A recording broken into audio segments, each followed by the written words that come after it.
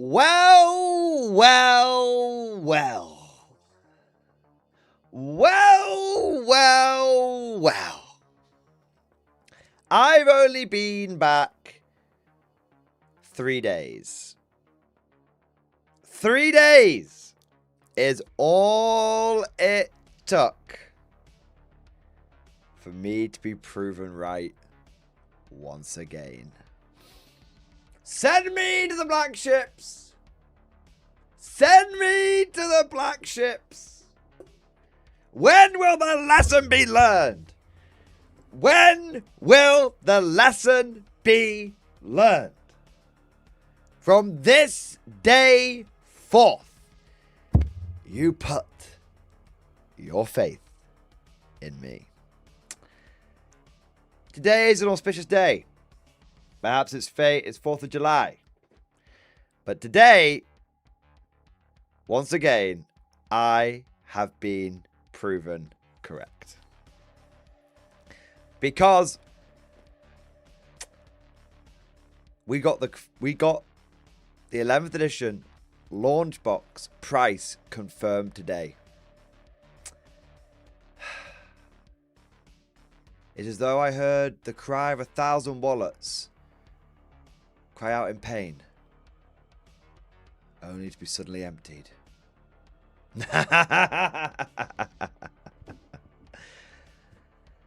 Oh, Mordian, it'll never be $300. It'll never be $300.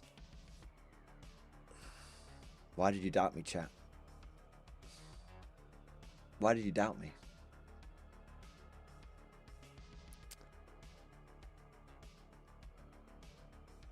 The 11th launch box price. Take the tinfoil hat off.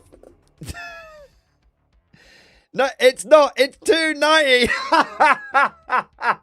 Oh wow. Okay, here's your $10 change. Oh my god. So the price of the 11th edition launch box has been confirmed by our Lord and Savior, Scamrack. May the foil guide his name. Blessed be the foil. And he confirmed that the price was going to be €240, which is going to come in at about 175 pounds. And with a little bit of magic, I have been able to work out that it's going to cost. I've been able to I can prove that it's going to cost about $300. So there we go. So that's it. There you are. And I'm going to take you through today. I'm going to take you through the source. I'm going to take you through how I know it's going to be $300 and all this kind of stuff. But today is vindication day for me. Because let me tell you, right? Let me tell you. I had so much pushback. I had so much pushback. Only a few months ago, when I said it was going to be $300. I said $300, and chat went wild. A whole bunch of people being like, "Oh, it's not going to be that. If it's $300, I'm not buying it." Well, I guess we'll find out, won't we? Guess we'll find out, won't we? You know? I guess we'll find out if all those people who said that $300 was too buku, if it's too damn buku. All right, I guess we'll find out.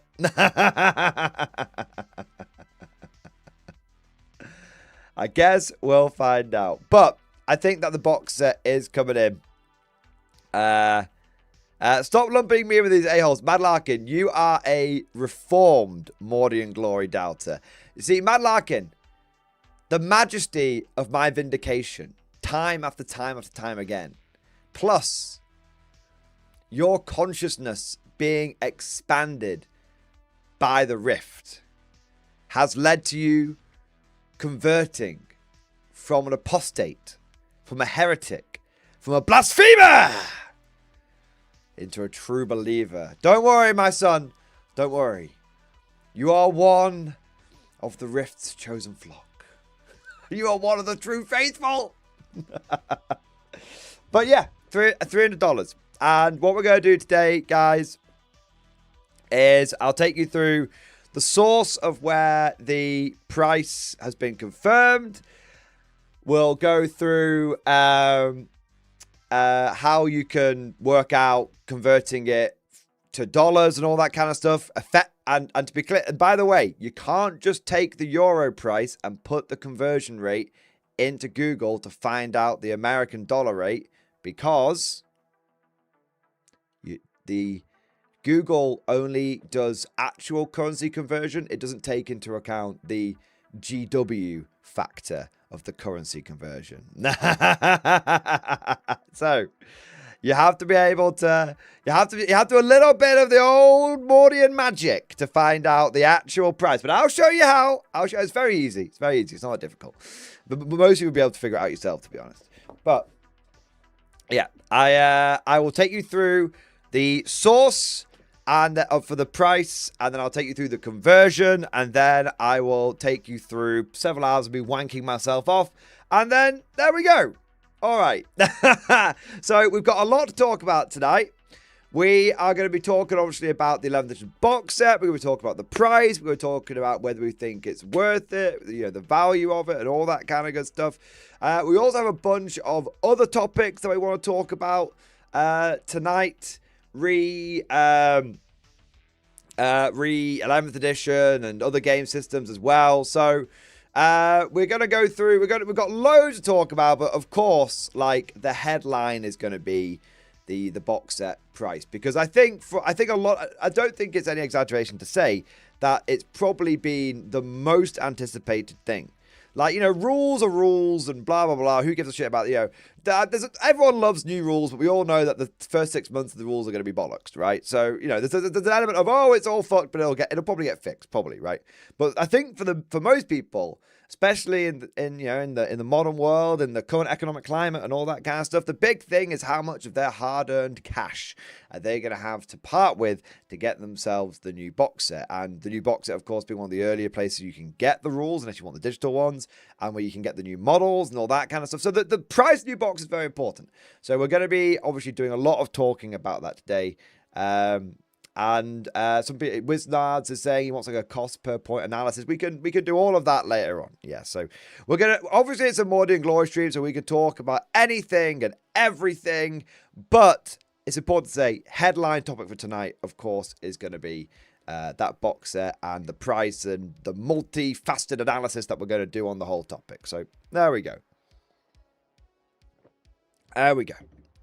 So, with all of that said, now let us get into the stream proper. And that means, of course, we must begin with our traditions. Traditions are very important on the Mordy and Glory channel. Traditions are what separate us from the renegades, the heretics, the traitors, and what make us the Emperor's true finest, his Imperial Guard. Stand up and be counted. It's time for roll call, baby! Who is in the stream tonight? Who is ready to rock out with their cock out? Oh my God. You guys, I might not be... roll call might break before the chat did, because you guys are absolutely smashing it. I'll try. We've got Spriggs, Bruce Oakman, the Canorian, Ed Scar, John Shepard, Russell W, the Gaming Stuka, Cool German Dude, Goa Corban, Ryan Thompson, Whitey, Zello, Lord Pulpy, St. Wilson, Sir Newbie, Reagan, Bellum, Godlike Poet, Cavasius, Shake Vivid, Airborne, Genghis, Kerry, Elton Lead, Insane Scotsman, Prep Quick Survive, Paolo, Nostalgio, shit, I think it's gone to fuck. Oh, wait. No, 1 minute, we might recover it. We might be recovering it. 1 minute. Ye of little faith. Me having little faith in myself. Sonsu, Roland, Kells, Felix, Sergeant Oddball, Jacob, JM, Hodor, Killak, Wiznard, Wolfen, Average White Shark, Chemex, Macon, James, Barron, Morpheus, Squidfist, David Guest, David, Mark Coyle, Zeb Taylor, Paolo, Yuli, Squidfist, Fear Factory, Yankee, Skeletal Commissar, Lower Decks, Pixter, Back, Burke, Kellak, Eternal Rhombus, Raising Rulon, Saving Wilson, Mad Larkin, Fluffy Shark, Drifter, MC, TA, Cosmic Drew, But Mountain, Filiparigo, Jabbath, and Keen, and Robert. Hey! Welcome. I think I got everybody there. Welcome. Thank you so much to all of you guys for joining today's stream. Don't forget to go ahead and do all the usual bollocks, like and subscribe. Look, I know you guys hear it from literally every YouTuber every fucking day. And it's cringe and all that kind of shit. And basically at this point, you all just ignore it. But if I could ask you for just a moment not to ignore it and go ahead and like and subscribe and all that kind of good stuff. Because especially since I've been away for the last couple of weeks, I've sort of dropped out the algorithm a bit. So more so than ever, it's important to interact with the stream and all that kind of good stuff. So yeah, thank you so much to all of you that have done that and are going to do it as well. I also want to say a big thank you to everyone that's got the stream popping up, baby! Coming in with all the super chats and the member flex and the gifted memberships and all that good stuff. And let's take a moment now to go through and furiously wank off all of those people who have gone above and beyond the Call of Duty. Starting off with Russell W., who has got the stream started off in a very bodacious and extreme way, coming in with not one, not two, not three, but 50. That's 50 gifted memberships. Yeah, buddy. Woo! It's popping off. Holy, I'm getting hot. Fucking hell. Also, I'm a dirty green, but I'm wearing the same t-shirt 2 days in a row. There you are. Oh, my God. Russell W., thank you from the bottom of my heart, bro, from the tip of my toes to the end of my big rubbery nose. Thank you so much for going above and beyond the Call of Duty and conscripting a whole goddamn company of new conscripts, a 50-man blob, just like in the old days. Thank you so much, man, for going above and beyond the Call of Duty. Thank you for being an absolute fucking giga Chad, bro, for getting the stream started off in the best possible way. And I raise my glass to you. You're an officer, a gentleman, a scholar, a good sir, and a kind sir, and a goddamn hero. Can we get a big 07 down the chat for Russell W? Because I think we can all agree coming in with 50 memberships is a pretty fucking big deal. There we are. Holy shit, man. Holy shit. There we go. Woo! All right. It's going to be a good one tonight, boys. All right. Speaking of raising my glass, I've also got to say a massive thank you to Meryl. Meryl, thank you for the gifted membership, sir. As always, mate. 07, you magnificent bastard. We've got Lars Draken. Thank you for super chat. Rules question in stream discussion. Let's have a look. 1 minute. Need rules help, boss. Situation, 1K game so battle line can shoot and action in the phase. Detachment is battery task force where battle line can advance, fall back, and charge. Battle line can also advance, fall back, action. Squads 1 and 2 are battle line. 3 in key important bits of info in the situation. Squad 1 on the objective fires at target 1. Squad 2 then fires on target 1 to kill the objective. Question, can Squad 1 action after the situation? Got last event of 10th edition, and it's a 1K event. Think of use attachment again, going mass battle line, gun line. Yeah, I mean, I think so. So basically, what you're saying is, can I move squad 1 onto an objective, and then can I use squad 2 to basically kill the enemy unit that might be contesting that objective and stopping me from doing the action that I need to do? And then can I go back to squad 1 and do the action? Yes, you can, because squad 1 hasn't shot. So if squad 1 shoots and squad 2 shoots, then no. But if squad 1 has just moved and then squad 2 has done the shooting, but squad 1 hasn't done any shooting yet, then it can do the action. Yeah, you can do it in any way you want. So it's kind of like with a similar sort of thing is like with like Overwatch. You can move like a funny way of there's been a few times like Overwatch where it's been like, I want to move this, you want to like fall back with the squad as the last unit, because if you let's say you've got a unit that's tied up in combat, if you fall back with it first, then your opponent is then free to Overwatch whatever they want. But if you move everything else around and then fall back, your opponent only gets one opportunity for Overwatch, which is to shoot the thing that fell back from them. Yeah.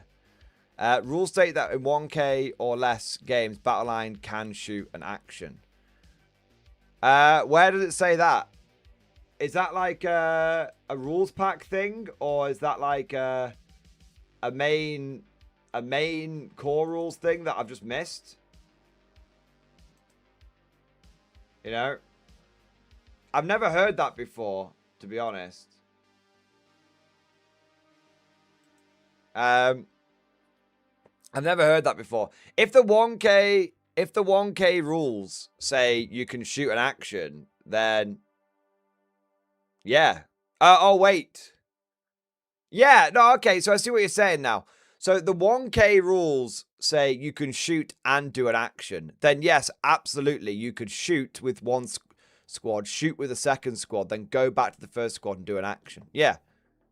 Yeah, because it's a separate thing that they're doing. You don't have to shoot and action at the same time. You can shoot and then at some point later in the turn, do the action. Yeah, no, 100%. Your interpretation is correct. Yeah, you could shoot in that situation. You could shoot with the entire army, then go back to the first unit and decide to do the action with it. Yeah, there you go. All right, hope that helps, man. But I didn't know that about 1K rules, but there we go. All right, what have we got next? John Shepard, thank you for super chat, man. Picture stream discussion of the stuff I got from Partisan. Let's have a look. Let's have a look. Oh, wow. So these things I got from Partisan on Sunday. I also got a load of MDF bases and magnets. I already own Blitzkrieg and Cold War Commander. The books are falling apart, so pick them up secondhand for 11 quid for the 2. That's cool. So you got some Death Fields, some Conquistadors, NVA. That's kind of cool. I don't recognize those ones. Those look like there might be some sort of frontier kind of miniatures. That's kind of cool, man. Samurai Wars. Nice. I've not heard of King John. That's a big fucking, like, Gundam. That's cool, man. Cold War Commander, Blitzkrieg Commander. Nice. And then you got a whole bunch of, like, paints and stuff. Cool. Yeah, I have to say, I do like the AK stuff. I use a lot of the AK interactive stuff for my basing and stuff. Nice. Looking good, man. Looking good indeed. All right. Good. Looks like a good haul. The lower decks. Thank you for super chat. Air support. So unsporting. Check stream discussion. All right. What lower decks lore update have we got? So, all things being considered, our distracting escape seems to be going well. As long as they continue to do the same things before, we are fine. A quick hop onto the way to Aquila and we'll be off planet, so this whole thing can blow over. That sounds like heavier rounds hitting the back of the van. Heavy Stubber, sir, is Jenkins' guest from the air support called in by the local enforcers. Yes, it would appear our antics have upped the old ante here. Sounds like you got 5 stars to me. Jenkins and I share a look. I do not want to die here, surrounded by ice cream and his bumbling company. I want to have old age getting so... Well, a man could dream. It is time. I press a button marked Larkin's True Love and the point to the roof hatch unfolding with a mechanical grinding. Jenkins, get on that 50. Artist's impression of my defensive driving.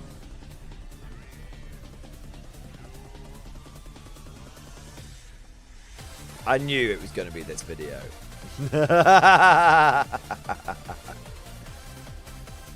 I love it. I remember the video of the 2 busters overtaking each other. Let me see if I can find it very, very quickly.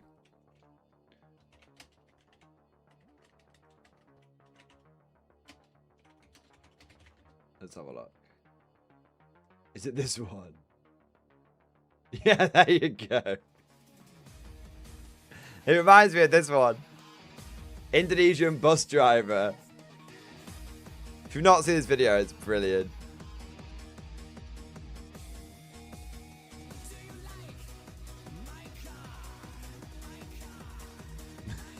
One minute, it takes it.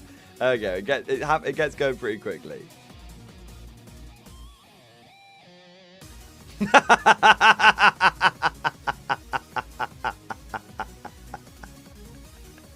Fucking uses the hard shoulder to overtake.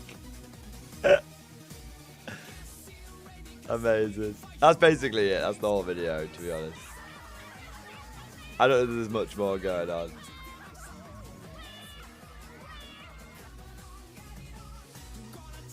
I think that's basically it. There you go. There you are. All right. I love it. All right. What have we got next? Waiting for them to happen. Thank you for 44 months, man. X-Force, baby.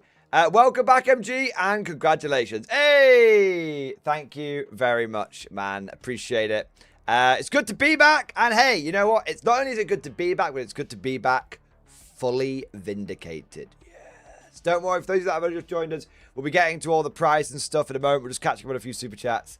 And then we're going to get into all the juicy information. I know that's why you guys are here. We've got next, Cosmic Drew. Thank you for super chat, man. Why is it always the black ships, Tim? Reddit knows. Not right. Look, I'm just a psychic. I didn't paint the bloody things. All right, there you are. All right, what do we got next? Dark Deception, thank you for renewing your channel membership. Hooray! Thank you for the support, man. Thank you for doing your part. We've also got Chris K. Thank you for super chat. Just a quick hello. Have a good stream. Thank you, man. Thank you for support and thank you for dropping by. I also want to say a big thank you to Cosmic Drew. Thank you for super chat. K47 list review in stream discussion. The Baron deploys. All right. Let's have a look. Barons, the Blades of Bohemia. Let's have a look. 11 Order dice, 8 Rift dice, 2k points. That's a little lower at 2k. A little. Style Troop and Officer with a couple of bozos. You probably don't need the Panzerfaust and the Light AT gun. One or the other will be fine. Nactal Ben with the MP40s is fine. Nactal Ben with the MP40s is fine. Style Trooper with Light AT gun is fine. I mean, if you're slightly, my take is you've slightly overloaded on the Style Trooper a little bit, but it's not too bad. You've got the Rail Panther, right? Yeah, Rail Panther and Puma. Yeah, it's all right. Lots of Nactal Ben, lots of Style Trooper, and a smattering of armor. Looks fine to me, Cosmic. Looks fine. It's cool to see a list that hasn't got any like Totem Core or Shrek Wolf in it. So yeah, but yeah, I think it looks like a decent list overall. There you are. Nostalgia Vivek, thank you for 29 months, man. X-Force, baby! Thank you, bro. My local game store will be selling 11th for 135 quid. Getting 2 of them. Wow. That's a pretty good deal. But I remember your local game store sells for like 22% off or something. It's a pretty good deal. Yeah. Knocking 30 quid off's not bad at all. Not too shabby at all. So there you go. But yeah, I suppose that is the advantage of 22.5% off its mega. Yeah, that's awesome. So yeah, there you go. So the official price I think is coming in at 100. Is that like 170 quid? I think. So the price is 240 euros, which translates to about 170 pounds. The price has been confirmed at 240 euros, but we're hearing local game stores who are already like with Nostalgia Vivek's case, who are already communicating like, oh yeah, this is how much it's going to be, so this is what you'll get at our discount, which is 135 pounds in the UK, and then. But then you can take the UK. So we know the UK price, we know the European price, and if you know, so then what you can do is basically work out. Okay, well, if you take what's worth 170 quid in the UK on the GW website and translate that over to what 170 pounds translates to, not on actual currency conversion, but GW conversion in America. That's how you get over basically 300 quid. So yeah, it's been confirmed at 380 Canadian as well, roughly. Yeah, there you go. So yeah, expensive. It's gonna be expensive. If you're outside of the UK, 11th edition is gonna be spenny. It's gonna be very, very spenny. Yeah. All right. What do we got? Next? JM the Goose, thank you for 35-month member flex, man. X-Force, baby! Amazing, man. Nearly triple X-Force. Awesome. Leeds United, Yorkshire's #1. ALAW. This is not read the room, man. No one here does sports, bro. Go Sports! Go team! He's kicked the ball over there now. Oh, now he's kicked it back. Oh, that apparently means something. I'm only taking the piss. I like football. Yeah, sure you do nostalgia with it. Yeah, just trying to look like one of the cool kids. Own your nerdiness. Own your lack of sporting awareness. There you go. Thing about Arsenal is they always try and walk it in. There you are. All right, what do we got next? Nico, thank you for becoming a channel member. Thank you for your support. Thank you for doing your part, and welcome to his Imperial Guard. The Emperor's true finest. And we've got one more super chat here, which is JM the Goose. The goose is loose. Hey man, have you got an idea when the new guard stuff gets standalone releases? I'm wanting to get some hippogriffs and eBay can do one. I have no idea when the new guard stuff's going to get a standalone release. I'm not sure anybody really does. It's not an exact science. Because sometimes GW will have things. Sometimes people have to wait 3 or 4 months before they get a standalone release. Sometimes it's like 2 weeks later it's got a standalone release. So yeah, it's all over the place. So no fucking clue. No fucking clue, unfortunately. But I agree with Syrie. At this point, you made to wait till 11th edition drops. I would say so. 11th edition is dropping 1 month from now. So I think it's a good chance to say that it's going to be after 11th drops. Yeah. There you go. All right. What have we got next? Cosmic Drew, thank you for super chat, man. Here's $1. Talk about Conflict 47 today only. I'm sorry, Cosmic. It can't be done. Not for $1. Where's my tin cup? I got to rattle that bad boy. But I mean, I will talk about Conflict at some point today because I do actually have I actually have a discussion point for it. But obviously the big headline today is the price of the box for 40k, so that's what we're going to be talking about. But hey, you know what you can always do, Cosmic? You can always, you know, when I'm going on about how expensive the box is, you can always be like, well, in Conflict 47, that means you can get this many armies. We all love to do it. Might as well own it at this point. Nobody cares about GW overpricing stuff. I mean, I think the thing is, I think people do care. I think people do care because I said this a few weeks ago. I said this probably a year ago at this point. I said, like, I think the price increase, like, always going, I think GW has increased the price when they didn't need to, just because they could. And now they're starting to bump into a bit of an issue where it's like, they can't just keep increasing the price 5% once or twice a year. They can't do that. It's getting to the point where it's like, it's too much. They are actually pricing people out. Because even if you tell people all the logical reasons, like there's inflation and supply chain and all this kind of stuff, people don't really care. People have human beings are partly logical and often very emotional, and they go off vibes. And if someone just sees it, you could explain logically why a number is as high as it is, but that's not going to persuade someone from just taking one look at it and go, nah, too much. Yeah, there you go. Wizards World, complaining about GW is my therapy. Exactly. Look, it's part of the hobby to complain about GW, right? It's part of the hobby. It's just that everyone is looking forward to getting into Warhammer for the first time. You're like, why is everyone complaining about it? It's part of playing Warhammer is complaining about Games Workshop. That's just it doesn't actually put anybody off. We just love a good moan. There you are. There you go. All right. Yeah. I love it how the moment that discussion about the GW prices comes out, the legion of GW ball washers come out, and it's just like it's like keep washing, boys. No breaks until you can see your face in them. It's all right. As one ball, as a ball washer, not of GW, but as a ball washer, I fully understand. It's all right. Okay, so I've got a couple more quick super chats coming in here.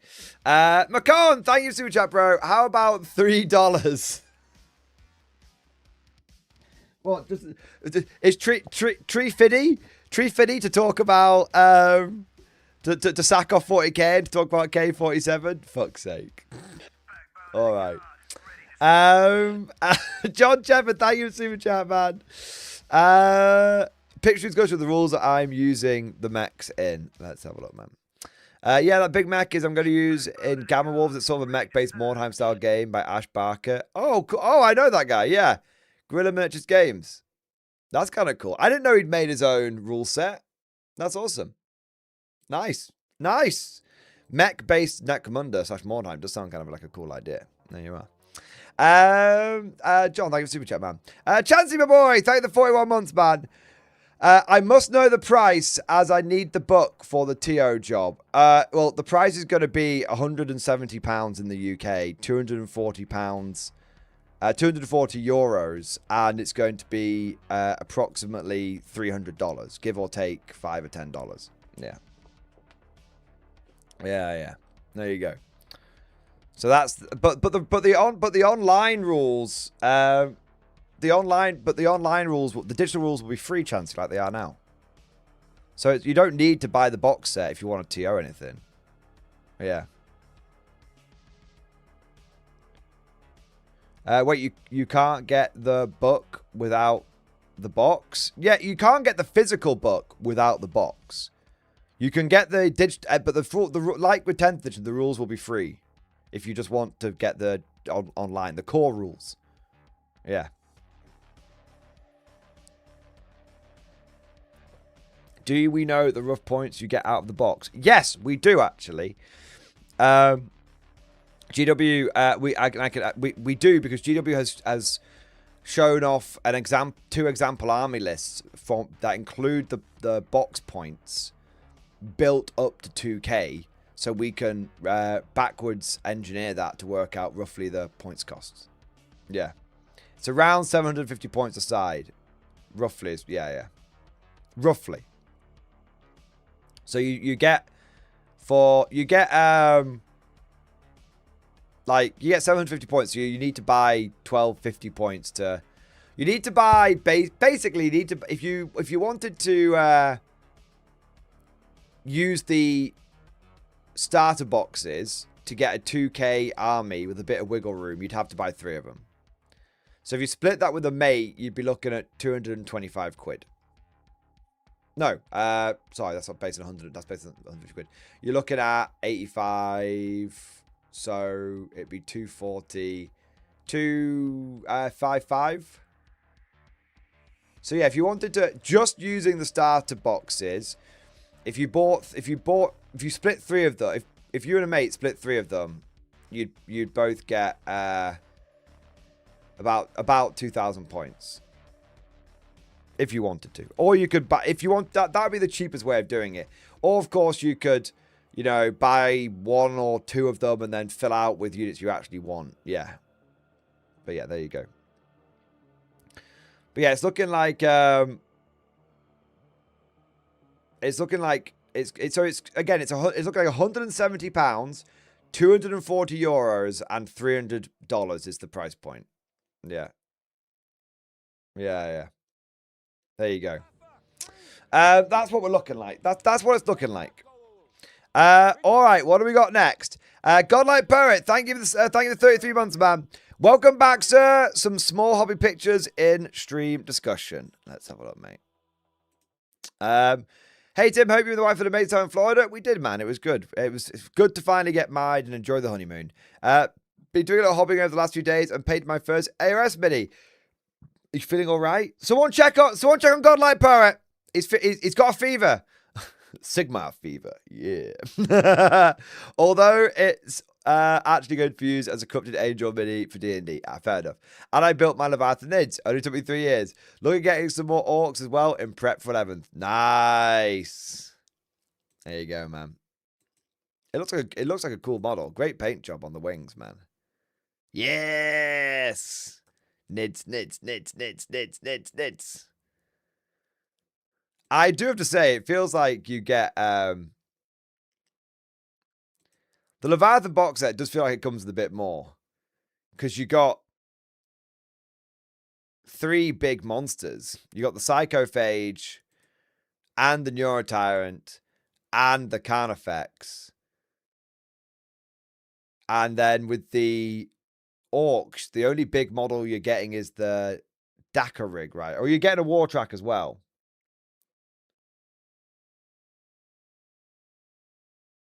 Yeah, I think you get the. I think it's one less big monster essentially. Yeah. And with the Space Marines, they only got the Ballistus Dreadnought, right? I think. All right. Well, we'll see. We'll see. All right. But it looks like the Leviathan box was exceptionally good. It was an exceptionally good box, and it had like good repeatability. You could happily buy a couple of them, and you could happily buy 3 of them and end up with a nice classic nid list of big bugs and a carpet of little bugs as well. There you go. What do we got here? Loots, my boy. Loots, thank you for joining the stream, man. MG, I have a confession to make. 1 minute. Let me get on my religious garment. Father Mordian will hear you now. Confess your sins to Father Mordian.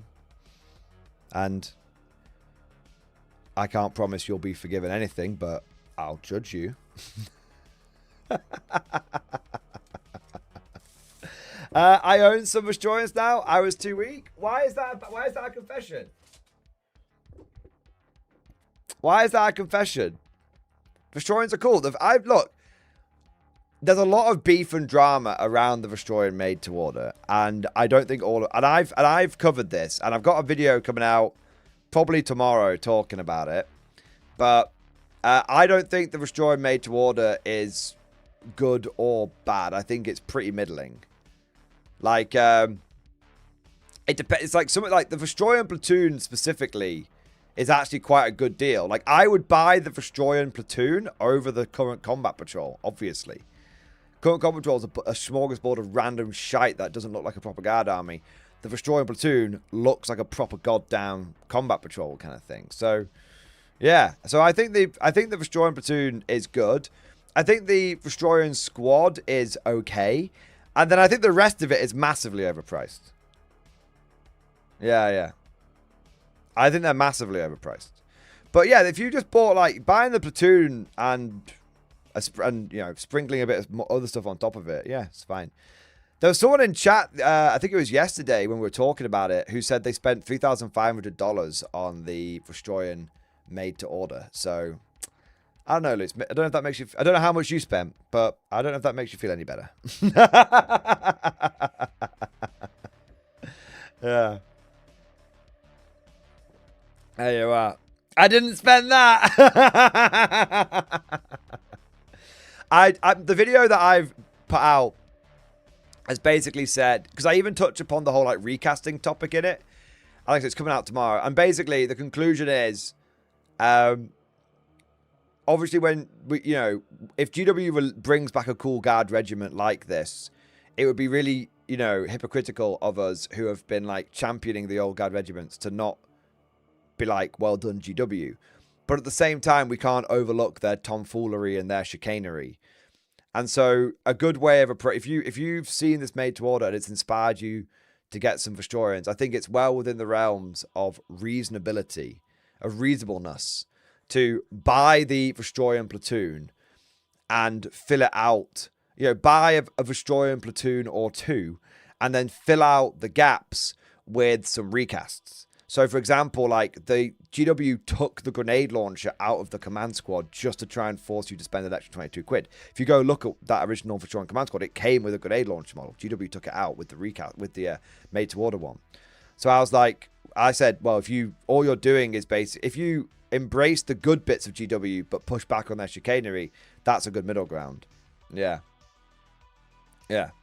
So I was like, so I said the way I would approach is if you buy a Destroy and Platoon, then for like 130 quid, and then all you need to do is buy 2 Flamer guys and a grenade launcher guy from a recaster, and you get to fix the command squad, and you get to turn the destroying squads into counts as Catachans. Because you get double Flamer in those squads, right? And that way, you know, you've basically not rewarded GW's obvious bullshit by them breaking those bits off. Because if you look at what they're offering as well, they've altered the destroying infantry squad, and they've altered the destroying command squad to make them a less good deal. So the old destroying command squad came with a heavy bolt, not a command squad. Infantry squad came with a heavy bolter and a Flamer, and they've taken that heavy bolter out and tried to charge you an extra 25 quid for it. And some of you might be like, oh, but they've tried to make it more compatible with like modern squads because the infantry squad doesn't exist anymore. And I point out in my video, well, if that had been their intention, why did they just take the heavy bolter away and not replace it with another special weapon? And then in the article be like, and you know, here's a Flamer and a grenade launcher, you can use these as counts as Cadians or Kriegers. But they didn't do that. They very specifically, you know, took certain things out of the box and out of the squads to try and twist people's arms to get more money out of them. And that's why I was like, don't engage with that. Buy the stuff that's good, but fix its problems with the recasters. That's what I thought was a good middle ground. So, yeah, there you go. So, yeah, because I think there is because otherwise, you know, if GW brings something back like this, then everyone just goes, fuck it, full recast, then, you know, probably makes it a bit hypocritical. Yeah. Yeah. But there you go. That's my take on it anyway. We're not banning Lucian Cosmic. Uncock that bolt pistol, goddammit. Uncock it. Drop your cock and grab your socks. Alstros get their own data sheet? No, definitely not. It's just a fun made to order. Yeah. I'll probably end up getting the... I'll probably end up getting the platoon. I've still got a few days to decide, but I'll probably end up getting the platoon. Because, you know, the platoon is cool. Yeah. Having a little destroying platoon would be nice to play with and work on the channel. Yeah, yeah. There you go. What do we got next? We've got Ryan Tomlinson. Thank you for super chat, man. 30% off at my local. Any info on K47/bolt action army boxes? Ryan Tomlinson. In what capacity? In what regard? Like, do you want some advice on how to start a K47 army? I can give you that. I can give you some heads up on some good boxes and stuff, especially if you're getting a good deal on them. So, yeah, give me a bit more info on what kind of info you're looking for, and if I can help, then I will help. There you go. Yeah, I've got 5 days left for the made to order. Yeah, yeah. I got 5 days left. So, plenty of time. I'll always leave it to the last minute. That's just my way. Yeah. Scales comes out. Why would I buy something from GW for 5 times the price and get screwed over instead of recasting when the recast will probably arrive from China before the made to order arrives? It's a big conversation and probably one for either later in this stream or a different stream. The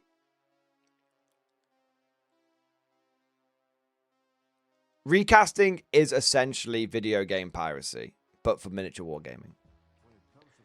And the reason why you don't just pirate everything, even though you can, comes down to, you know, convenience, and comes down to, you know, wanting to support the product. So why would you buy stuff from Games Workshop even if you could get it cheaper from a recaster?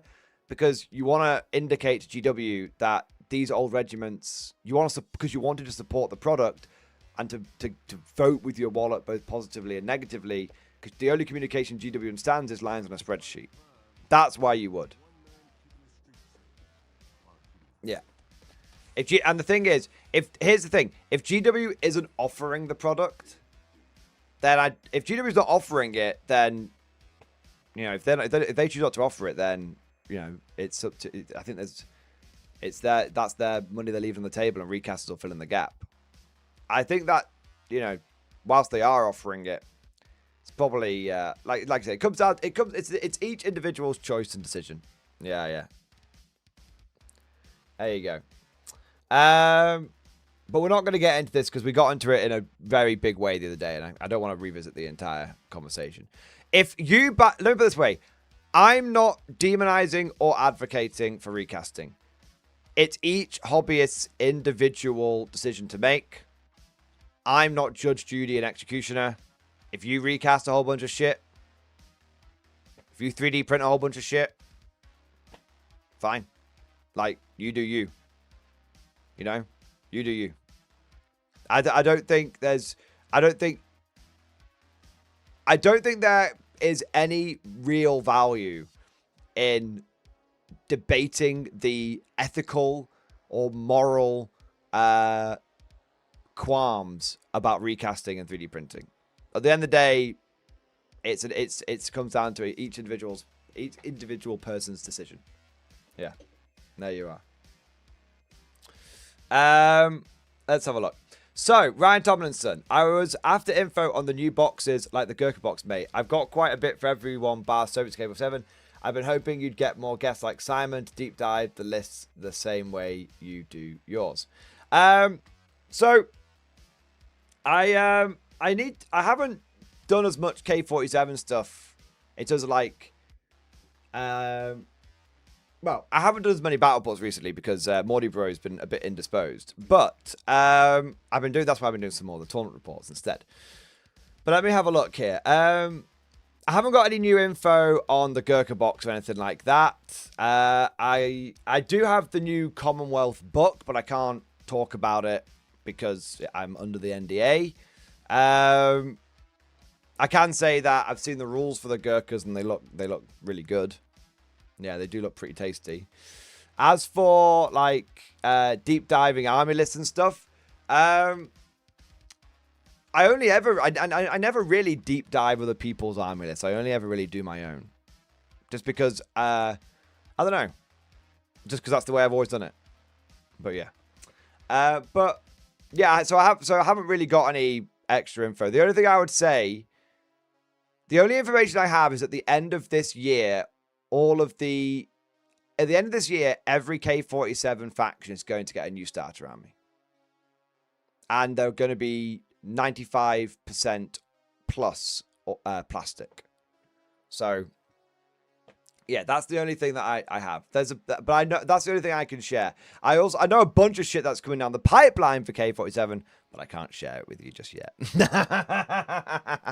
I'm just going to say there's going to be an update on the automated infantry that I think is going to make all the British players very happy. And I think I've seen some of the new units that are coming for the Japanese as part of Invasion America. And oh baby.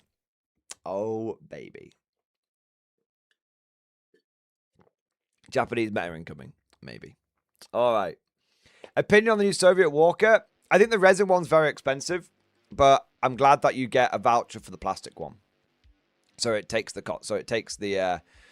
edge off the price. I think the resin one is kind of like an early access model. My understanding is that when the plastic one comes out, it's going to have a lot of other weapon options. And I think that'll be quite helpful. But I think the Moller as it is right now is just a perfectly acceptable medium mech. I'd probably rather take a Moller over like a T-34. Yeah. So there you go. All right. Will GW update the points for Lemons drops? I want to play Silence. I think the understanding is there is going to be a balance patch. Yeah. There is going to be a balance patch on or around day one of 11th edition. Yeah. All right. Oh. I think we need to talk about this box. Right? That's what you guys are here for. We do have 2 quick super chats coming in here. Cosmic, thank you super chat, man. Let's do for the price of a new DW box. What K47 can you get? Okay, for the price of the 11th edition starter set, new in box from Games Workshop, you could get new in box from Warlord Games a full K47 army. There you go. That's easy enough. Yeah, 170 quid is it's very easy to get. It's very easy to get a full K47 army for 170 quid. Very, very easy. So there you go. There you are, Cosmic. That's what you want to hear, and that's the truth. There you are. Jenny Brown, thank you for super chat. Looking for advice for the next purchase, bears or LT, or like a lieutenant? Obviously, buy the bears. Cosmic's gone mental with all his zombies. Buy one unit of Ursus and just like ruin his entire day and make him question why he even bothered building 100 zombies. Oh, a light tank. I'd still say bears. Get those plastic bears. Make Cosmic cry. This is the way. It turns out that bear beats octopus, is all I'm going to say. There you are. All right. Yeah, bears beat octopus. But I actually have nobody told Warlord, by the way. Nobody told Warlord. But they made a little mistake, and I benefited from it. So clearly, someone at Warlord didn't. Maybe there's been a bit of miscommunication in the office or something, because they sent me a little. They sent me a little, as they often do, a box with some of the new sprues that are coming up, and I showed, and a few weeks ago they sent me one for the new Ursus, and I came back off holiday, and my neighbour had taken a package for me from Warlord, and I was like, oh, interesting. I wonder what this could be. And I opened it up, and it was another, like, sample of the Ursus. So now, Warlord have sent me, like, I can run, like, 24 Ursus.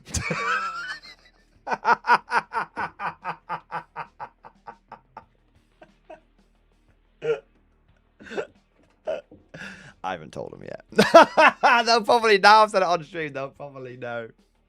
So yeah, there you go. I've got a few. I got two of the content creator / influencer Ursus samples.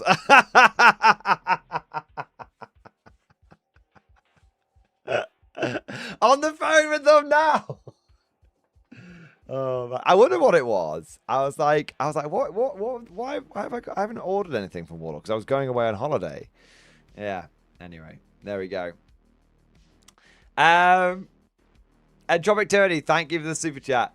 Do what Warlord epic you could buy for GW box set. Right. Guys, I'm loving the enthusiasm, okay? And obviously, we love a bit of Warlord ball washing here on the Mordy and Glory channel. But the fucking title is to discuss the Warhammer 40k box. Like, look, put the Warlord branded ball washing sponges away and get the GW branded popcorn out, all right?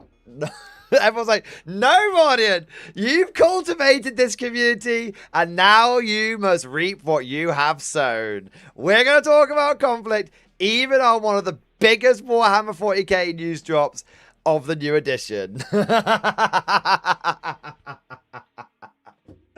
like, look, we'll get to the Warlord ball washing. Okay, we'll get to the Warlord ball washing.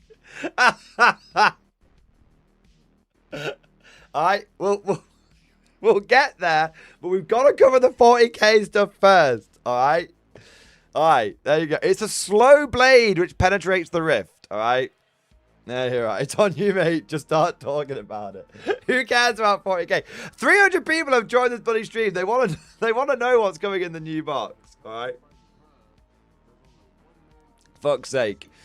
Cosmic, thanks for chat. 4GW box set. What's the best bolt action can I buy?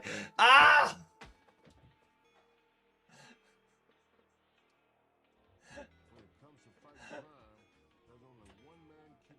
Right. The best bolt action box you can buy. Buy the new German Grenadier Starter Army. Buy the new German Grenadier Starter Army, the rule book, and the armies of Germany book, that'll come to 149 quid. You'll have about £21 left over. So go and treat yourself to a nice dinner or a nice lunch somewhere. There you are. All right. There you go. There you are. Cyrillic dude, Reddit will love us. Hey, I suggested buy the new Grenadier one. I didn't suggest buying the new SS one. Although the new SS box set is also very good. Do you want to know something funny, actually? Do you want? Shall we have a little bit of spice? Lads, we're not beating the allegations. Do you want to know what the most popular bolt action video I have put out in the last 6 months has been? In fact, it's done better than half of the 40k videos that I've put out. Let me find it here.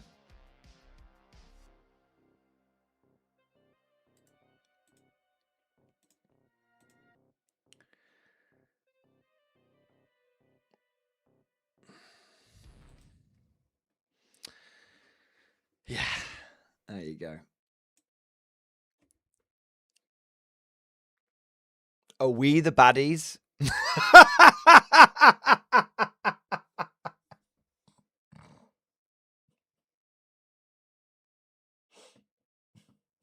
God damn it.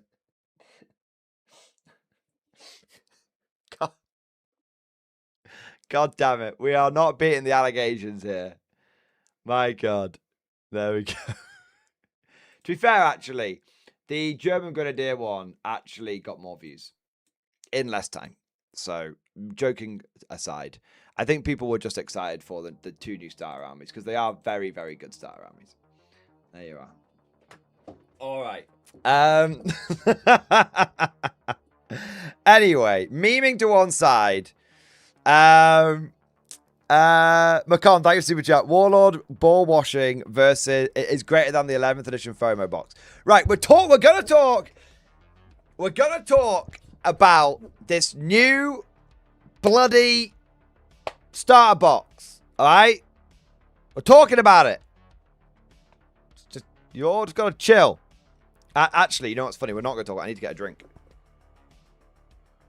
I am going to be very quick. I'm going to rush downstairs, grab a drink, and be back. I'll be about 30 seconds to a minute, and then we'll get into it.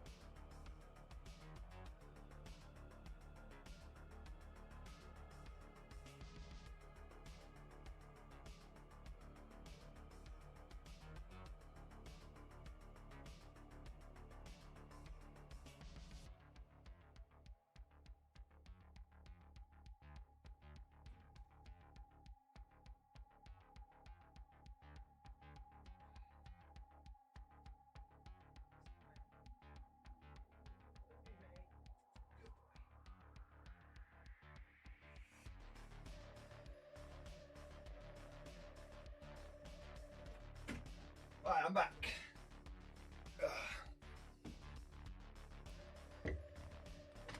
I told you I wouldn't be long. Fuck's sake. Cosmic, thank you, super chat. For the price of a junior box, what's the best bear counter unit?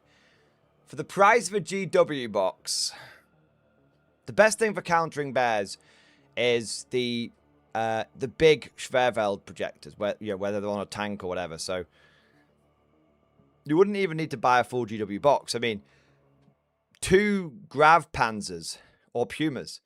So for less than half the price of a GW box, you could counter the bears. There you are. Whether you go Grav Puma or Grav Panzer, that's the way I'd do it. All right. Welcome Shitpost, thanks for the chat. What ball washer equipment can we get for the 11th edition starter box? Right, welcome Shitpost. We're going to talk about it right now. Okay, we're going to talk about it right now. It's happening. I'm turning the sound off on the alerts, so we're not going to get disturbed. They'll flash up. Don't worry, I'll get to them. Any super chats that come in, we'll get to them after the bit. But we need to talk about the new 11th edition starter box, all right? All right, I'm going to have a quick drink.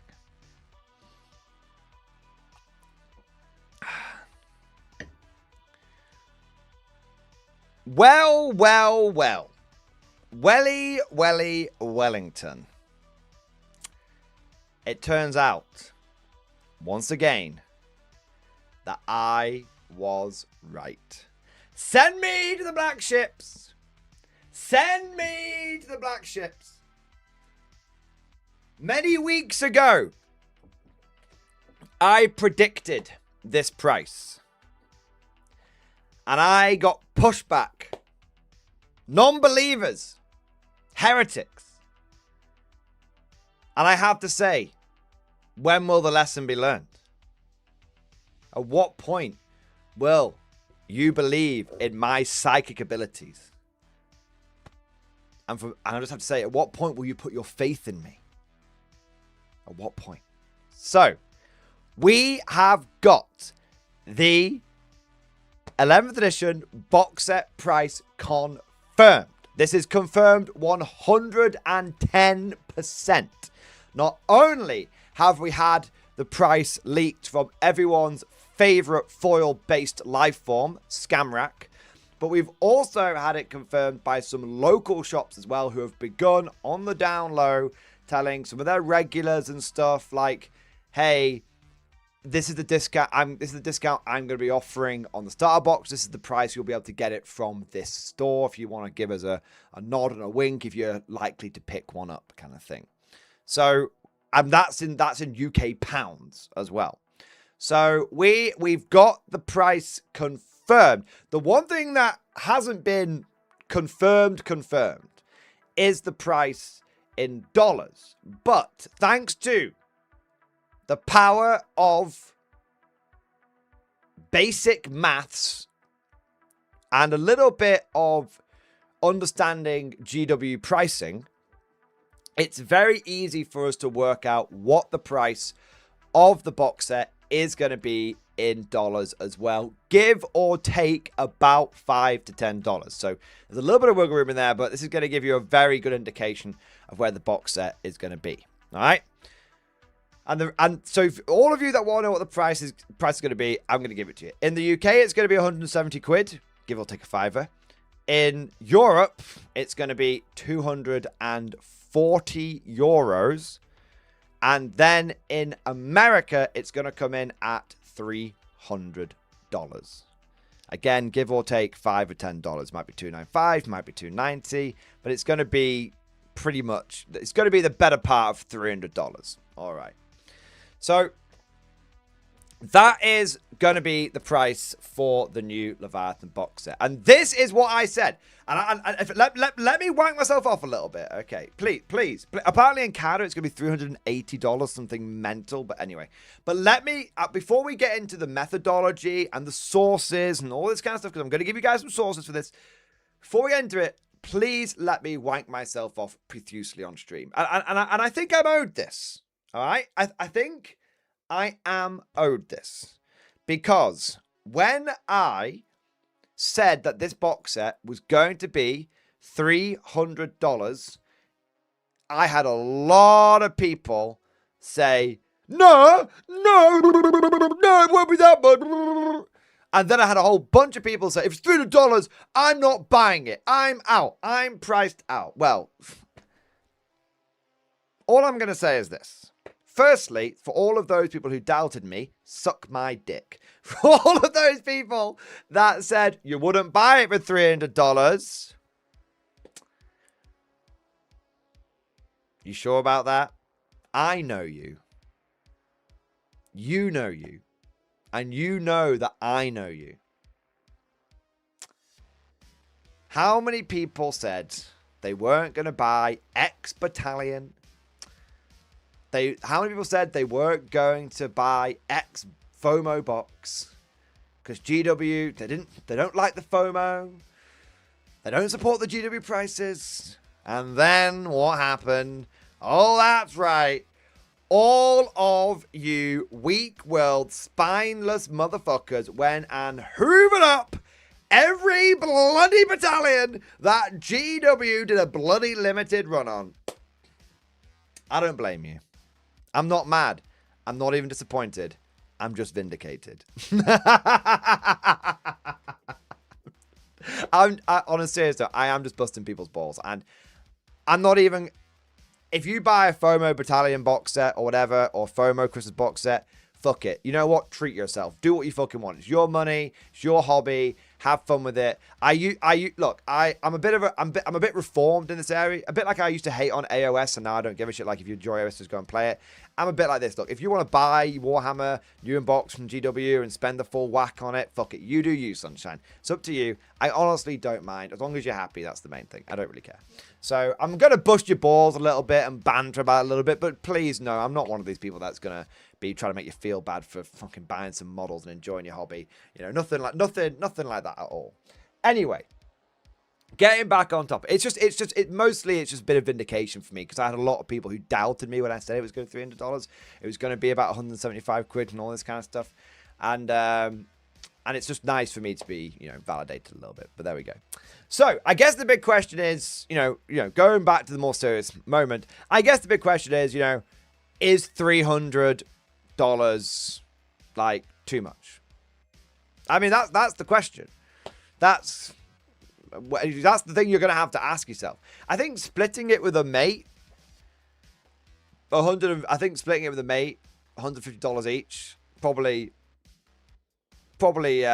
not too bad. I mean, apparently the points cost you're going to get is roughly 750 points. So you'd have to buy, if you bought like 3 of them, you'd get a 2k army, and you also wouldn't be outstripping the rule of 3. You'd have some duplicates, but it wouldn't really matter, I suppose. So, and if you did that, you'd be spending $450 to get yourself a 2,000 point space for an army. $450 to spend to get a 2k orc army. It's not that bad, truth be told. You know, as far as GW prices go, that's pretty good. And then you take into account maybe third-party retail who's going to sell it to you for 15% off, maybe 20% off if you're lucky. And, you know, you're probably looking at what, like, for, you know, approximately 300, I guess between 350 and sort of $400 to get a 2k Warhammer army. It's not too bad. Yeah, the army's not going to be balanced. Yeah, as people are saying in chat, it's going to be way overloaded in terms of like characters and all that kind of stuff. So whatever. But, you know, point is, it's up to you. You know, there is a potential there for you to get a full army for Warhammer prices, relatively affordable. Now, it's still absolutely ridiculously priced in comparison to other game systems out there. We've had lots of people in the stream tonight who have been washing Warlord Games' balls very profusely. For once, I'm having to hold them back.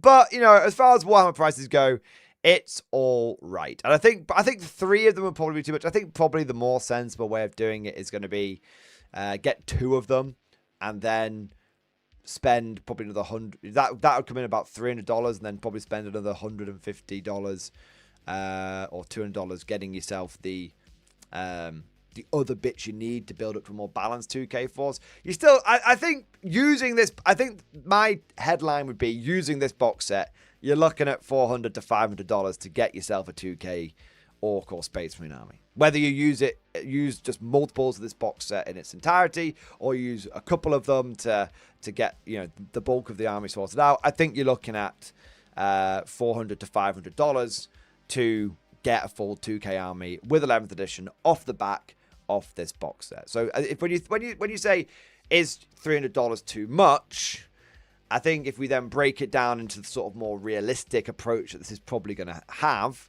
where people are going to split it with a mate, for example, I think asking yourself, look, is $400 to $500 for a full army too expensive or not? If my honest answer is this, I'm coming off the fence and I'm going to tell you, it's expensive. Okay, I'm not going to muddy the waters or say it is expensive. It is still going to be one of the Warhammer is an expensive hobby at the end of the day. Yes, you can obviously get other game systems for much cheaper. I would say this, within the GW bubble, considering what modern 40k prices have been, it's cheaper within the context of GW. It's still expensive in terms of the big picture. But at the end of the day, it's possible to get a 2,000 point Imperial Guard army in your inbox from GW. You're typically looking at between 600 and 800 quid, and that's quid, not bucks. So typically, if you're getting into 40k and you want a half decent 2,000 point army, you're looking at like $1,000. So including like paints and shit, but yeah, you're looking at like $1,000. So it's still about half the price of getting in without the starter box. So like I said, relatively within the GW bubble, more affordable. Big picture, it is expensive, and there's no point in beating around the bush. We might as well talk plainly. It is expensive, but it's good. Like I said earlier, it's kind of going to be up to you whether you think it's worth it or not. I think that's going to be the big question. Is it going to be worth it or not? Well, that's the question that you and your mates are going to have to ask. Now, I think now the big question though is, we've talked about this through the lens of you splitting it with a friend. If you were buying this on your own, $300, give or take $5 or $10. I think it's not a good deal for an individual. Truthfully. I think for an individual, you could buy 2 of these box sets, have spent $600 and still not have a complete army for either faction. So I think you do need to look at this through the lens of splitting it. I mean, obviously, there's going to be some people out there that are like, but Morden, I haven't got any friends, I'm not going to be able to split it. It's like, fuck it. I mean, well, do what you got to do then, But I do think that the box set is designed to be split amongst friends. So there's that. Now, what I want to do is quickly talk about how the price has changed from 10th edition to 11th edition, just briefly. Because some people are going to be asking, has it changed significantly? So the Leviathan box set was £150, and the Armageddon box set for 11th edition is £170. So in 3 years, it's gone up by 20 quid.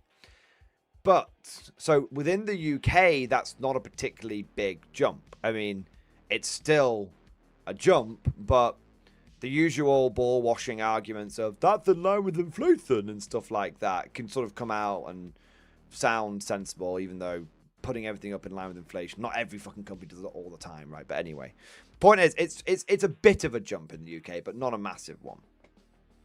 I think what stuck out for me though is the European and the American price. Because in Europe, the Leviathan box set was €200, and the Armageddon one is going to be 240.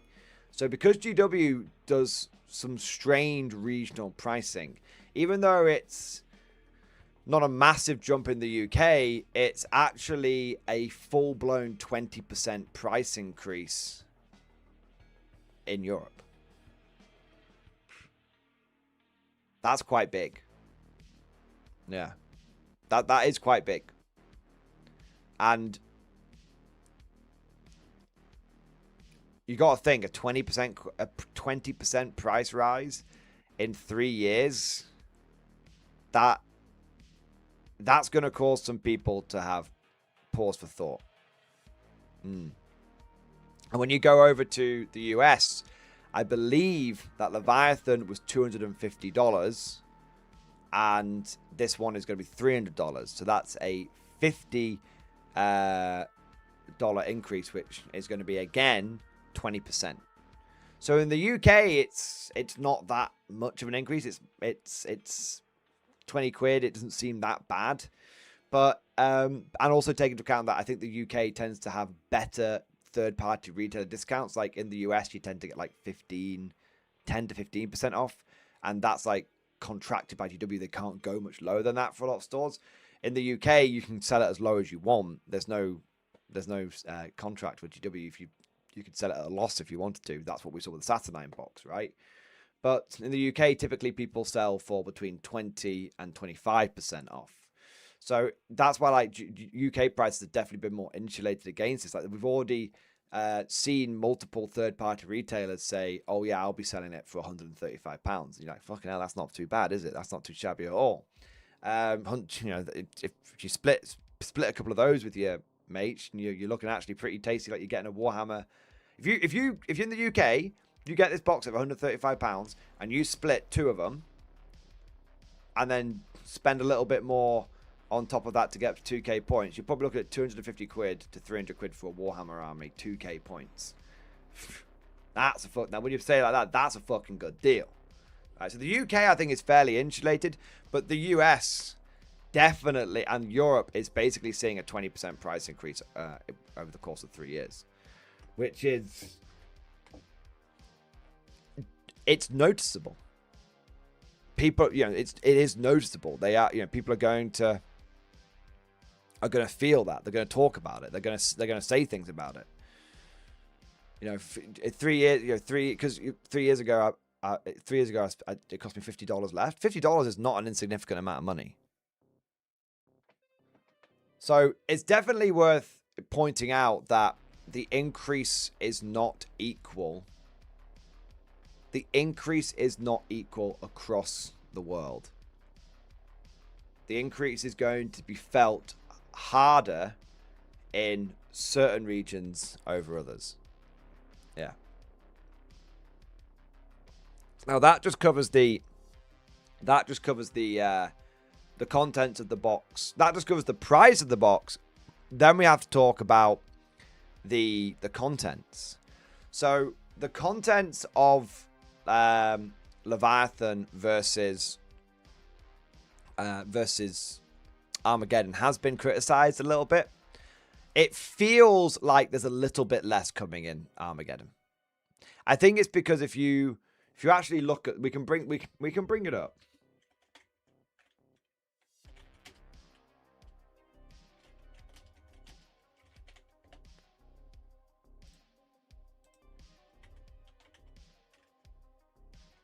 There we go. So we can bring up the like the pictures to see what you get in each box set, right?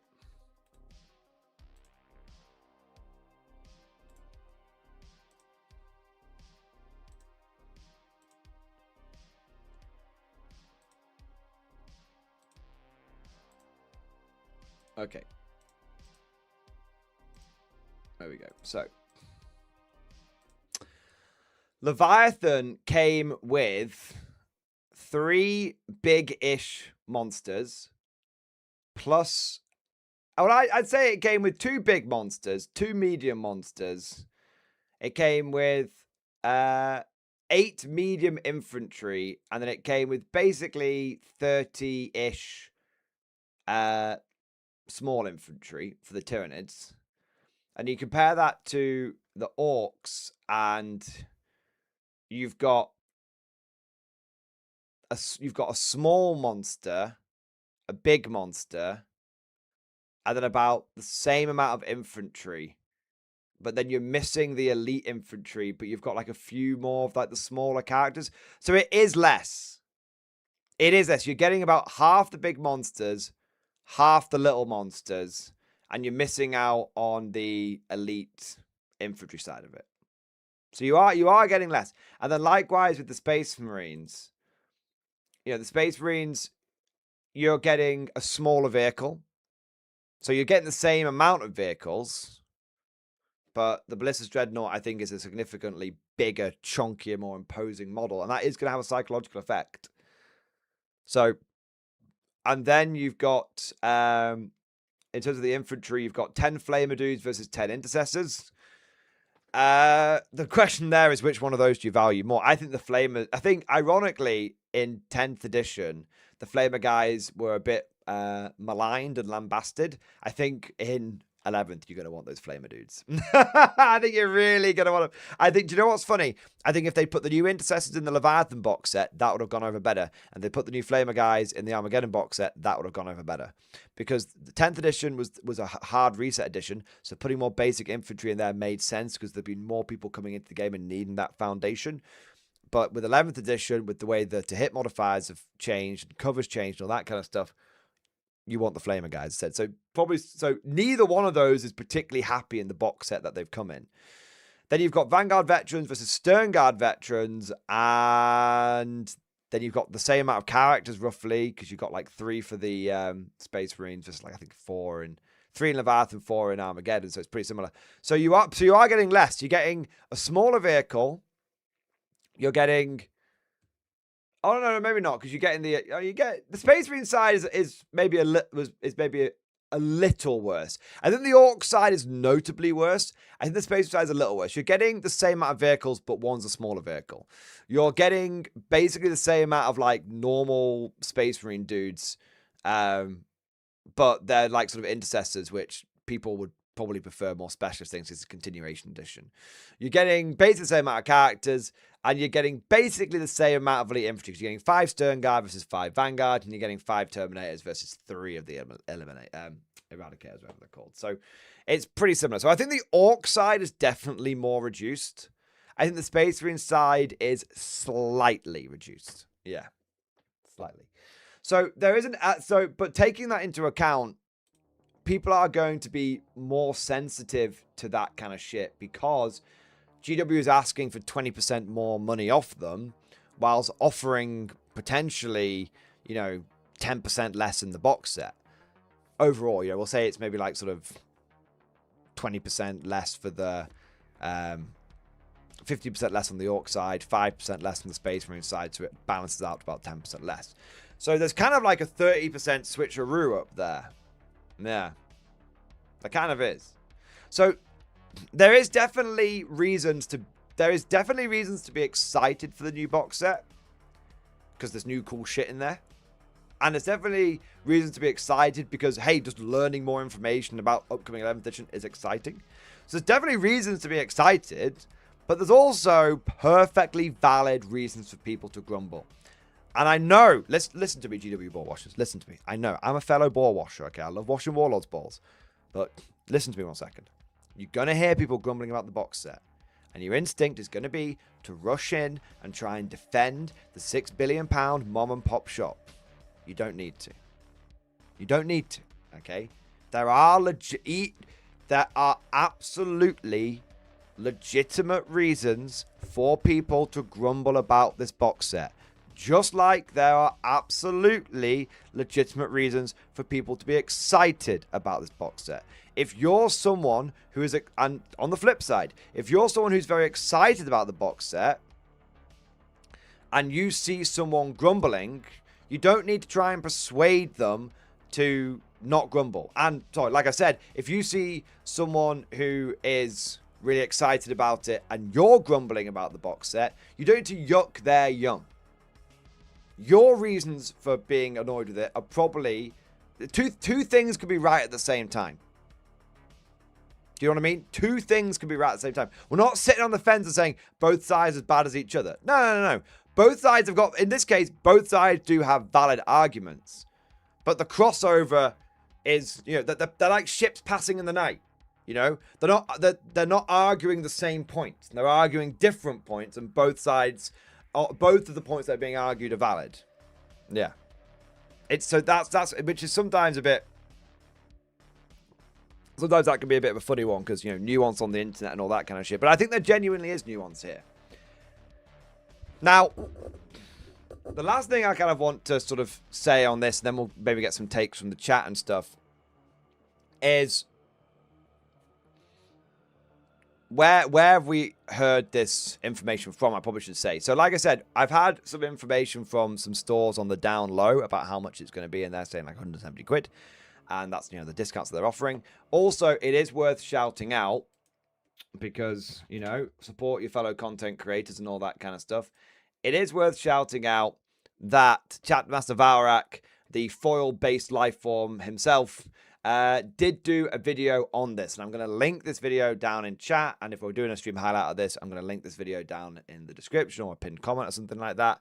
And you should go and watch it. But there's a segment here. I know some people say, like, I know Valrak himself also often says, like, rumors are rumors, they're all lies and all that kind of stuff. But this is actually different. This time he says it's 110% confirmed. So we'll just watch a little bit of this, and then I won't watch the full thing because obviously I want you guys to go over and watch the video and support it and all that kind of stuff. In the video, there you go. May you live forever. You are the word bearers. You're Erebus, right? You can redeem yourself if you go back for months. I'm Erebus. Come on. 6th of June, and it's going to be going fully live on the 20th of June. So again, 6th of June for pre-order, 2 weeks in between, and boom, it's released then on the 20th of June. Now, adding to all of that has been the price talk, the price speculation, the price rumors. Again, confirmation from the Whisper that I trust 110% that the price for this box set is going to be €240. We talked about this previously. That kind of translates into a GW pricing between 170 and 180 British pounds. I'm not sure what that is, whether the American Monopoly money or the Australian didgeridoo dues. So I'll let you guys watch the rest of it because obviously Valrak, you know, like I said, he should, you know, he's put the information out there, so it's important that he gets, you know, the views and everything from it. But so thank you to obviously to Valrak for doing that. Really good sharing that information and everything. Go and give the video a like and all that kind of good shit. Leave a comment, support it with the algorithm, you know, all that kind of good shit. But he says he doesn't know what it is in American dollars. Well, here's the thing. This is where you can do a little bit of magic and you can work that out. And I will show you how to do that. Okay, so let's go over to the Games Workshop website. So if we know it's definitely going to be in euros, like 100 and 240 euros, then we can kind of, what we can do is find something or find a couple of things that are the equivalent of like 240 euros. So for example, if we go over, let's go over to Space Marines, just Black Templars, for example. So we know this is like 135 euros. And then if we take a couple of these things, there you go. So they're 50 euros each. That comes to basically 200 and that comes to like 240 euros for those products, right? So what we can do then, fuck off. I wish I'd done it in France. What we can do then is change that over. I think I did it with Imperial Knights previously. We can change that over to like US dollars. And you work out that's going to be 170. And then you can go over to US again. GW website's a bit funny with this. You've got to do it like a couple of times. $65. So 170 plus 65 plus 65, $130. Boom. That is your $300 mark. So that's how you can work out what the how you can translate it. Because if you just take if you go to like Google and use like Google currency conversion, so if we do like euro to dollar and then put 240 in there, right? It comes up and tells you it's only $279.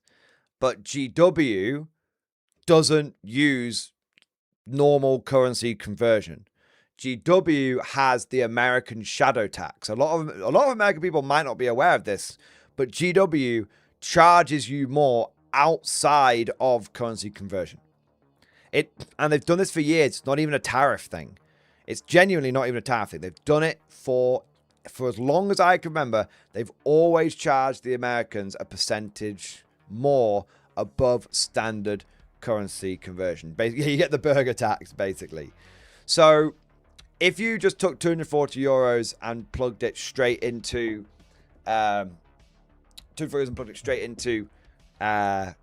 Google, it would say 280. But when you take the 240 euro price and then work it out via the GW website, that helps you figure out what the burger tax is going to be, and you can see it's going to be $300 basically. Now, when I say $300, give or take $5 or $10, it could be $290, it could be $295, it could be $185. You get my point. Even if it was $280, you're still looking at the better part of $300, like I said. But it is going to be near as damn it $300 for the box set, and that's the way you can figure it out. And that system, by the way, you can do for pretty much any GW product and work out like how much you're getting, basically how much you're getting fucked in the US. So, for example, if we go to a good example, I think what is a particularly egregious example is the Saturnine box set. So let me just work this out. Right. So give me 1 second. So if you look at the Saturnine box set from Games Workshop, if you're in the UK, it costs you £200. If you then go over to the US, it's $322. There you go, so you can see that there.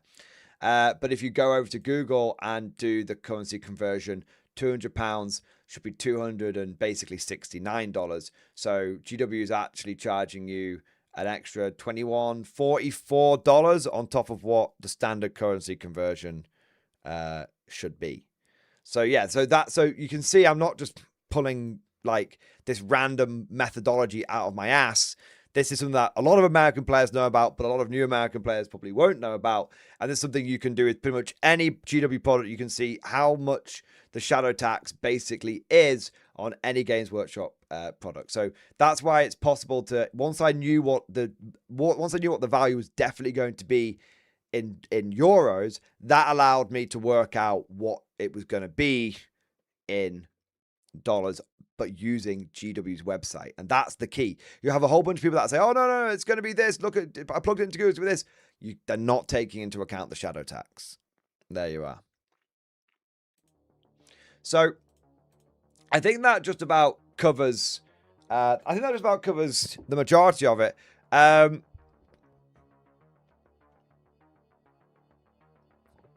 Yeah. US prices don't include taxes, so it's another 10% on top of that. Is that true? Does that not include sales tax?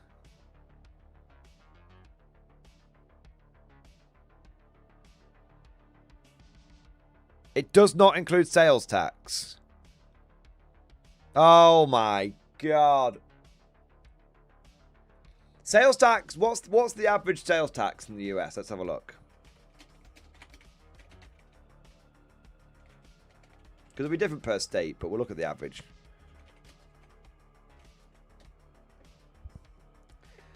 The average sales tax is 6.5% to 10%. So we'll go. Well, to be fair, but then like California is like 16% or something, isn't it? So is it? Should we say it's about 10%? That's fair enough. So not only do you have the burger tax, but you also have your sales tax on top of that, which is going to be another 10%. Wow. So if it's $300, so actually you're looking at $330.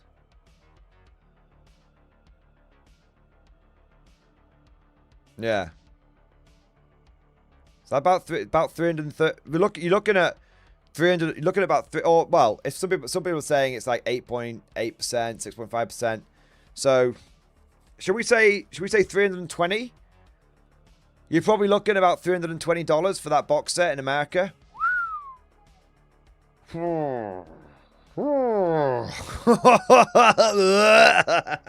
Hey, you know what? I did say you look at the Saturnine box set for the price you're gonna. If you guys remember, a few months ago, I did say, and this was before I didn't even know about the sales tax thing, right?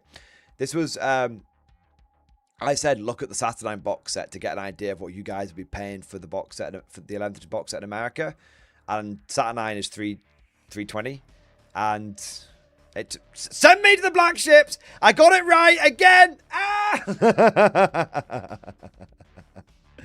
There you are. Holy shit, man.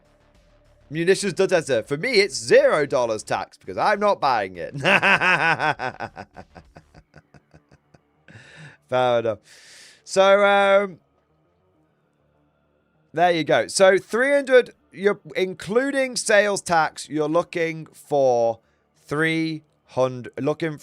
$320, give or take $5 or $10 to get the 11th edition box set. That's kind of expensive.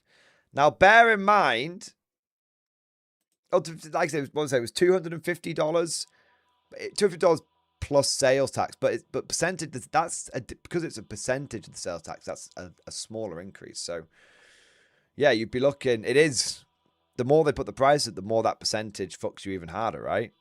Yeah. Wow. Yeah. Shit, man. So, yeah, you're looking at $320, including tax, to get that box set. But, you know, again, if you split it with a mate, it's only $10 more than we were talking about, $160. So, yeah, basically, the box set is kind of eye-watering. It's kind of eye-watering if you're going to be buying it on your own.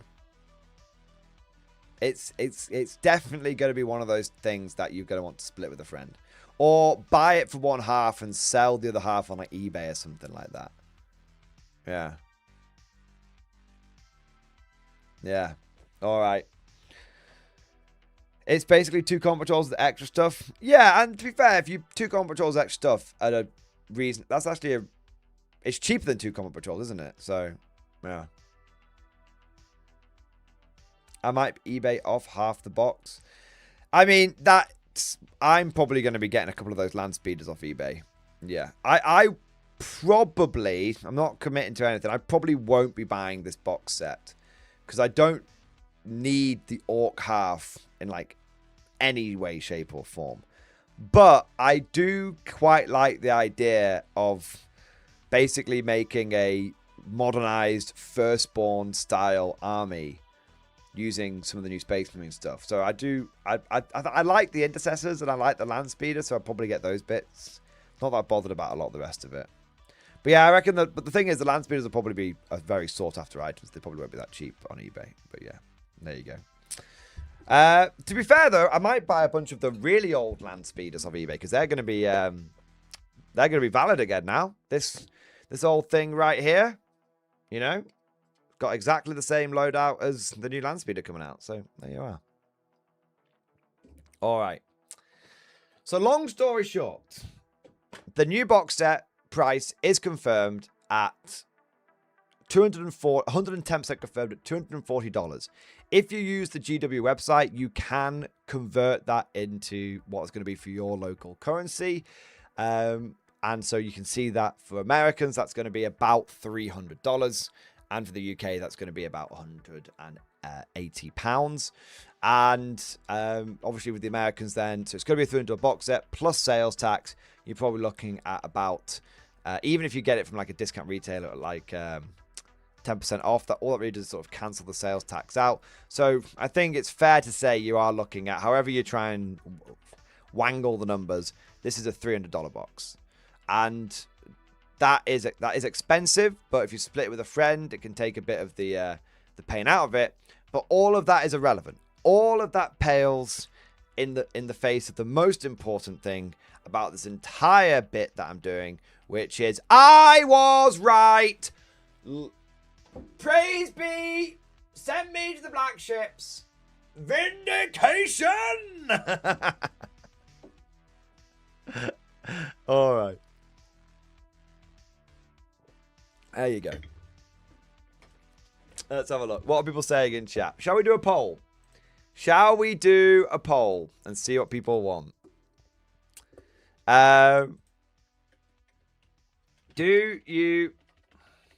Is 300 plus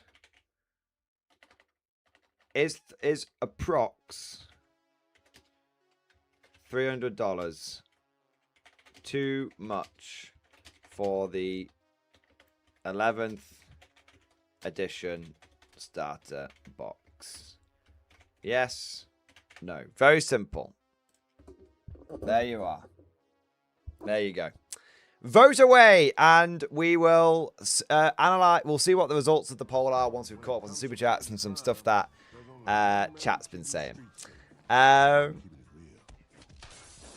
Flipping back, 220 odd quid. No, the Salvic Blood. The Americans have the shadow tax, so it's going to be £180. But £180 doesn't. You don't do a direct currency conversion because that's GW doesn't do that. GW has their own way of setting prices in America, and so they charge the Americans more than just a direct currency conversion. So it's 180 quid in the UK, which becomes $300 via GW's website. Yeah. Let's have a look here. Come here. Well, Mordort highlighted the cost difference between the UK and USA is 40 quid, and to my understanding, Trump's like 10% tariff from the UK. Could be wrong, but that's my take for the cost difference. No, so it's not tariffs, but well, not entirely tariffs. So when Trump did the tariffs, GW came out and said they're increasing the prices for everyone by 5%. Because they basically didn't want to upset the Americans, so they spread to recoup the cost of the tariffs. They spread the costs out across everybody. So they punished everyone for the tariffs, not just the Americans. There you are. And that's the official GW statement as well. Obviously, they didn't put it quite like the way I put it, but they did say this price increase is because of the tariffs. Munitions does test it. Cue the I have been priced out comments I see on almost every GW video that talks about GW prices. Well, this is the thing. Look, I did take the piss out of that a little bit because I have been personally priced out. I won't be getting this box. Like, you guys know me. I walk the walk as well as talk the talk. I don't buy shit new in box from GW these days. Very, very rarely do I buy anything. I buy the occasional thing if I think they do something good, but they very occasionally do something good. But I basically haven't bought anything new in box from GW for 40k for ages. So I won't be. I have been priced out. I'm honest about that. I'm fucking priced out. But you see, the thing is, there's a lot of people out there that go, I've been priced out. No, I'll take 3 of them.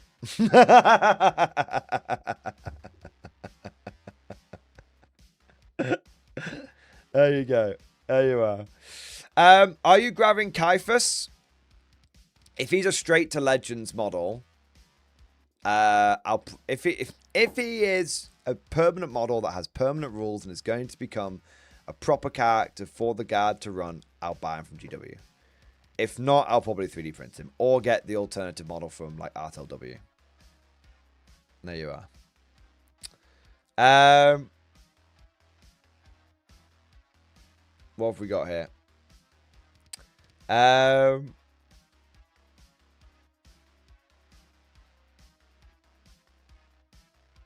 Let's have a look.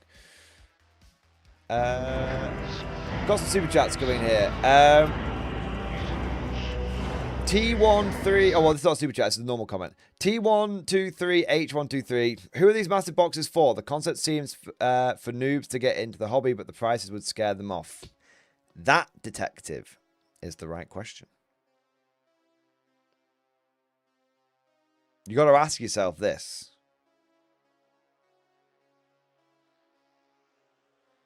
Someone who's like, this kind of nerdy shit kind of has a bit of overlap for like video games, right? It's a big ask to ask people to spend $300 on not even a full game.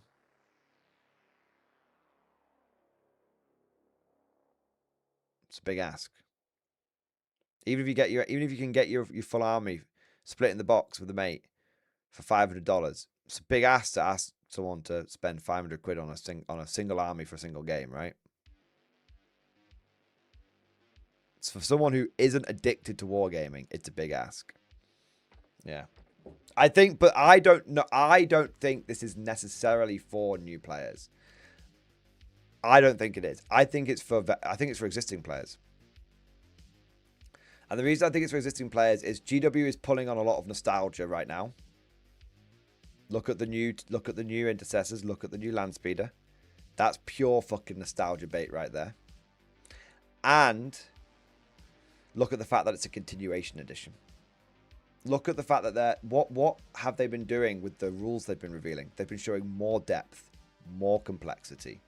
I think this is an addition to try and recapture some of the players that have dropped out of the game. Of course, the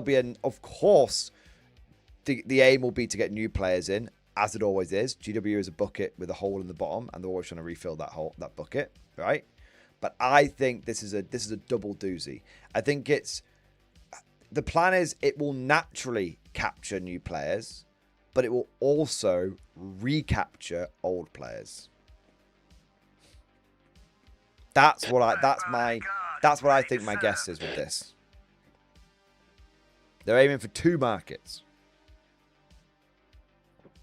There you go. Commander comment, it's going to sell less considering how expensive the box will be.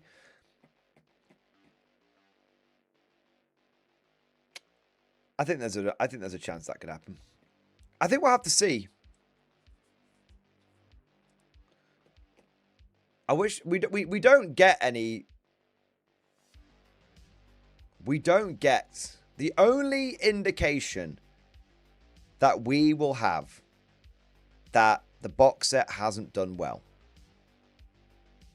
is if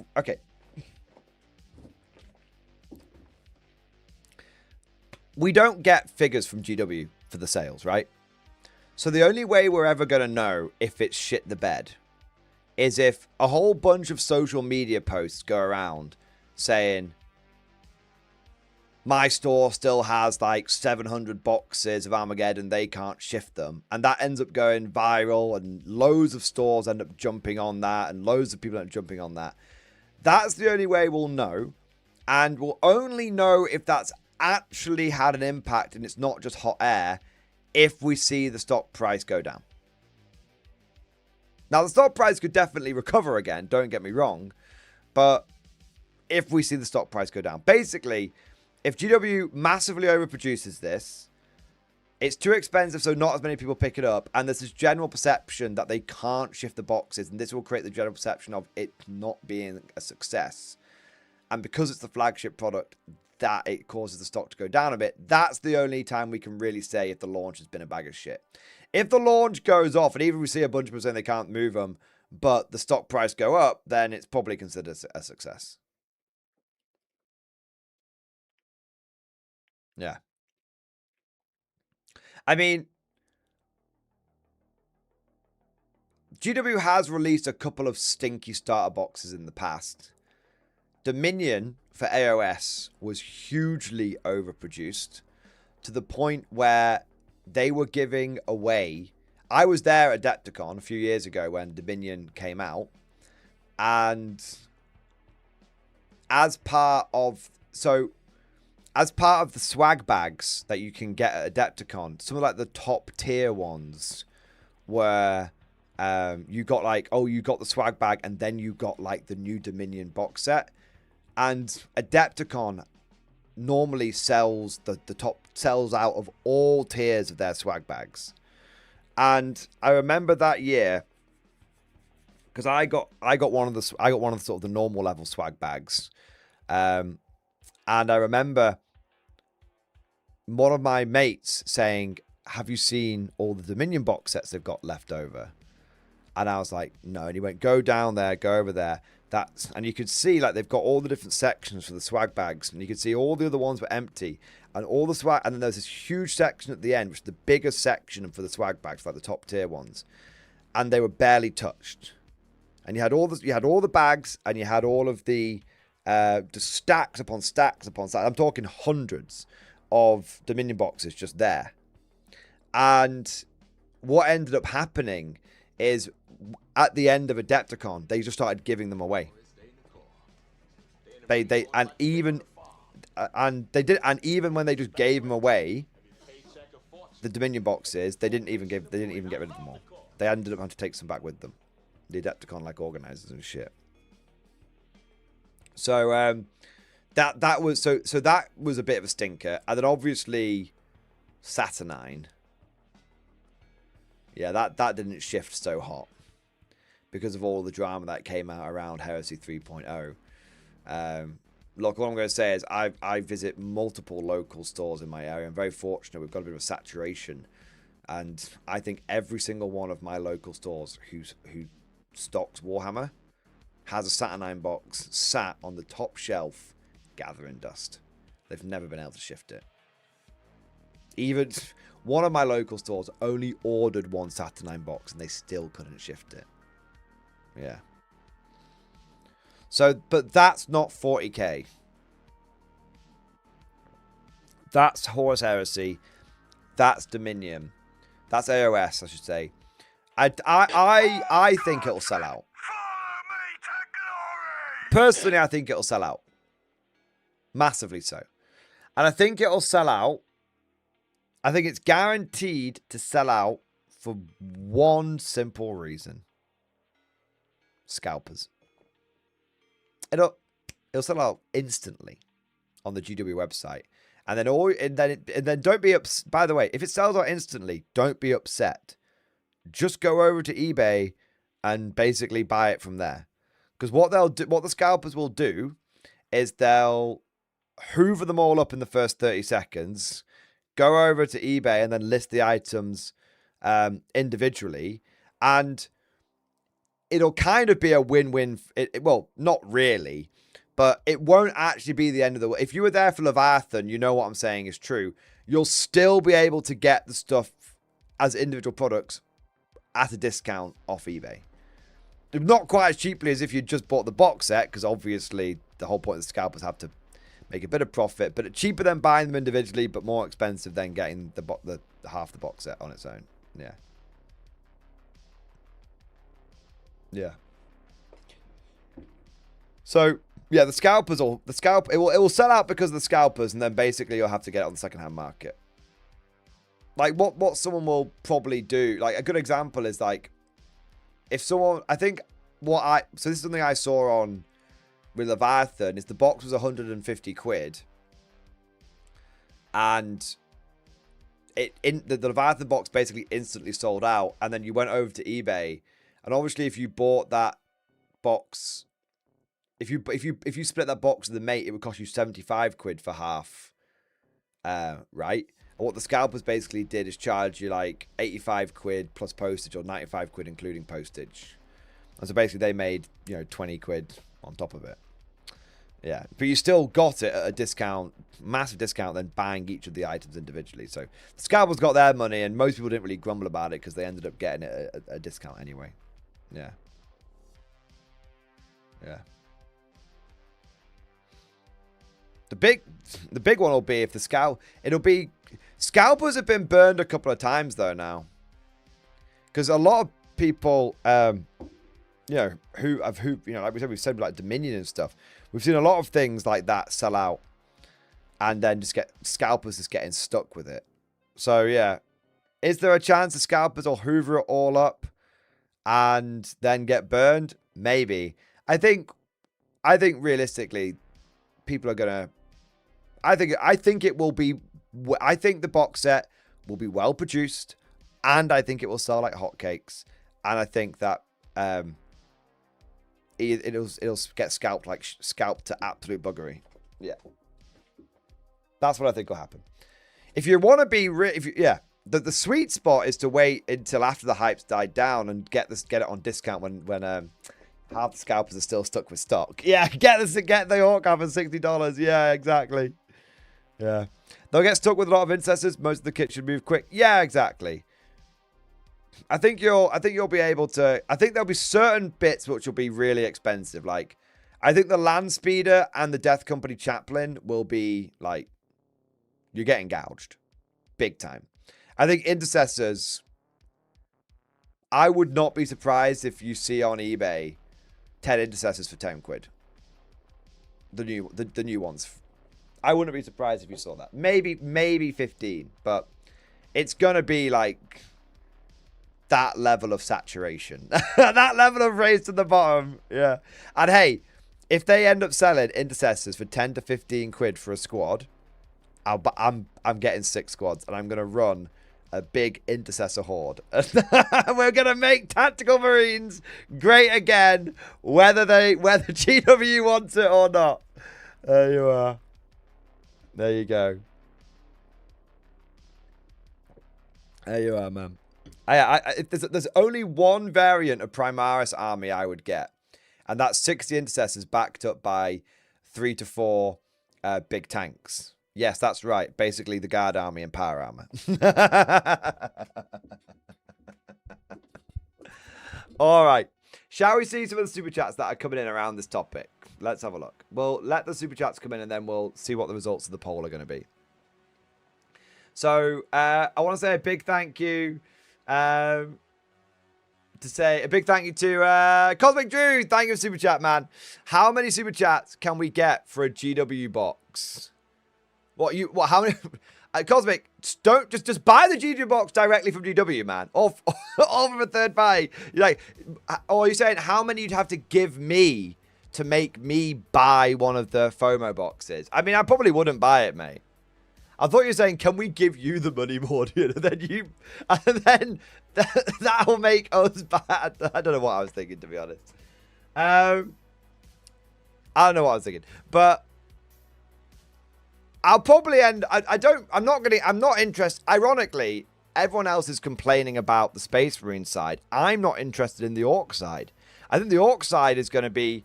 It's funny, isn't it? I think the Orc side is going to be in massive demand, and I think the Space Marine side, even though Space Marine is a very popular faction, I think will be less popular.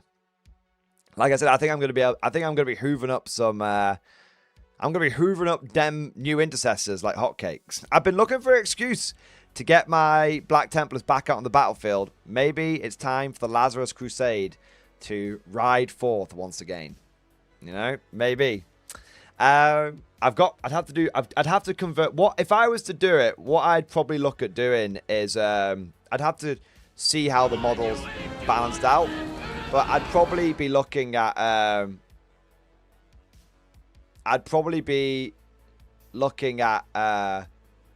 making sure all of them had the head swap, and I might even see if I can swap all of the bolt rifles out for old school bolters. Like I said, I'm going to make them look like proper tactical Marines. Yeah. But we'll see. Well, obviously it'll depend on like which hands are molded into where and all that kind of stuff. What do we got next? Macon, thank you for super chat. Suppression, oppression, censorship. Look, I had to mute the bloody alerts. You guys wouldn't let me get a bloody word in edgeways. Thank you for the support, man. Jenny Bratz, thank you for the gift of membership. Thank you for your support. I also say a big thank you to the Whispering Monk. Thank you for super chat. The only new Space Marines is the Speeder. The rest is a waste to me. I agree. The only, well, personally, I'm interested in the Intercessors and the Speeders, but yeah, I'm not really interested in the rest of it. I don't care about the Vanguard vets. I don't care about the weird heavy bolter bastards or any of that shit. I don't care. I'm here to go full Space Marine, Guardified Space Marine army. Yeah. The Land Speeder is cool. The Land Speeder is very, very cool. Yeah. I want to get my hands on the Land Speeder and see how it compares size-wise to the old bad boy. There you are. Let's have a look. We've got Sun Zero. Thank you for the super chat, man. I'm curious what you think of the Custodes attachment they released. They seem just like reskins of the existing ones. Kind of disappointed. What say you? I agree 100%. Yeah. So GW said at the beginning of like 11th edition that there's going to be 70 new and updated, and they sort of went updated like this, like quietly. Yeah, no, we've seen it with a lot of the factions, like the Guard Bridgehead Strike attachment's been redesigned. Yeah, I think I'd say a third to a half of the new detachments that we get are going to be existing detachments that have been reimagined. I think that it's I don't know. It feels like the Custodians have lost their mojo a little bit. And I know what a lot of people are going to say. They're going to be jumping in and talking about like Femstodies and stuff like that. But I mean, I think the people, I don't mean like the community. I feel like the people designing and working on the Custodies have kind of lost their mojo a bit, because it's been a fairly for the last sort of 12 months. It's been a pretty one-dimensional, one play style kind of army, and there's not been anything massively inspiring about. I mean, I'm gonna say there's not been. I'm gonna say I don't think there's been much inspiring about Custodians over the course of the entire 10th edition. Think about what they were like with their index. Think about how lackluster the Codex was and how disappointing all the attachments in that were, and then think about and then think about what we've seen with them with the 11th edition. So there's been a lot of like, it's not, instead of Codex creep, I think the Custodians have kind of suffered from faction, instead of faction creep, the Custodians have kind of suffered from faction sleep a little bit, I think. Yeah. It's a bit of a shame. And then add in obviously all of the drama, and it definitely seems like both the community and Games Workshop has kind of lost their mojo with the whole faction. But fingers crossed. I'm not going to be sat here guffawing and female custodian. Some people do that. Some people don't. I'm not that bothered about it. I don't really give a fuck about custodians, to be honest. My stance, my consistent stance on custodians as a general stance on everything to do with them is I don't give a fuck. I just don't care about them. I go back years, literally go back 4 years when I've been doing this full time, and you will see that I have maintained the stance for a long time. There's no other faction appeals to me less than Custodians. And it's not like I hate them. It's not like I'm like, fuck Custodians or anything like that. Nothing about them really appeals to me. Occasionally, I get like a twinge, like, oh, it'd be kind of cool to make like a big shield wall of the Custodians. And then I realize that I can't even give them the shields and the spears, which is what I want to do. I want to have like a proper phalanx of them. And I realize that, actually, I can't even do the one thing I want to do. I always remember I can't do it. And then, there you go. So, yeah. Like, some people love them. I know loads of people who absolutely love them, who think they're really badass. And I know there's some, like, some people, like, see them as, like, bigger Space Marines. But they are very different. Like, there are some cool badass moments with the Custodians, like, and all that kind of shit. But yeah, like, I think, generally speaking, for me, I'm not bothered. But not only am I not bothered about them, but it seems like even GW started to be not bothered about them. Yeah. But there you go. Which is a shame, because even if I don't care about them, I wouldn't want anyone's faction to get taken around the back of the chemical sheds and fucking shot in the back of the head. Do you know what I mean? Like, That's why I'm always. That's why I try, and I do fail, but I try and not be like lording it over people or guffawing. If someone's faction's going through like a bad time or anything like that, I try not. Or if someone's game system's going through a bad time, like some of the AOS end time shit we've been hearing about, I try not to fucking like lord it over them. You know, I lean into the memes a little bit. I'm like, send me to the black ships, and that's all just good fun. Do you know what I mean? I try not to because I always think, well, fucking Guard's been through enough rough times for me to understand it. It's a bit of a pisser. Yeah. The only exception to that, of course, is the Tau. Ban the Tau. Cosmic Drew, thank you for super chat. For GW box, how many Riftbuster Mega Bundles? You can't get a full Riftbuster Mega Bundle for a GW box. I'm sorry, Cosmic. I think how much is the Riftbuster Mega Bundle in dollars? Let's have a look.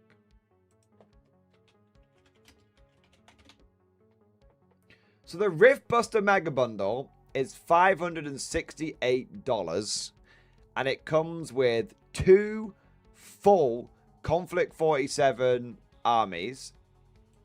I'll bring it up on screen. It comes with 2 full Conflict 47 armies. In fact, you get about 2,000 points worth of Americans and about 1,500 points worth of Axis, but 1,500 points is the size the game is played at. So you get more than 2 full armies for 2 factions. And you get some terrain, and you get 2 dice bags, and you get all the dice that you need. D6s, Rift dice, Order dice, and you get 2 rulebooks. So you could split 2 of the Leviathan box sets and not quite get. And well, if you split 2 Leviathan boxes, you have 1,500 points in 40k. So you get about 75%. So basically, what I'm saying is, the Riftbuster Mega Bundle is a better deal than the 2 Leviathan box sets. So there you go. Yeah. What if you got 2 Leviathan box sets, you'd get a lot of model repetition, and you'd get a lot. Well, actually, the more I think about it, look, I'm not trying to bore wash here, but my honest response is this: complete objective, bore washing hat off. This is it. If you got 2 Leviathan box sets, you and your mate split 2 of them, you'd spend $600 plus sales tax, and you would get 1,500. You'd both get about 1,500 points, and you'd both get a rule book. Okay, that's pretty good. The problem is you would still need another 500. You'd still need another 500 points, so you're still needing another 25% of your army, and you've already got quite a lot of character repetition in the stuff you've got. On the other hand, you come out, so you're probably gonna have to be too character heavy, especially on the orc side. And you're gonna have force capability gaps, because if you look at there's not much anti-tank available in what's been offered in the Armageddon box set. So you'd have not quite enough with full army, quite a bit of model repetition in areas you wouldn't want to, and you'd have some force, some gaps in your force capability as well.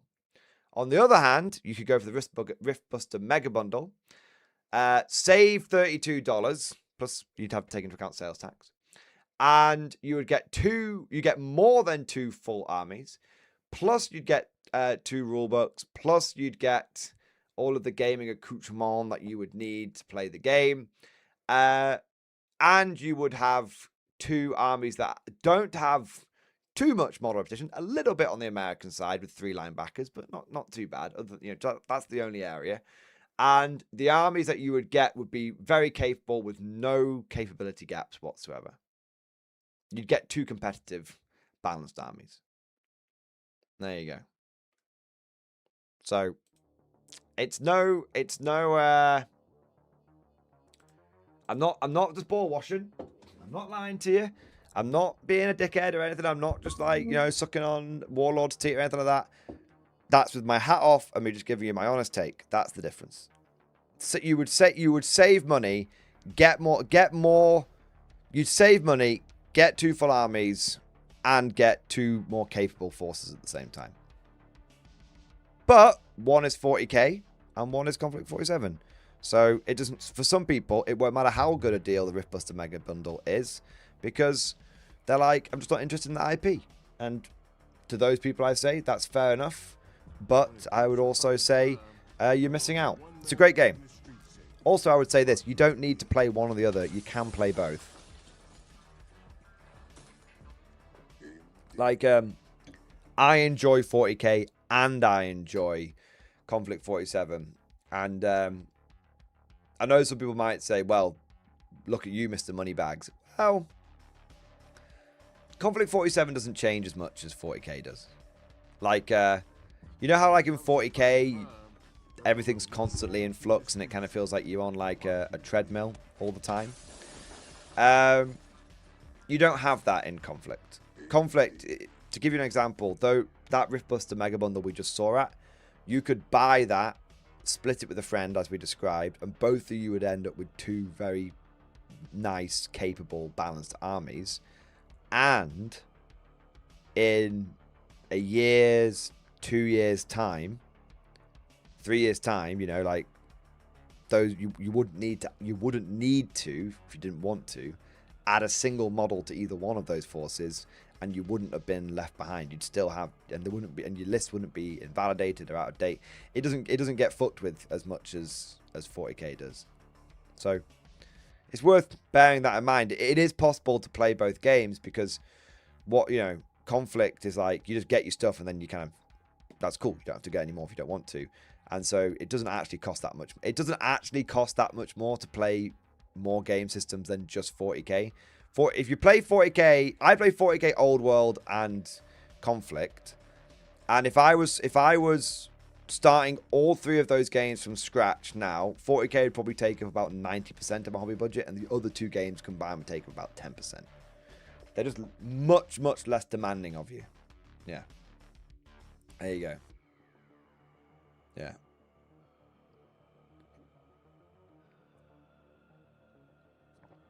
Put it this way. Not I know it might be a bit too soon, and this is my last bit of ball washing. But put it this way. In the 12 months that I've been playing Conflict 47, and out of all the units, and in that 12 months, I've bought more than 5 full armies. I've bought all of the different factions, and I've got multiple ways of running each one of those factions. Okay, so I've gone full send on it. Out of everything that I have bought, not a single one of my units has been day one FAQ'd or received a balance update which has fucked them into the ground. And that's over the course of a year for 5 different factions. It's just a much more stable game than 40k is. I don't think you could say the same thing for a single faction over the last 6 months in Warhammer 40k. Yeah. There you are. There you are. I'll stop giving you guys the hard sell. I know a lot of you aren't interested in it. But I've got to give you guys the perspective, because I don't have to, but I want to. There you are. What's the Warlord word for legends? That's the interesting thing. They don't do legends. You can't legends a Sherman, it turns out. There you are. But God, no, keep hard selling. No, I've got some more super chats to cover first. Commander HHL, thank you for super chat. I have a very disposable income. Now I'm living in New Zealand. I'm not buying any GW products.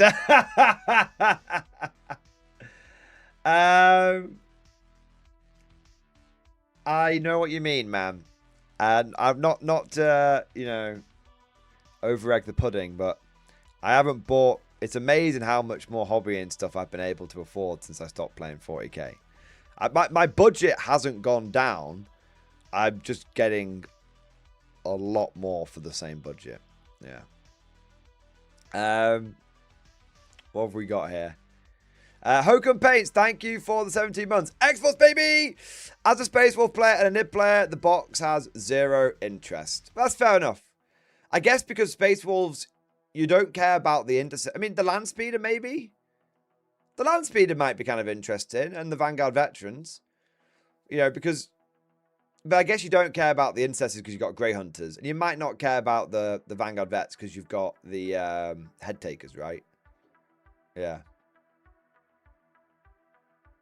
But yeah, obviously, I think, you know, as a Space Wolf player, there might be 1 or 2 bits that appeal to you, but maybe not.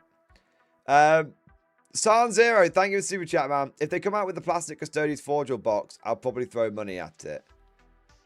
I mean, they kind of did, didn't they? You can get the grav tanks in plastic now. And I'm pretty certain most of the Custodians shit's in plastic now, isn't it? I think it's just a few Dreadnoughts which aren't in plastic at this point. And even then, did they not bring out a plastic Telemon?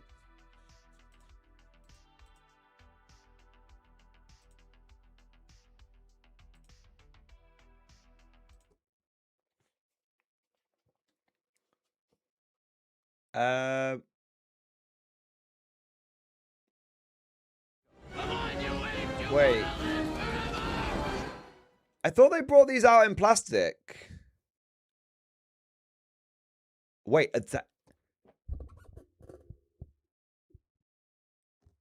is that the price for the plastic transport?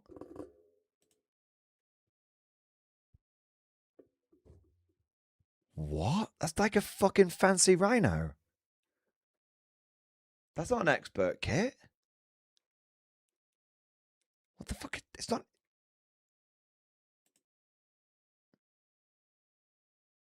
What? Isn't this basically just... Isn't this basically just the Custodes Rhino? Or is it a bit bigger? I guess this is the size of like... These are quite... To be fair, these are quite big. I guess that's like the size of... That's like Rogel Dawn size. Still, man. Fucking hell. I forget... I forget how expensive GW shit is these days. I've been absolutely ruined by playing other game systems. I genuinely saw 78 quid and thought that was the Forge World price.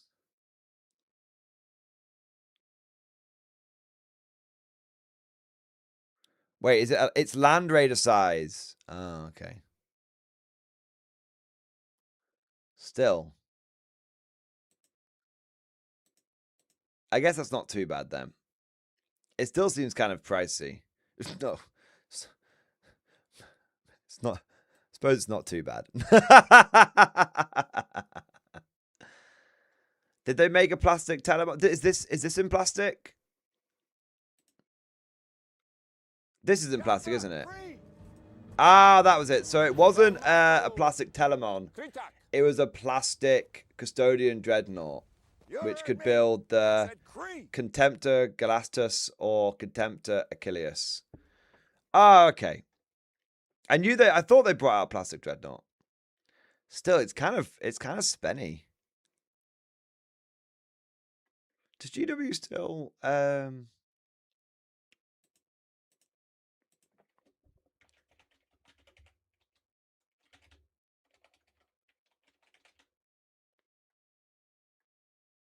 Yeah, they do. They sell the regular Contemptor. Isn't this... I wonder what the sprues for this one look like. Do we have a...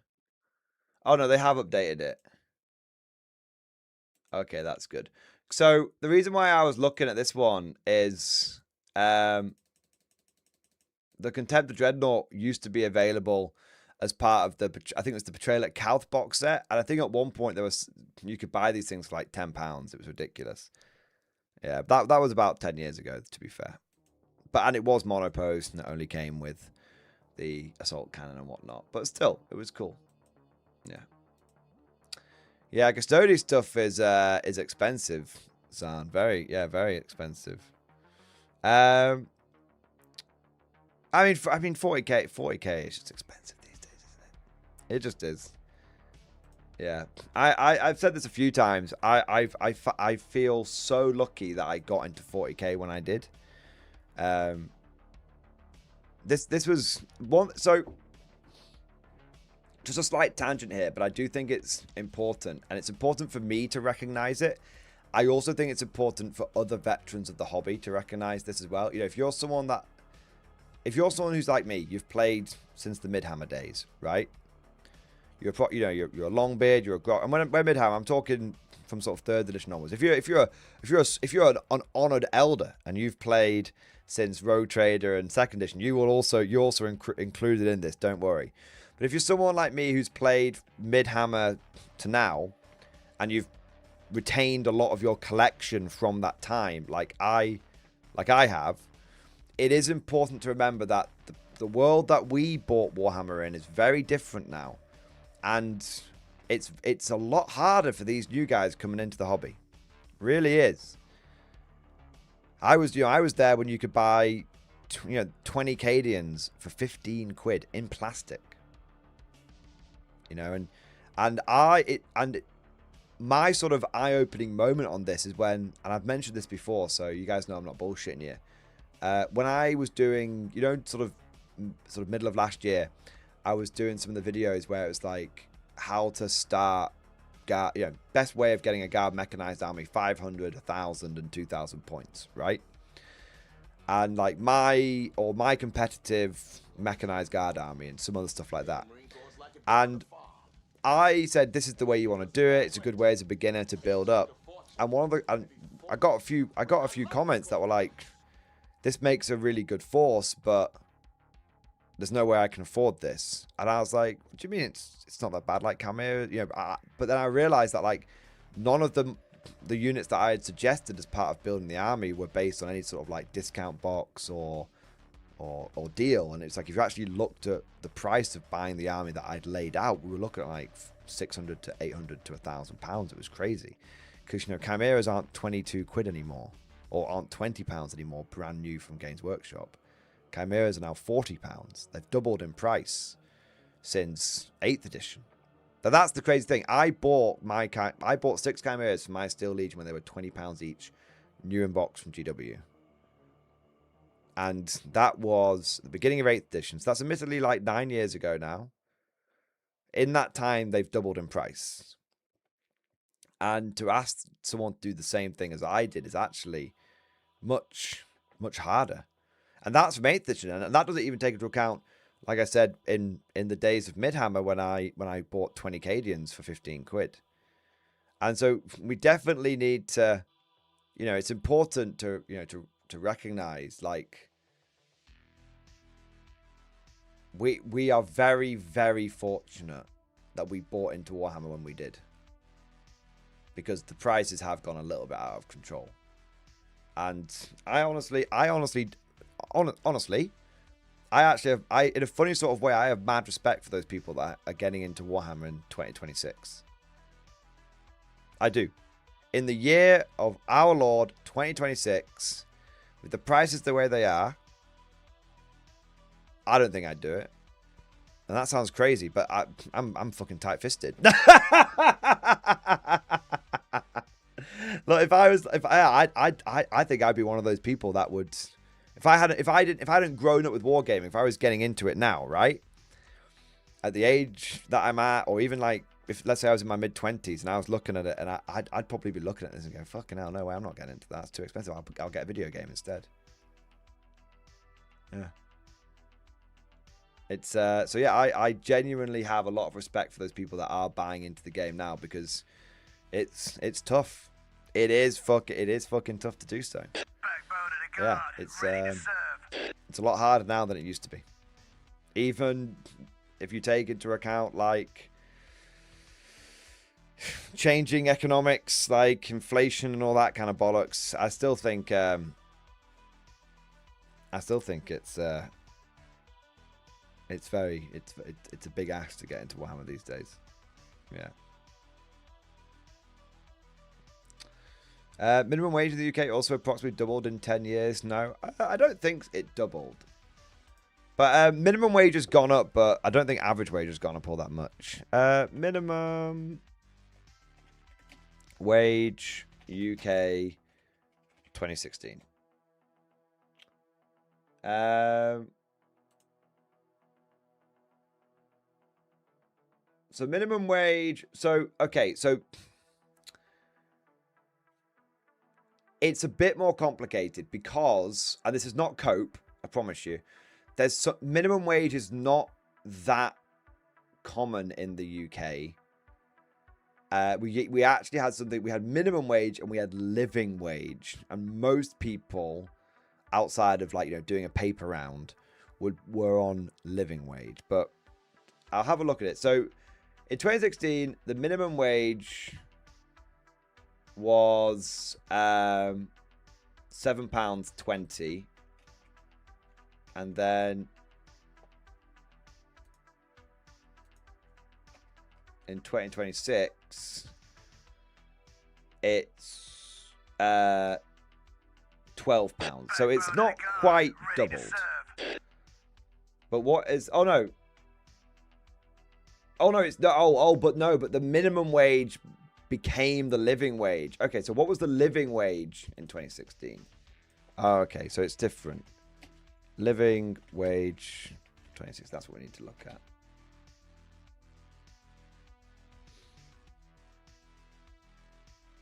Okay, so the living wage was £8.25 in 2016, and in 2026 it's £12. So it's gone from £8 to £12. So it's not doubled, it's gone up about 50%. So the living wage, which is the more accurate comparison, has gone up 50%, and 40k prices have gone up 100%. Yeah. So there is a gap there. Yeah. Was it just a rebranding? Of course. I'm not going to get political, but that kind of window dressing is very, very typical of the kind of thing that we like to do in the old country. There we go. What do we got next? 40k prices have gone up 200%, to be honest. Yeah, they've gone up a lot. When was the last time you could buy 20 Cadians in one box for Warhammer? When did that go away?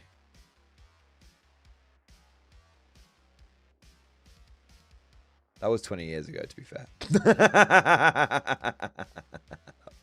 That was a long time ago. Yeah, yeah. There you go. Last Combat Patrol. That's true, Pastor Blaster. Yeah, there you are. Yeah. Yeah. Shall we move on, though, for a moment? JM the Goose, thank you for the big super chat. Thank you for the Bean Blade. Thank you for the super chat, man. I broke the cycle a while ago with FOMO. I hit a point where I looked at my pile of shame and just said, no. Good for you, mate. Good for you. I did something similar. I'm banging through painting and having a whale of a time. It took some willpower. Mind you, FOMO just doesn't grab me anymore. Dude. You have achieved a higher level of wargaming existence. You've ascended. You have ascended, and I know dude. I know exactly what you mean. Like I haven't bought.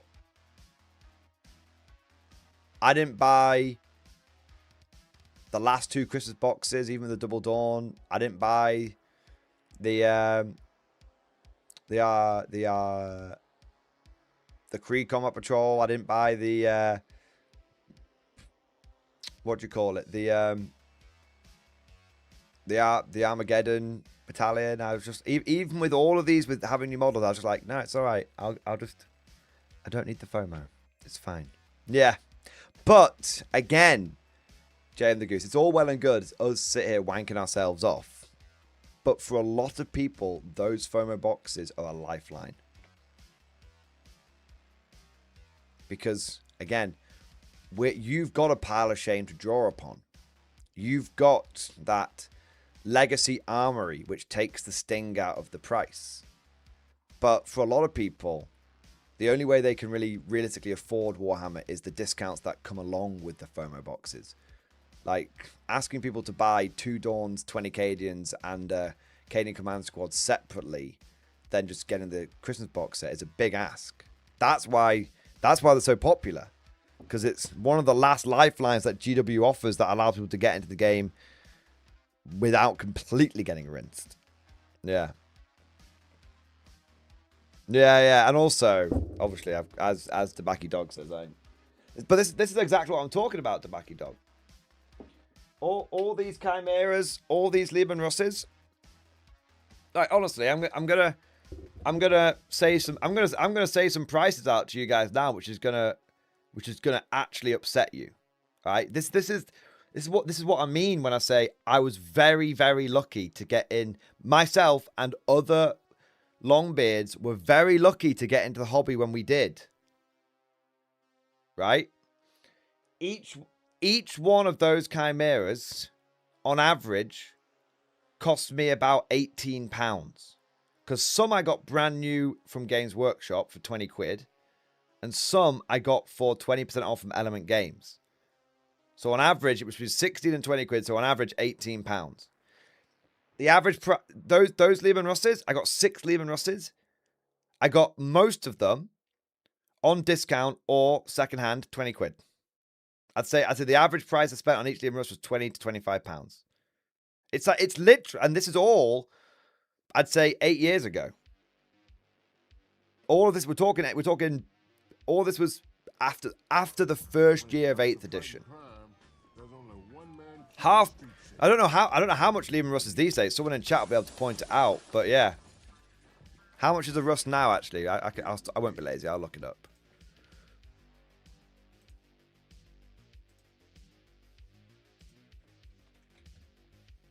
£42.50. Same model, £42.50.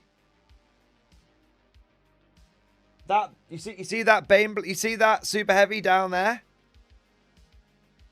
Oh, sorry, not that super heavy there. You see these super heavies here? This one and this one. I got them for £30 each. Because in 6/7th edition, Imperial Guard super heavies were so bad, no one could shift them. No one could sell them. So I bought these second hand off 2 individual mates who both said, I'll sell you my Baneblade for 30 quid. They were brand new in box. They've been sitting on them for years. Ridiculous, unheard of. You literally couldn't do it these days. It's impossible. The second-hand market isn't that much. Isn't the same. The second-hand market used to be so good. Do you want to know how much things have changed? In my time, Warhammer. In my time, the standard practice when it came to like selling Warhammer second-hand was 50% of what's new in box on GW, because people were like recognize that you might be able to get by like the third-party retailers and. Also, it wasn't brand new in box, so you might have to do like a bit of work on it and everything. That was standard. Like, oh, how much do you want for it, mate? Oh, whatever 50% of it is of the GW website. I'll take that. Crazy, right? Now, people can buy stuff and sell it for basically what they paid for it. And that sounds like an exaggeration, but it's not. You can basically sell it for what you paid for it because there's a huge demand in the market. How much do you think I could sell my... You know when we were going through the Basilisk drought and the Taurox drought? How much do you think I could have sold my fucking Basilisks for, my Torques for? Do you think I could have asked for GW prices for them? You fucking know I could have done. You fucking know I could have done. Yeah, it's changed. My Canadian army is now worth triple what I paid for it. Listen, dude, same. It's actually bonkers. But in the last 10 years, the amount of value that my Warhammer has gained, if I had an infinite amount of time, if time wasn't a factor, I could sell all my Warhammer, make a huge profit on all of it, and 3D print it all again for a fraction of the price. And the only limiting factor on that is the physical time that I'd have to like paint the models. That's it. That's it. It's crazy. Like this is basically now like my gold reserves. It's my retirement fund. If ever I'm like, you know what? I want to retire early. I want to retire, just sit on my ass the rest of my life. You know what? Just fucking cash out the fucking Warhammer, right? Liquidate the gold reserves. It's crazy. Yeah, it's crazy, man. It's crazy. Gab Camel, you're going to need a better retirement fund, bro. Look, I don't think you realize how many metal Mordians I have. And how much how expensive secondhand metal Mordians are.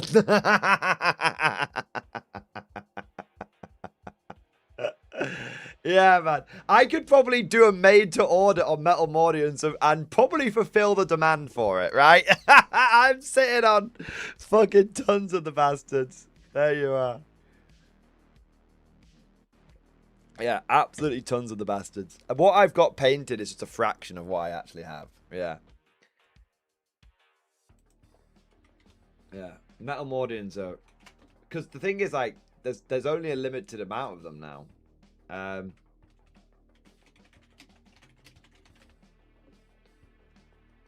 So a single squad of Mordian Iron Guard is going for roughly £80 on eBay. Individual models are being sold for between £13 and £20, depending if they're riflemen or specialists. Crazy. Actually crazy.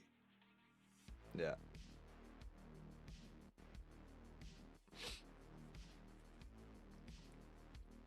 There you go. Actually fucking crazy, man. Look at me. I am the made to order now. There you are. Yeah. There you go.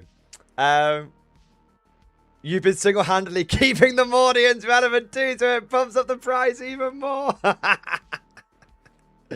Oh man. Anyway, what have we got next? Jared Mann, thank you for 32 months. X-Force baby. Looking like over 600 Australian dollars. That's insane. Yeah, I think that's probably about right. I think we can work it out. So let's go. So we know that 240 euros is a Black Templar Combat Patrol and 2 of the Sword Brethren boxes, right? So if we do the same thing with Australian dollars, it might not be oh shit, $110, lol. So 285 plus 220. So you're looking, no, it's looking like it's gonna be 500 Australian dollars. Just I don't know if you've got like a sales tax or anything on top of that, like the Americans do, but I think you're looking at 500 Australian dollars for the new Armageddon box. Yeah. That's pretty expensive. That is pretty expensive.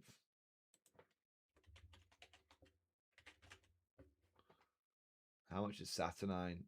Yeah, it's not going to be... It's not... If Saturnine is... Yeah, it's not going to be as much as Saturnine. Yeah. But yeah, I think approximately $500 dues is going to be the price. $300 American plus sales tax. Australia has a luxury tax. So what, 10%? Okay, so you're probably looking at about 550. About 550 Australian dollars. Yeah. That's a lot of money. Considering, isn't the like the ice cream from McDonald's in Australia still $1? They have it as like a lost leader or something. They tried to put up and everyone rioted. All right. What have we got next? German Man, thank you for 5 gifted memberships, baby. Thank you for 5 gifted memberships. Thank you for the support. Thank you for keeping us fresh stocked with new conscripts. We've also got Macon, thank you for super chat. 11th edition is great for StarCraft and K47.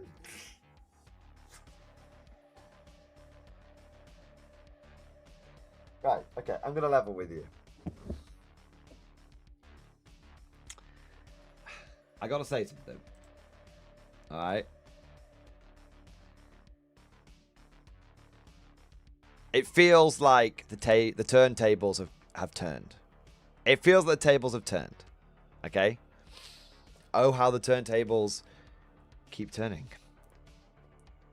Do you guys remember when, like 6 months ago at the end of 2025, when I was the really salty boy and you guys had to like give me pep talks? And it seems now like it's swapped around. I'm here being like, yeah, but if you take into account splitting it with a friend, maybe take into account like a third-party retailer, you know, blah, blah, blah, blah. The fact that on eBay, you'll be able to buy the bits that you want probably for discounts. So you don't end up with like multiples of the characters and all this kind of stuff.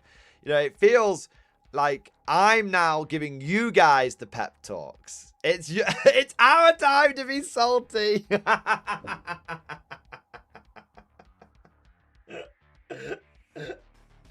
The difference is we don't want the pep talk. We just want non-GW games. Oh, man. Yeah. All I did was yell out, I was going to put a banana in your bum. I mean, that Cosmic literally spent, like, the whole summer of Salt threatening that if I didn't get more positive, he was going to give me a potassium enema. Like, yeah, now I'm giving you guys the pep talks. I wasn't wrong. It turns out I wasn't wrong. I was just kind of ahead of the curve a little bit. I do think, look, I know there's going to be plenty of people in this community and in 40k in general who are going to be perfectly okay with the new prices. And are going to be perfectly okay with, and are going to be really excited for 11th edition. And I do think you can still be excited for the new edition whilst complaining about the prices. I don't think those two things are mutually exclusive. But I do think, and I know some people will say it's just the audience that you've got over here on the MG channel now, based off the Summer of Salt from last year. And I don't think you're entirely wrong there.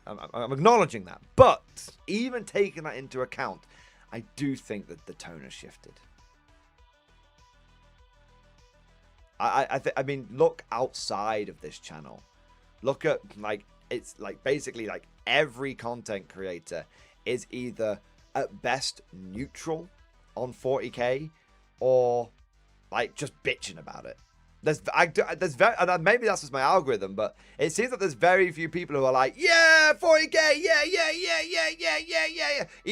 Guys, even Valrak, like the ultimate shill of 40k, is probably, you know, he does a fair amount of like negative content on GW these days. It's kind of crazy.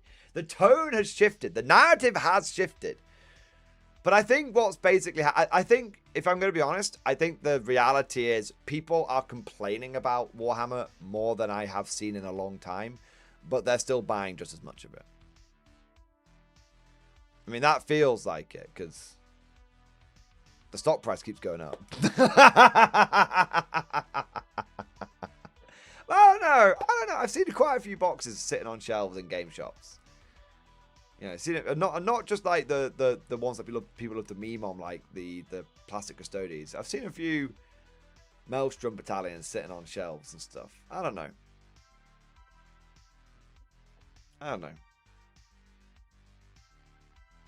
Yeah.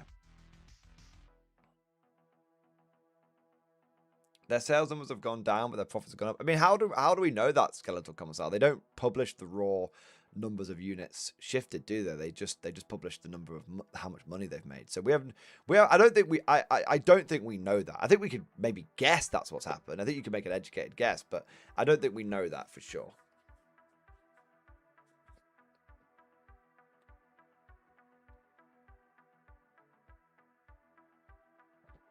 Yeah. But yeah, I'm just saying. Forward, you dogs,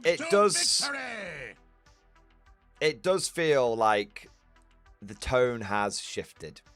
And not just in my community. And, you know, like I said, it feels like the tables have turned. Now I'm trying to be the reasonable one. I think, do you know what I think's happened? Okay. I think I can explain this. All right. Hang on. I was salty before, but what I did is take a bit of time away. I had my Christmas break, which was 2 weeks. I'm always taking time off now. I've had 4 weeks off in 6 months. Fucking hell.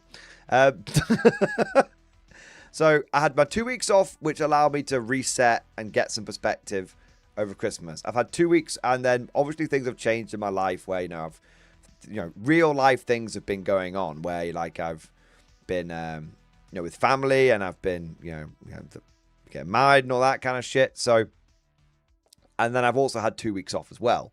So I've had a little bit of time, and then I've not been playing as much 40k as well. So I've not, like, it's not been like all encompassing and all consuming and all that kind of stuff. It feels like, you know, I've had a bit of time off, I've gained a bit of perspective, and I've had a bit of breathing room. And I think that has allowed me to sort of take a step back and see that, you know, it's, to quote Babylon 5, Mr. Garibaldi, it can't be that bad. You know what I mean? Like, that's kind of where I feel like I've got to now. But I think a lot of people in the community haven't had that step away. I think for a lot of us, I mean, some of us have, like, completely crashed out and don't even touch 40k anymore. It's all about the Conflict 47, right? So I think there's an element of that, but I think there's probably a lot of people that probably should have had a palate cleanser over the last 6 months and didn't do it. And now they're getting a bit burned out, maybe. And the new edition, I also think, completely, this is completely just my own perspective. I think a lot of people were putting a lot of hopes on 11th edition fixing a lot of things about 40k, and I don't think it's going to. Yeah.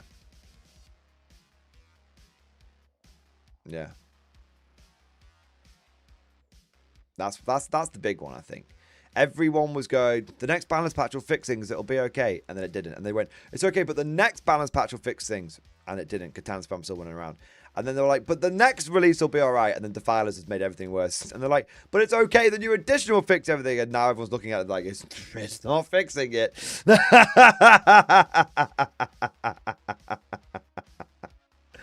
Yeah. I think Johnny Johnson makes a great point here. Shit, man, they have bombarded the last 4 months. Now it's time for a boring box set that costs $300. That's a great point. I think that's a great point. Like, that might actually be the main point.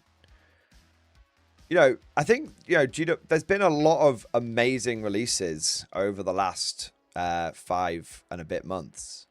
We'll say 6 months just to make it easy. 6 months. Then when you stack the 11th edition box set and it's offering up against that, it's a bit like, is this it? Is this it, Saruman? Is this all you can conjure? Yeah. Actually, Garrett, people are realizing GW can't be fixed. Well, I had that realization. I had that realization that I was railing and railing and railing against the world and GW and all that kind of stuff, and that they just don't give a fuck. They just don't give a fuck. Yeah. Yeah.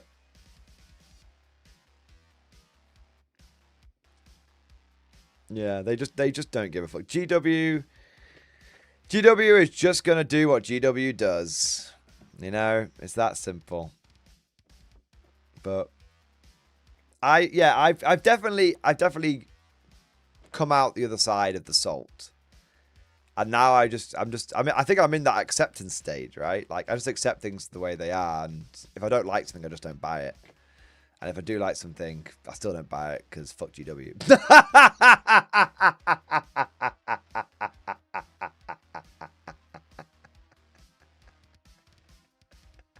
What? You never said hypocrite before? Oh, there you go. What do we got next? Simple Logic, thank you for the gifted membership, man. Thank you for the support. Thank you for doing your part. Talzon, thank you for super chat, bro. Want to share my hobby progress and how excited I am after picking up my pre-orders. Chop Chop edition really has me hyped up. Pictures in stream discussion. Let's have a look, man.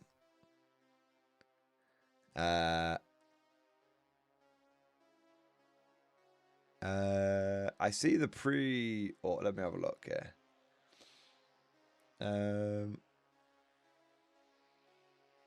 Oh, nice. Is this the picture? Excellent.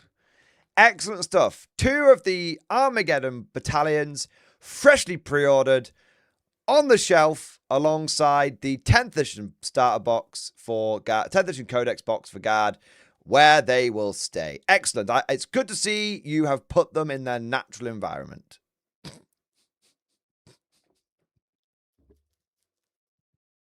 I look forward to seeing you. I look forward to seeing the hobby updates on these boxes in 3 to 5 years' time.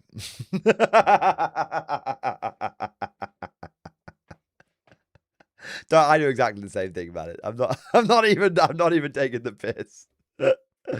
Exactly. Plastic toys onto boxes on the shelf where the hobby boxes belong. Exactly. There you are. I love it. Nice. On a serious note, though, like, it's hey, if you like, I did think the Armageddon Battalion was a pretty good box set offering. You know, it's a couple of those, and you've got a half decent force. You know, 4 hippogriffs, a couple of mechanized squads, a couple of dawns. Hey man, you won't see me saying that's a bad offering. I think that's a pretty bloody good offering. Yeah. What do we got next? Bert Carlson, thank you for the super chat. Weird question. How playable is a Sturm Tiger in K47? I mean, it's perfectly playable. Yeah, so in Conflict 47, you can use that. There is 100% cross compatibility from bolt action to conflict. So you can't obviously you can't put your conflict models into like bolt action. You can't have like spider tanks at like Dunkirk. I mean, you fuck it. You could do if you wanted to. You play the game you want. But anything that's in bolt action can be used in K47. So if you wanted to use a Sturm Tiger in K47, you absolutely could do. There's the rules fully accommodate it and allow it, and you just plug it into your list like you would any other unit. As for how good the Sturm Tiger is, it's actually a pretty good unit in bolt action, and it gets a little bit better in K47 because K47 is played at 1500 points and bolt action is played at 1250. And the Sturm Tiger is quite an expensive unit, so because you've got the extra 250 points to play with, it doesn't suck up quite as much of your list, and so you can sort of plug it into your army and still have plenty of points left over to take all the tools you want in your toolbox. So yeah, it's good. Yeah, it's good overall. It's not like S tier or anything like that. It's perfectly usable. You know, it's stick it in your list, have fun with it, and you won't feel like you wasted your time. Ace, thank you for the super chat, man. Thank you for doing your part. Ace, thank you. Oh, sorry, Ace, thank you for double super chat. I realized one didn't have the message, the second one did. Thoughts on the new tile detachment / visibility? I actually probably have a stream highlight coming out tomorrow it doesn't discuss the new Tau detachment. It discusses Tau and the new fly rules. I'm just going to say it now, Ace. I think Tau are going to be one of the sleeper factions for 11th edition. I think they're going to be one of the best factions out of the gate. I think thanks to their army rules with the whole guiding thing, they basically get to ignore all of the new terrain rules. I think the boards are going to be getting way more open than people realize, because if you want to hold objectives, they've got to go onto the terrain, which means they become exposed. I think that a lot of Tau fighter guns are really relevant in the edition. You want lots of high volume mid-range firepower. Tau bring that in spades, from Gatling guns to ion accelerators to hammerheads to all of it.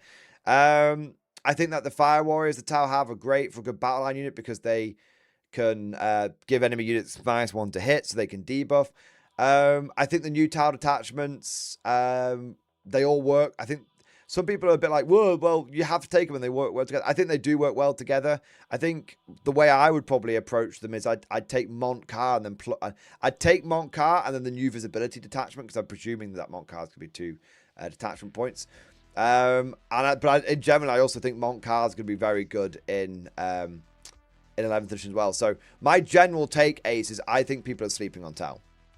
I think people are sort of running with the general tagline, and I'll admit I was for a while as well, that shooting is dead in 11th edition. I don't think it is. I think a lot of shooting is dead in 11th edition, but specific types of shooting, a lot of which the Tau have access to, are going to be even more deadly. It's going to be a case of like, if you there's going to be certain shooting up. It's going to be basically like 2 very distinctive camps of shooting.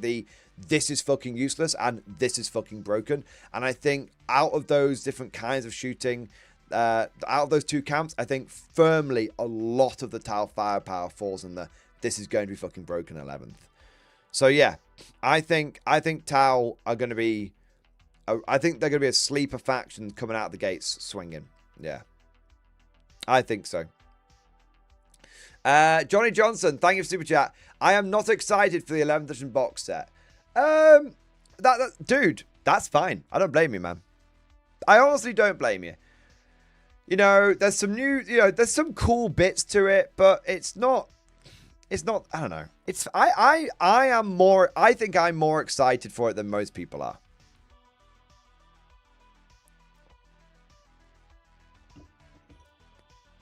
I think a lot of people aren't excited for it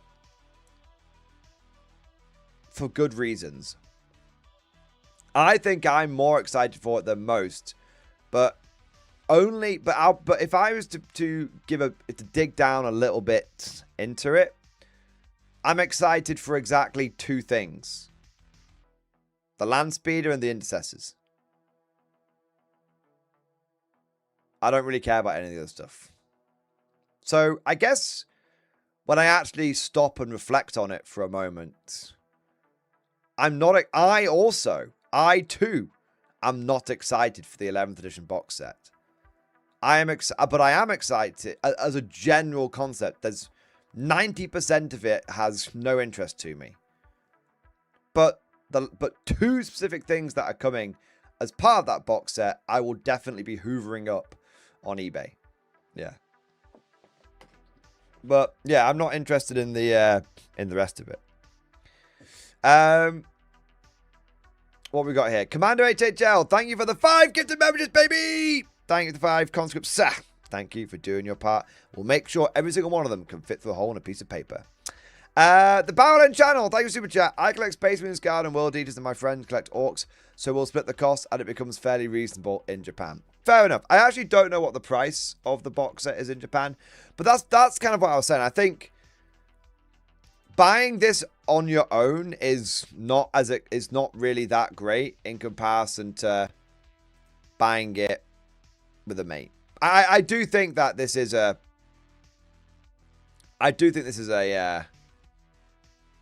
box set that's designed to be split with your friends. I tell you what, I switched the Japanese the website over to the Japanese website, and I was like, oh god, 9,000.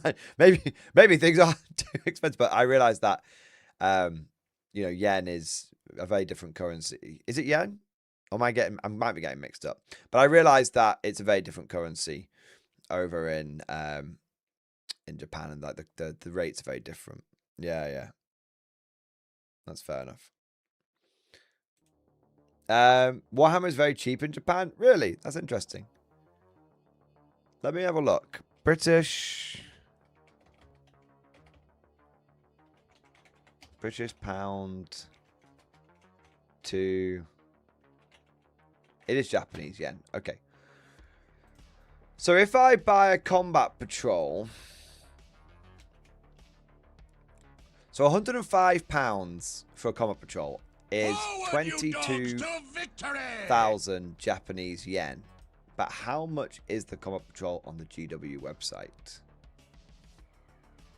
Oh man, I've got to try and like hilarious. 1 minute.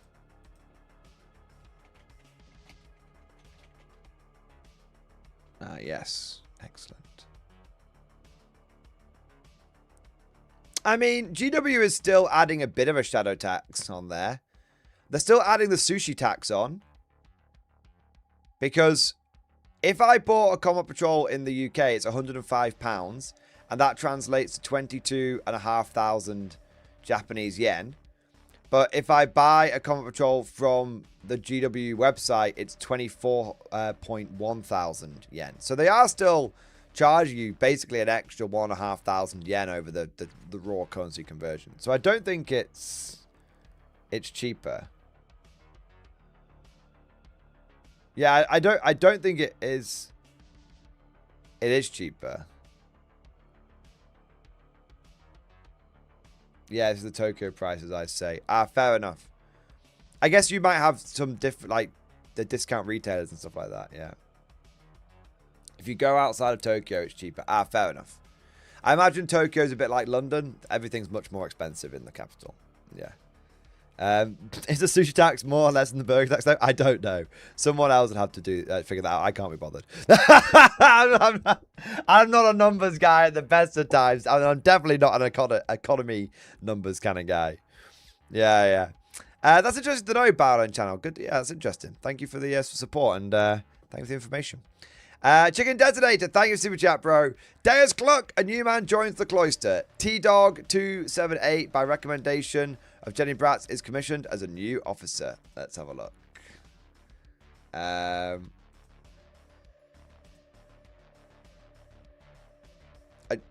double pager. A double pager. Right, I tell you what, I'm gonna show the pictures off, and I'm gonna circle back round to the text because I'm a bit behind in my super chats. Nice. Hey, that's a.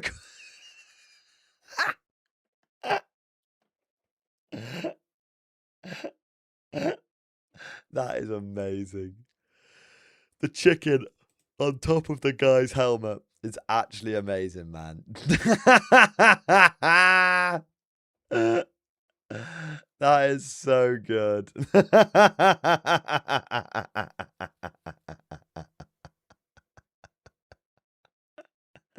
I love it. That is brilliant.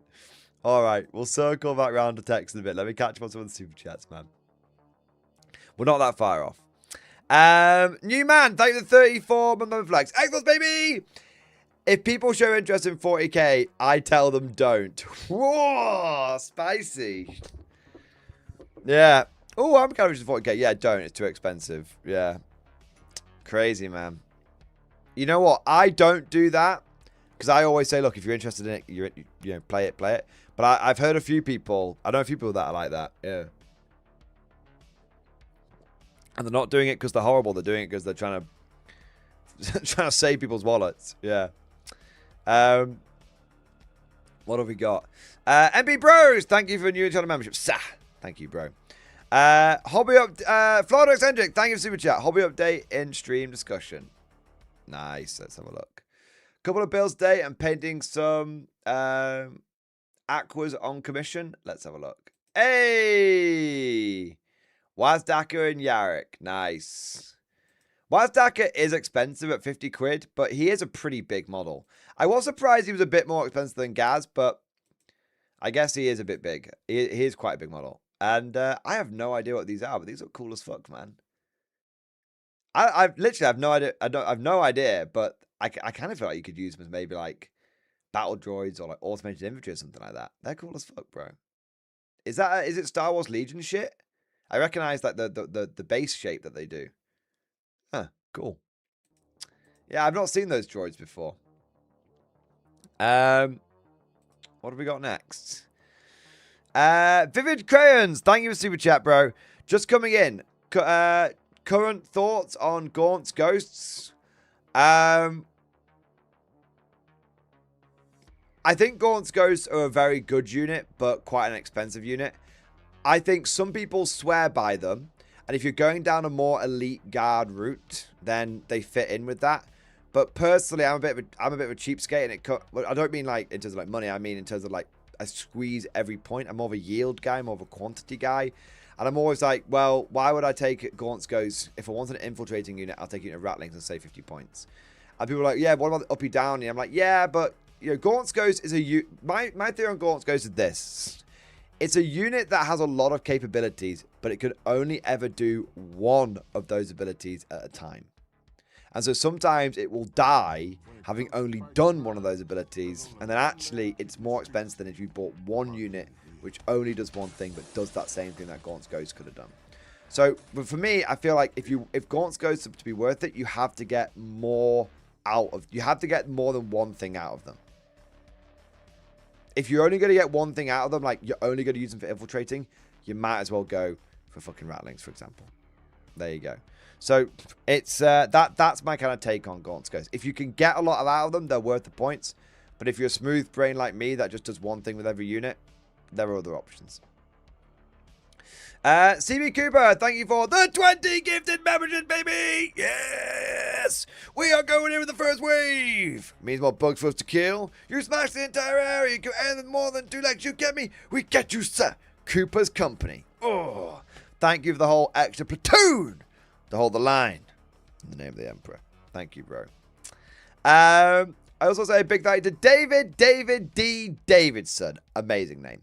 My wallet busted a rift. While you were gone, I spent $3,500 and I can field 10 plus combined armies for Bolt Action and Conflict 47. Been building them little by little. It's going to be a large project summer. Wow. Go big or go home. Holy shit, man. I'd love to see a picture of all those boxes, bro. That's absolutely amazing. Hey, if you're gonna do it, fucking one and done completes 2 game systems. Holy shit, man. That's amazing. Well, dude, that is awesome. And let me just say, I hope you have thank you for the support, and I hope you have a great summer building and painting all of that stuff.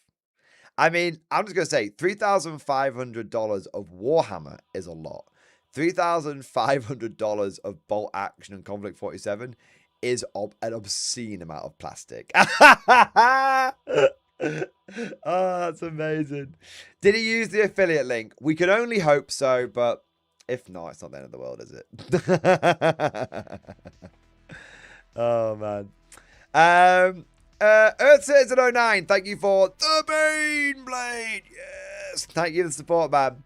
Thank you for the big super chat, bro. I like what you said the other night and decided to pull the trigger on the Vestorians. Not FOMO, but wanted to build another guard army that isn't Cadians. Vestorians are about as badass as Steel Legion. Hey, well, that's awesome, man.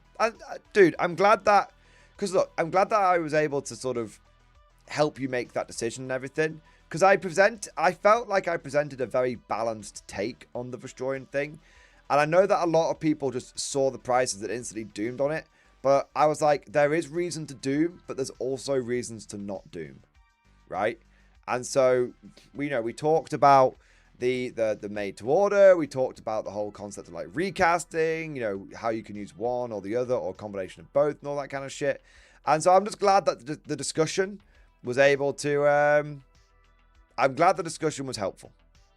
So, dude, thank you for the support, and I hope you enjoy those Restorer models, man. I want to say a big thank you to Dustin Polos. Thank you to 23 months, man. X-Force, baby.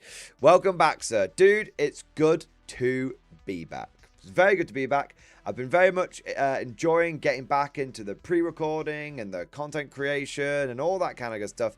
I enjoyed my time off, but I'm happy to be back. Yeah. Let's have a look.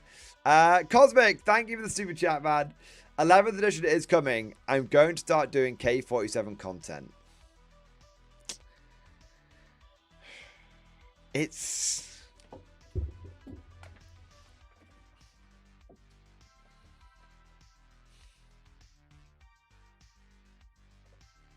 absolutely... you know what? I was going to say it's absolutely crazy to me, but it's not that crazy. It's interesting.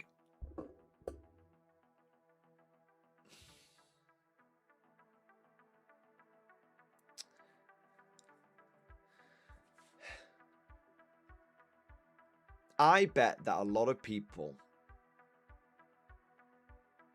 thought, and I don't think they were necessarily wrong to think this. I think it's a sort of natural sort of cynicism that people could have had, and I'm not demonizing it, but I think there's a lot of people that thought that, you know, there'd be some hype around K47, but when 11th edition came out, you know, it was going to suck all of the oxygen out of the room, and you know, K47 was going to end up falling by the wayside. And I think, you know, it's... I think if you look at some of the history of what's happened with Warhammer and stuff like that, that there is, you know, historical precedent for that. Like, 8th edition managed to suck all the oxygen away from, like, War Machine. Although there were some things that War Machine did at the same time that kind of fucked it. And, you know, Old World in many ways sucked a lot of the oxygen out of the room from games like Conquest, Last Argument of Kings, and Mantic, right? So we have seen this happen before, but I will say this: I don't think that's happening with 11th edition. Yeah, Old World also took oxygen from AOS. That's a good point, Artie Char. I think that's a good point. I don't think that's happening with 11th edition. I'm not saying it's... I think there's an element of... there is less excitement. That doesn't mean there's no excitement. That doesn't mean it's bad. I'm saying there's less excitement for 11th edition than there has been for previous editions. And there's a lot of reasons for that. Price increases, it being a continuation edition rather than a big reset or anything like that. People feeling a bit burned out from the breakneck paces of releases, blah, blah, blah, blah. But I do think that I think it is pretty obvious at this point, even to the most adamant GW ball washer, that 11th edition is going to be a deal. It's going to be a relatively big deal, but it's not going to... I don't think it's going to completely suck the oxygen out of the room, as has happened sometimes in the past. And that's really interesting to see. And, you know, if I was to give you my own personal perspective on it, I am mildly interested in 11th edition. I think I'm looking forward to some more immersive boards, and some of the rules I've seen have been pretty cool. I like the idea of how you have spotting for artillery and stuff like that. I think there's a few fixes coming along, like monsters being able to tank shock as well, and so on and so forth. So yeah, I think there's some interesting things that have come out with it. I think there's going to be some fucked things for it, but, you know, I'm mildly interested in it. But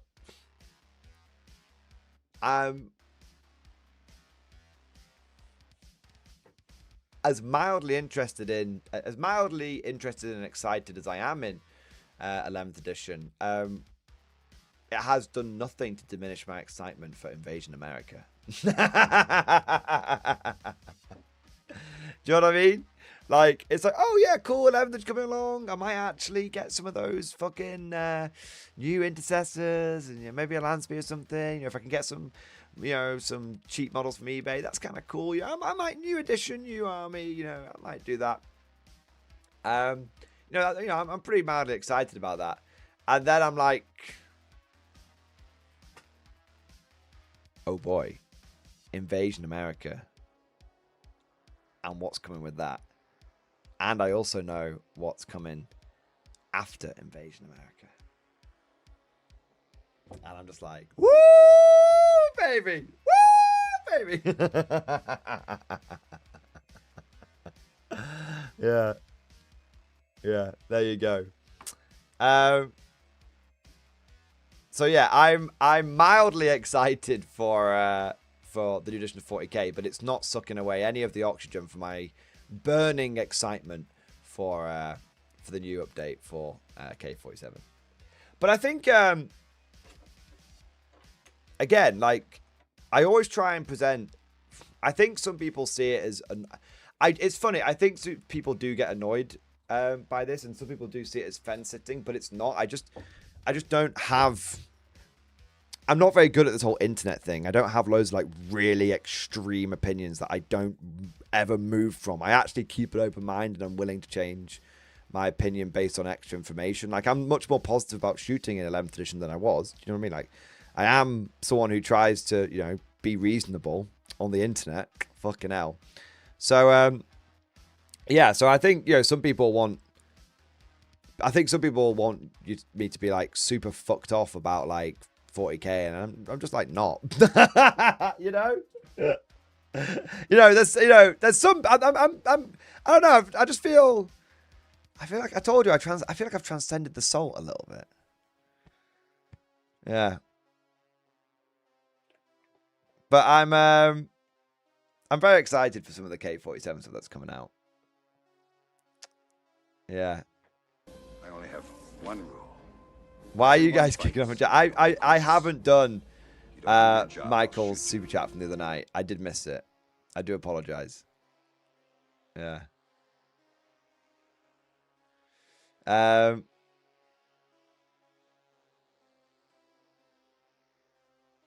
What was I going to say? There was something I was going to say. It's gone up. There was a reason I was mentioning not being like fucked off with 40k, and it's gone out my head. I was going to make a point, and I ended up waffling too much. But anyway, makes me wonder if 11th edition fails to land well, that K47 may still. Oh, that was it.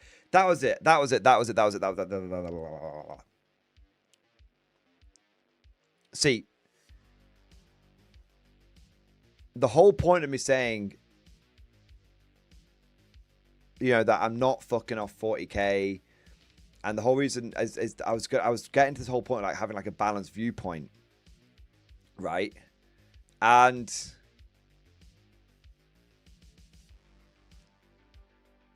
the balanced viewpoint I was going to make is, I think it is important to acknowledge that 40k has been around a really, really long time, and I've been playing it for a really, really long time, and so naturally there's going to be a little bit more of a just business of usual. I think naturally there's going to be an element, not a all-consuming factor, but an element of it being a bit more business as usual, whereas Conflict 47 is like still very fresh and new and exciting, and whereas with 40k it's really easy to like see the patterns and like predict GW's behavior, which is how I'm able to like, you know, send me to the black ships and all that kind of stuff, because I've just been in the game so long that I kind of know what GW is going to do almost before they know at this point. With Conflict 47, I have no idea what to expect. I don't know where the storyline is going to go. I don't know what new units are going to be released. Like some of the shit that I told you is coming from like the Japanese, I could not have predicted that was the angle Warlord was going to go with, and I love that they've gone with that, right? So the point is, like, I do think that it makes sense that I'm naturally more excited for K47 because that's the fresh new thing, new kid on the block, right? Whereas 40k is, like I said, a little bit more of the business as usual. And I think it's important to, like I said, this is why I think some people can get a bit frustrated because they think I'm just being a bit... You're being too reasonable, Morty. No, shit on 40k. Wank off K47. And it's like, no, I try and take the time to understand why I'm thinking and feeling the way I am about the different game systems. right? And I try and look beyond the lizard brain like base reaction. I try and think like, you know, why am I more excited for K47? Oh, because it's just so new and fresh and exciting. Why am I not as bothered about 40k? Well, you know, I've played a lot of 40k over the time, and you know, and yeah, when Yarrick came back, that was fresh and exciting. Look how excited I got for that. So, you know, there's still that sort of element to the game and everything. So yeah, I think it's natural to just sort of, I think it's natural to acknowledge that, because I think sometimes it can seem like, you know, all I ever do is dump on 40k, and all I ever do is wank off K47. But the reality is, like, K47 gets a lot of hype at the moment because it's just very exciting, because it's very new.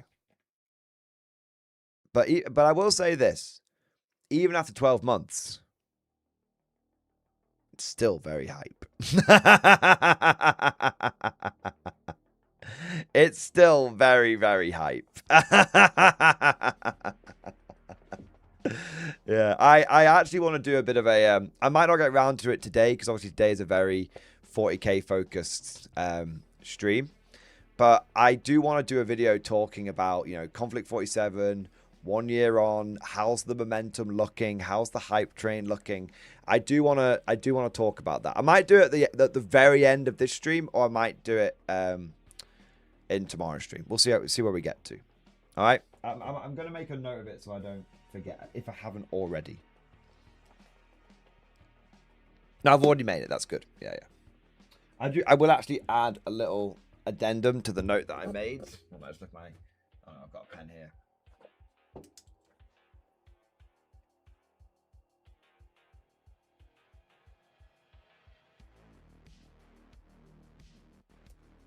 All right, there we go.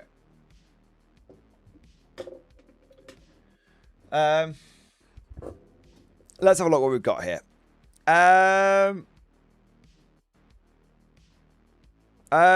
Cosmic, I kind of went massively off topic on your super chat. Let me just say one thing before I move on.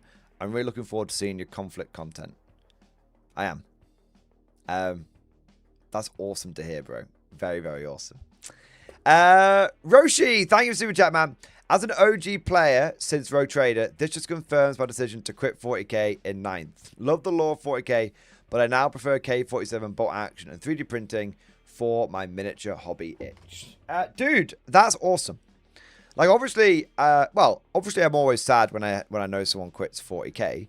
But mostly I don't get too sad if someone quits 40k, but they're still living their best hobby life just in a different ecosystem. If someone just completely crashes out of wargaming, that I think can be a shame, because I think this is a fantastic and very rewarding hobby. But yeah, I you know what? It doesn't surprise me, because 40k is very different to how it used to be. You know, we're talking about that hobby itch, right? And you know, 40k, the service that it offers now in terms of the gameplay experience, it being more game mechanic-y rather than war simulatory, and the way the models build and the sprue layouts and all this kind of stuff. The Warhammer 40k now is a very, very different beast to the Midhammer days.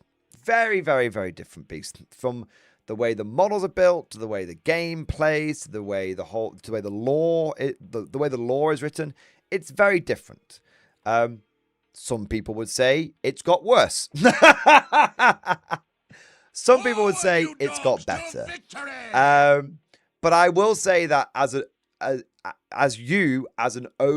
wargamer, finding pastures new does not surprise me, because you got into 40k based on a different service that was being offered, based on a different thing, based on a different itch that was being scratched. And now it's doing something different. It makes total sense for you to be like, I still need my itch scratching. I need to go and find someone that will scratch it for me. So it makes sense. It's not to say, you know, some people, like I said, will say that new Hammer is a complete bag of shit and everything. But I think that it's not necessarily that it's got worse. I think that it's got different. And for a lot of people, it's not giving them what they used to want. Yeah. There you go. What have we got next? MP Bros, thank you for super chat. Meant to say I put something in stream discussion. Let's have a look, man.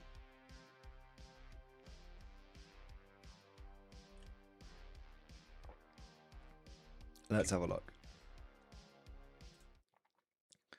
Good evening, MG. It has roughly been a month. I've been working my job hard, and I think I've stopped losing weight, and I've begun gaining weight from the muscle I've been putting on. I honestly can't completely tell. Hey, well, that's good. Muscle weighs more than fat, man. You got to lose it to gain it. There you are. That's, well, if you've been working hard, and hey, the main thing is, do you feel fitter and healthier? If you do, that's good.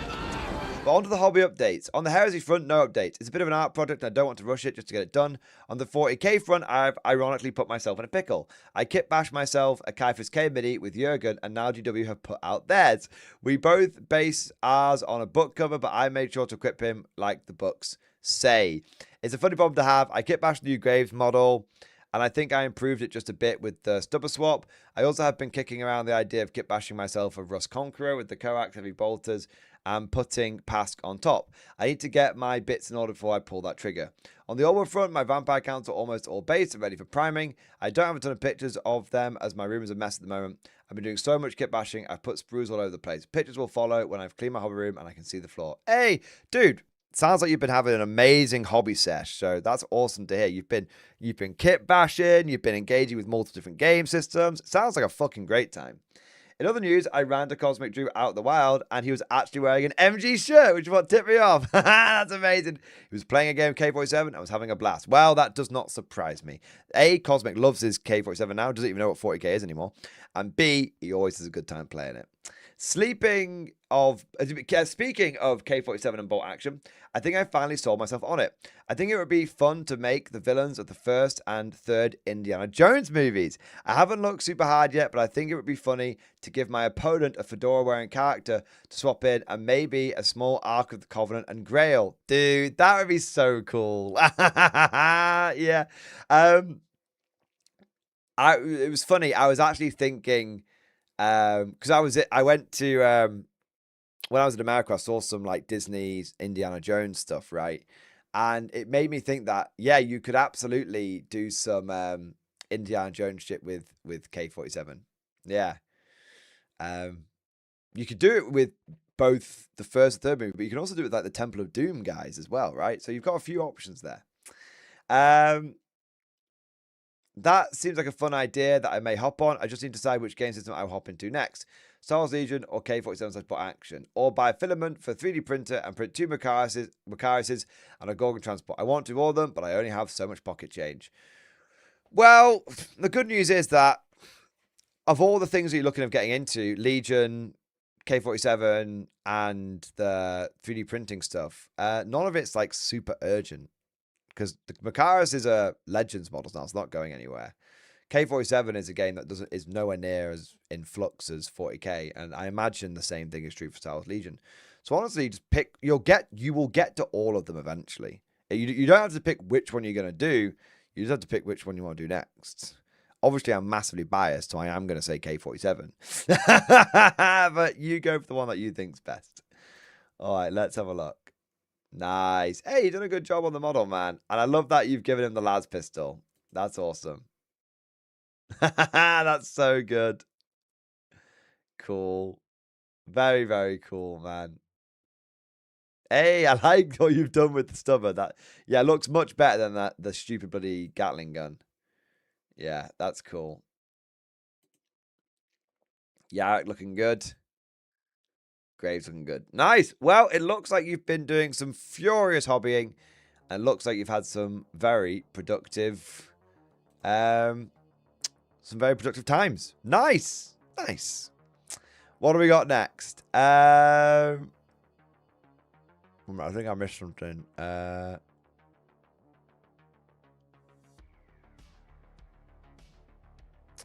was for... I want to make sure. That was MP Bros. Okay, good. And then we've got Margaret Telebaland. You must read Michael Gibson's message on Discord. I'm going to do it right now.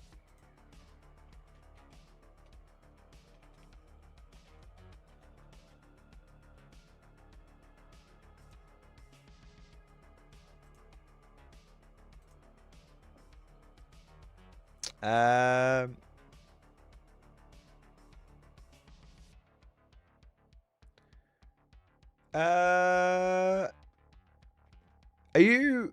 you're Gibby in the Discord, right? The last message I have from you was on the 30th of April. Oh, wait, no. 1 minute. Yeah. So I don't see the message.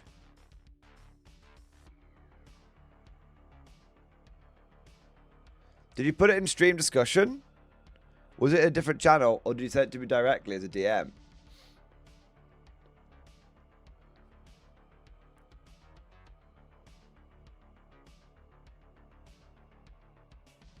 Oh, it was a DM. Okay, there you go. That might explain it.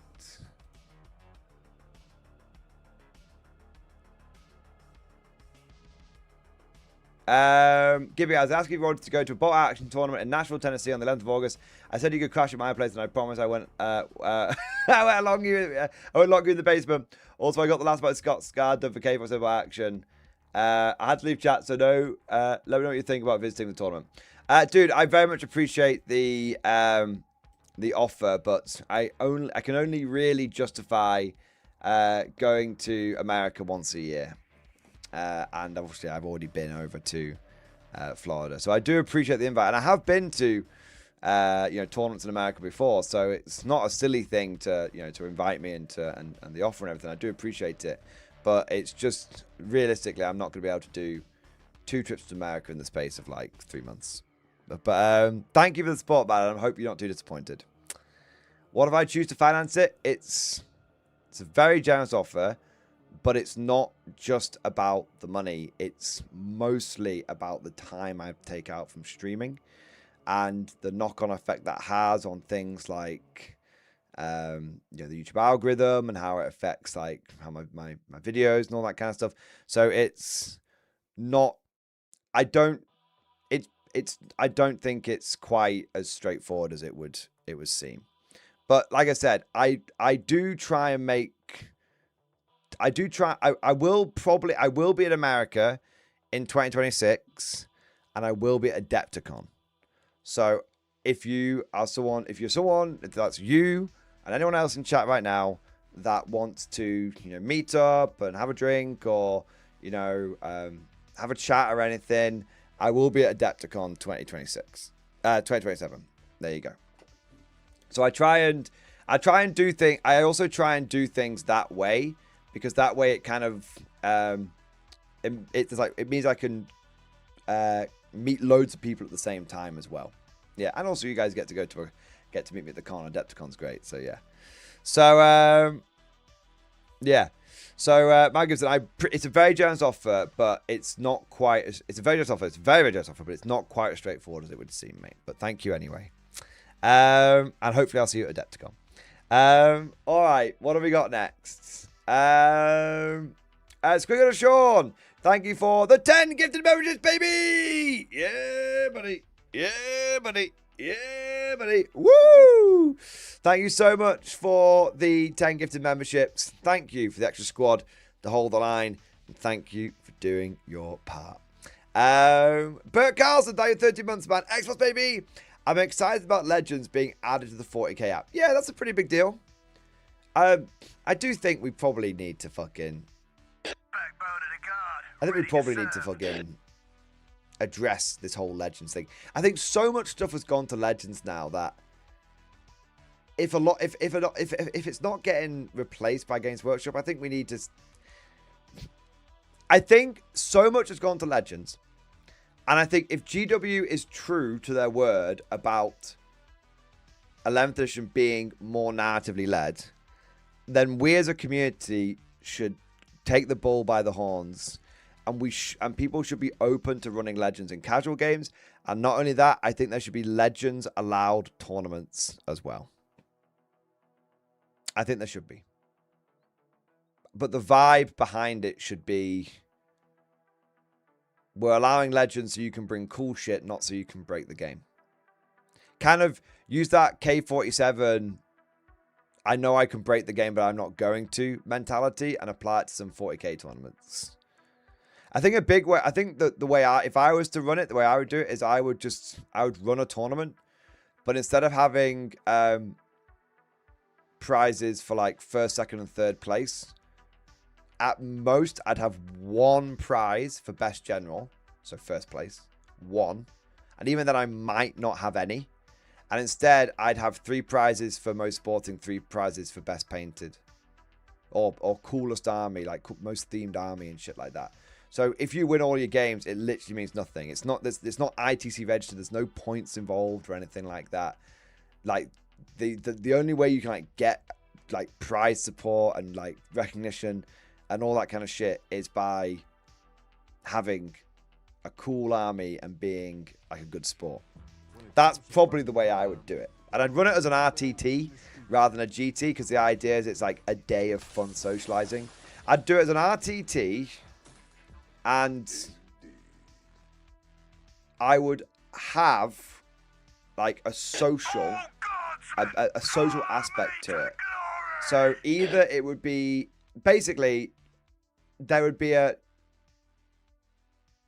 if you came along. If you wanted to go home at the end of the day, of course, no problems. But there'd be an organized thing like, hey, anyone who wants to, we're going to like go down to the local pub or go down to the local curry house and have a bit of an end of tournament social time before everyone rushes off back home. That's the kind of event it would be. So it's one day, so it's not taking up your entire weekend. There's no prizes for winning. It's all about having the coolest armies and being the most sporting. And at the end of it, those people who want to engage in the more social aspect, we can all go and get like a fucking dirty kebab or curry and a few pints, and then have a couple of hours after the end of the tournament, having a bit of a chinwag, and then we can all go home and enjoy the rest of our weekend. Yeah, I think that would be the way I'd kind of do it. Yeah. What do we got next? Crucible, thank you for the gifted membership, baby. Thank you for the support, man. Thank you for doing your part. I also want to say a big thank you to David D. Davison. Photos of boxes and some of my built models in stream discussion. Oh my god. Boxes I kept and models built and unbuilt so far from the portion I received from the $3.5K. Oh my fucking god.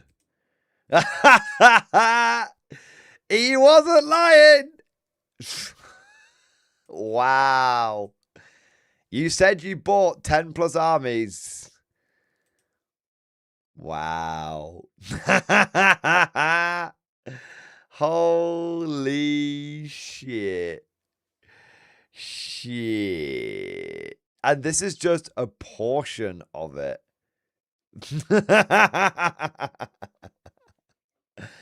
The Canorian, people leaving 40k saying it's too expensive, be like, So yes, I appreciate the joke, but sorry to be boring.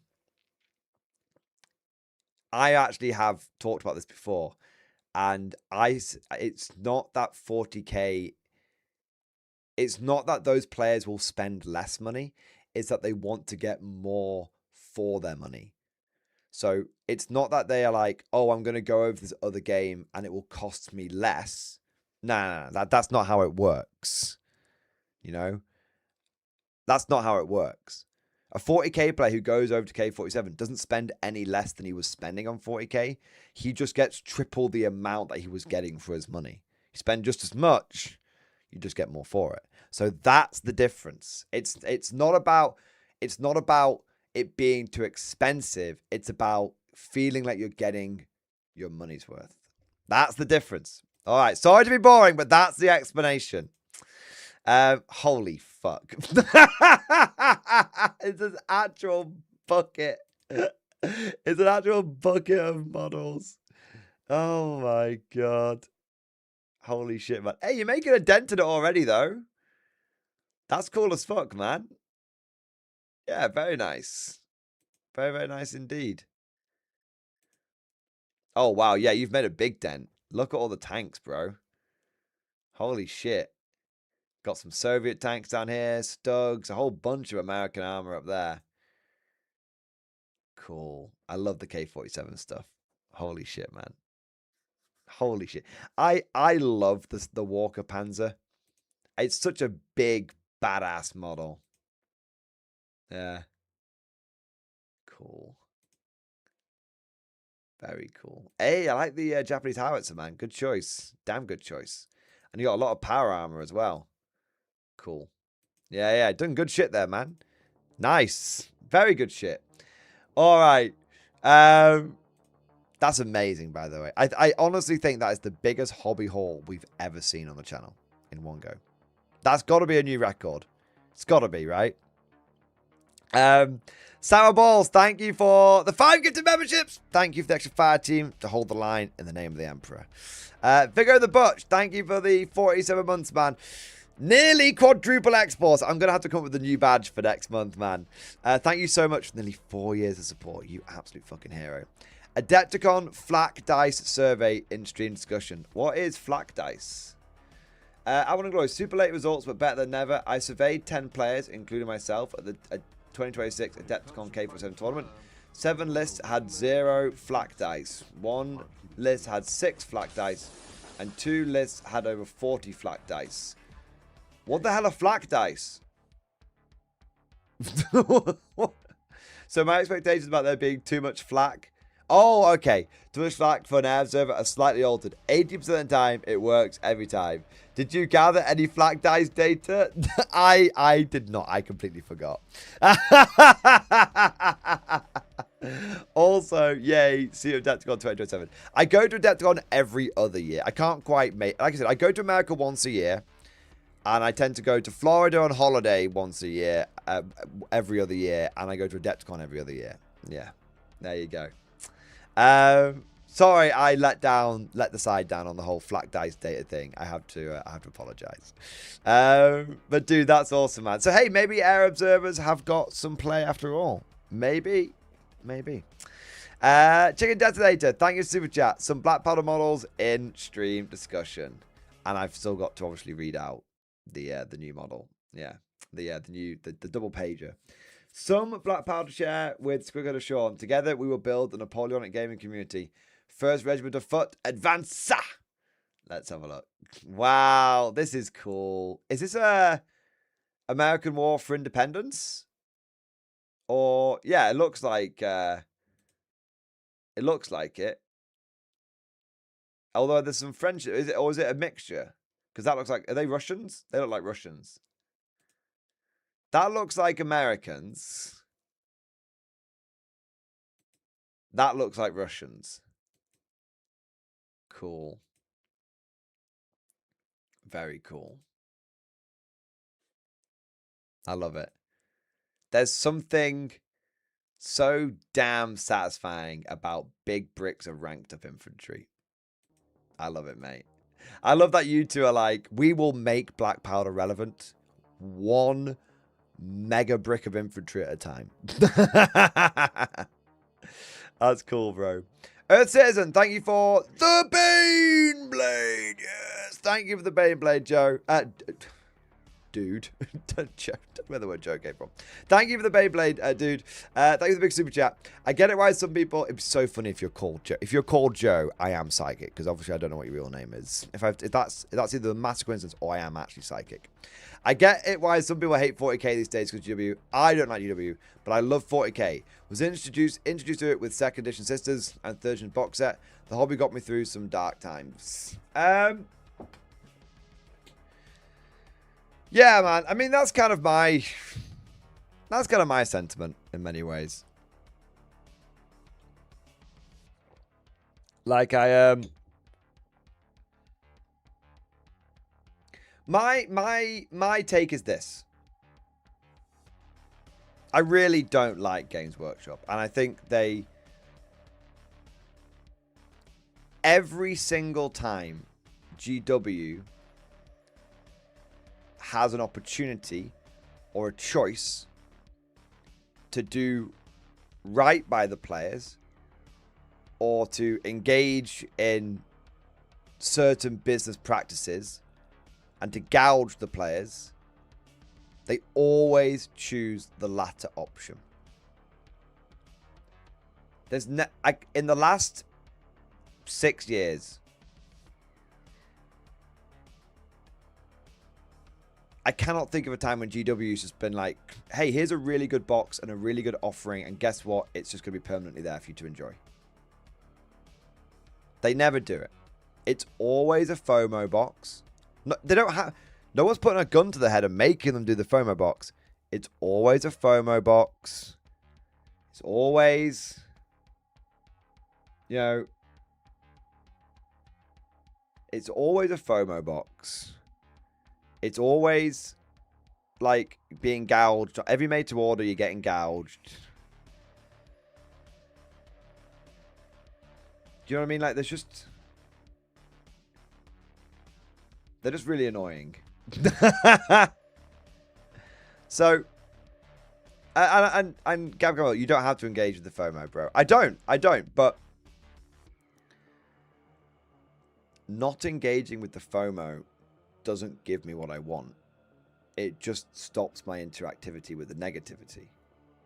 But there's a difference between not getting involved in the FOMO and being able to enjoy a really fucking good box, right? There's a very, very important distinction between those two things. And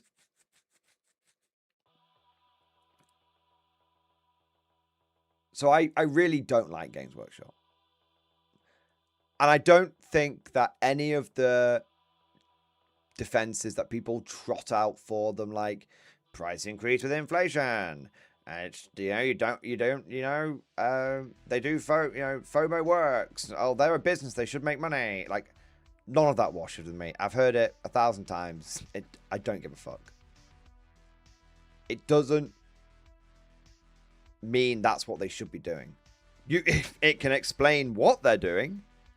Doesn't mean what they're doing is right. Doesn't mean what they're doing is what I want them to do. Doesn't make me go, oh, of course. Oh, all is forgiven. GW, milk me harder. It doesn't make me do that. Because it's still not what I want them to do. I understand perfectly well why they're doing it. Doesn't mean I have to like it. So I hate GW for what they do. I wish they could just not always choose the scumbag option. Even if that's the most effective option. I wish just one time they could just not pick the scummy option. Alright? So I fucking hate Games Workshop. As for loving 40k, I love the Imperial Guard. I don't love 40k. I like 40k. I think 40k as a general concept is very good. And I think a lot of I love the era of 40k that I grew up in, but I would definitely say now that I like 40k, but I love the Guard, but I don't love 40k in its entirety. I think, you know, a big part of that is the way GW has changed a lot of the lore, like the way they don't, you know, the way that certain bits of lore have just been allowed to basically like wither and die. Like I thought, you know, STCs are really cool, and you know that going away, and so yeah, I like 40k, but it's definitely, I don't love it as much as I used to, but I still love my Imperial Guard more than ever, as much as ever. But like the Guard is my island in 40k. It's my refuge in 40k. Yeah. But I do agree that like the hobby has got me through some like difficult times. Like whenever I'll be honest, I've not had, I imagine there's people that have had much more difficult lives than me. But you know, whenever I've been like stressed out at work or stressed out with life and all that kind of stuff, I have always been able to like sit down and enjoy a bit of hobbying and a bit of painting and all that kind of stuff. So yeah, but you know that I don't. But for me personally, that's not a unique gratitude I have to 40k. That's a gratitude I have to wargaming, because for every memory I have of me sitting down and enjoying painting a bit of 40k, during a stressful period of my life, I have a memory of me sitting down and painting other models as well, like Old World. Because I played Old World back when it was Warhammer Fantasy, right? And more recently, I've got, you know, when I've been like a bit stressed, I've been able to enjoy a bit of K47 and whatnot. So, yeah, basically, in summary, I get why people hate 40k these days because of GW. I get that as well. My take is I hate GW. I like 40k. I love the Imperial Guard, but I'm grateful to Wargaming as a whole for what it's done to me, not specifically to 40k. But that's because I play, and pretty much always have done, played multiple game systems. Yeah. So I agree with you, but I have a slightly different take on it. Burke, thank you, Super Chat Man. Mordicon, the people demand it. Well, Tantalus is kind of Mordicon. It's called Guardfest. So I kind of have Mordicon already. But maybe we need Mordicon and we need Guardfest, you know, maybe. All right.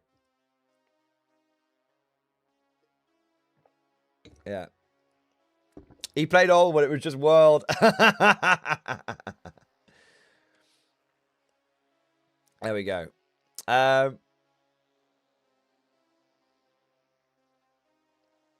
All right.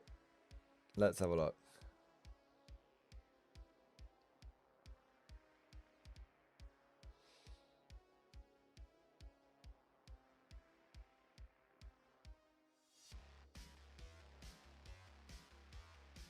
Anyway, there we go. What have we got here? So, what was the results of the poll?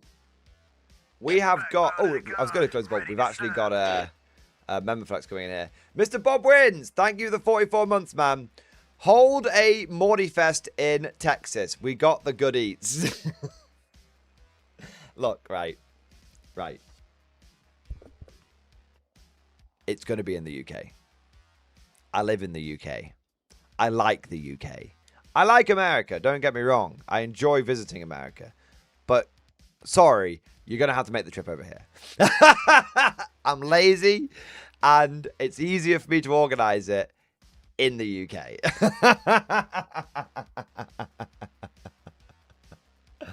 Oh, my God. Oh, my God. Anyway. Shout out, he's ours. All right. What have we got here?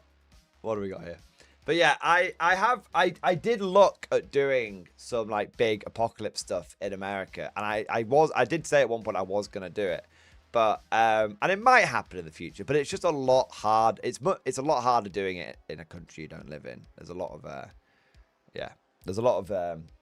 like logistical things to take into account. Yeah.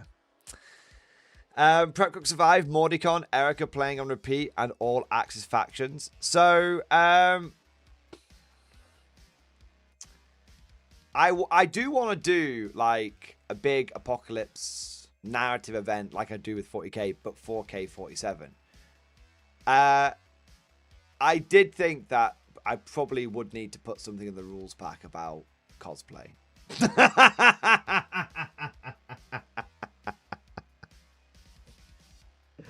Oh man, like something you got something significant alterations to make it look like the Green Vault something, you know. No, you can't just turn up. No, I don't care if it's your granddad's. No, I don't want to see your Argentinian passport.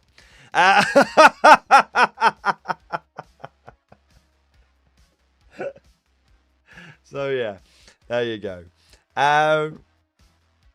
Anyway, what have we got here? What do you mean I can't wear my granddad's uniform? I'm not saying you can't wear it. I'm saying you're going to have to make some significant alterations to it.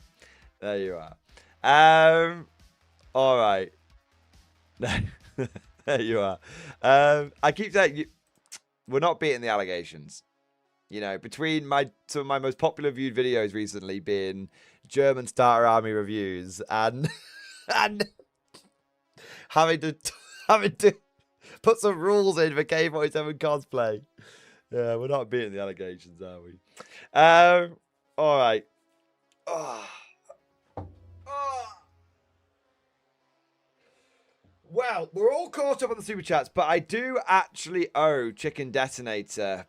I do actually owe Chicken Detonator a bit of a super chat do over, as it were.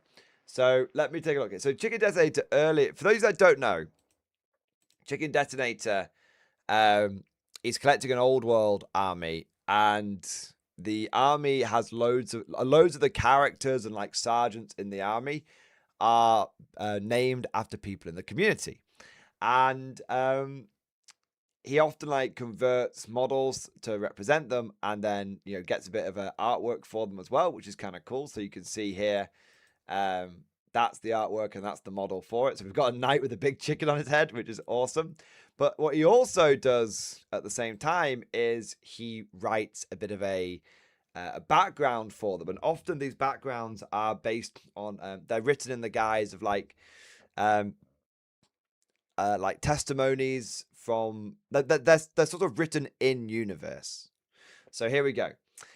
From the Testament of Saint Chicken, the finding of T-Dog 278, called the Silent Cluck and the Roost Rock. And it came to pass in the days when the cloister's banners were carried far beyond the old roads, when the faithful marched through dust and hunger, that Jenny Bratz, newly called beneath the feathered sign, went among the poor places where few officers cared to look. There, beside a market wall blackened by smoke and neglect, she found one cast low by want and sorrow. His name was T-Dog 278, and he possessed neither purse nor patron, neither warm hall nor ready bread. Many had passed him by, for he spoke no word, and there were those among the proud who mistook silence for emptiness. But Jenny Bratz did not. For she looked upon him, and beheld not a beggar, but a soul unspent. She saw in his eyes a watchfulness unbroken, and in his bearing a humility that no hardship had slain. Though he could not speak, his faith cried louder than trumpets. Thus did Jenny Bratz take him by the hand, and raise him from poverty and sin, saying unto those gathered, Let none say the voiceless are unheard by Saint Chicken, for the saint knows the vow before it is spoken, and weighs the heart before the tongue is moved. And she brought him to the cloister. There T-Dog 278 took upon himself the lowly duties of the supplicant. He swept the chapel stones before dawn. He carried water for the wounded. He cleaned the ash from spent guns, and bore powder where others feared spark and flame. He mended straps, sharpened blades, tended cook fires, and knelt in vigil without complaint. No order given to him was beneath him. No labour placed upon him found him unwilling. No mockery broke his patience. No silence diminished his devotion. And the brethren began to say among themselves, His mouth is shut, yet his oath is plain. His words are few, yet his faith is many. So in time he was permitted to join the order militant of the cloister, and he marched to war beneath the sacred banners. He took up steel not with boast, nor with song, nor with proud declaration, but with solemn hand and steady breath. Then came the night of demonic horrors, when foul things crawled from smoke and rent earth, shrieking with voices not meant for mortal hearing. Many brave men trembled, some looked away, some prayed aloud until their throats cracked, but T-Dog 278 stood firm. He did not cry out, for no cry was his to give. He did not boast, for no boast was needed. He only planted his feet, raised his blade, and held. When claws broke upon shield and shadow pressed against the line, he remained. When the lanterns failed and the ground shook beneath infernal weight, he remained. When fear passed from man to man like sickness, it stopped at him as wave against stone. And those who survived that dreadful hour spoke of him with awe, saying, There stood the silent one, there stood the rock, where he held, the line did not break. Thus did T-Dog 278 earn the respect of the order militant, not by speech, nor rank, nor noble birth, but by steadfastness before the unclean, and by faith made visible through action. Therefore, by witness of brethren, by merit in trial, and by grace of Saint Chicken, he was raised from supplicant to soldier, and from soldier to officer. He was granted commission as captain of the great sword detachment, that those who wield the heavy blades might learn from him the virtue of stillness before the strike. And he was given 2 names of honour, the Silent Cluck, for though his voice is withheld, the saint's will is heard through him. I love that, the Silent Cluck. The Roost Rock, for where he stands, the faithful gather strength and the enemy finds no passage. Let this be remembered by all who serve beneath the comb. The loud are not always the bold. The speechless are not always unheard. The lowly are not always weak. For St. Chicken does not measure worth by tongue, but by the soul made steadfast. So it is written in feather and ash. So it is kept beneath the sacred roost. So shall T-Dog 278 be honoured among the faithful until the final crow. Deus Cluck. Deus Cluck. Deus Cluck. Deus Cluck. That was a longie, but that was a goodie. That was awesome, man. That's what I love. Not only about more narrative games like Old World, but that's what I love about the Old World community. You know, that kind of shit is just absolute immersion. Spam it in chat, boys. Absolute immersion. There you are. There you are, man. That's great. That's awesome, man. I enjoyed reading that. It's been a long time since I've had a Chicken Detonator Old World update, and I have to say it was very enjoyable. All right, yes, Eric. Absolute immersion. Absolute immersion. There we are. There we go. No, the Canorian, that's part of the fun. That, like, it's this really, like, old, like, written, like, in sort of old-timey ways, but then you've got, like, the people's usernames. That's part of the fun. Yeah. There you go. Anyway. Let's have a look. There you go. Anyway. By the way, I'm just going to say in chat, I can see people are getting, like, are still talking about, like, the prices and stuff. I think that people are probably talking it to death at this point. So I'd say just if you can't agree to disagree. And yeah, there you go. Rather, because I can see people are going to start falling out over it. So yeah, just if you can't agree in chat, just agree to disagree and move on. There you go. All right. What do we got here? So so we've basically covered the box set, and we've covered the super chats and everything. So we're at a good point here. We're not finished with the stream, but I've got a few other topics that I wanted to discuss. Let me just make a note here.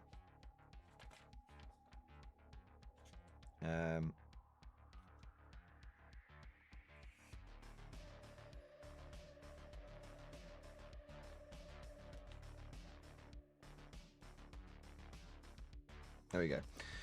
But what I'm gonna do is I need another drink because I'm thirsty, and I need a snack because I'm kind of hungry. So I'm gonna grab a quick snack and a drink, and then I might bring the snack back here so it's not like an empty chair the entire time. Although I know you guys love the chair.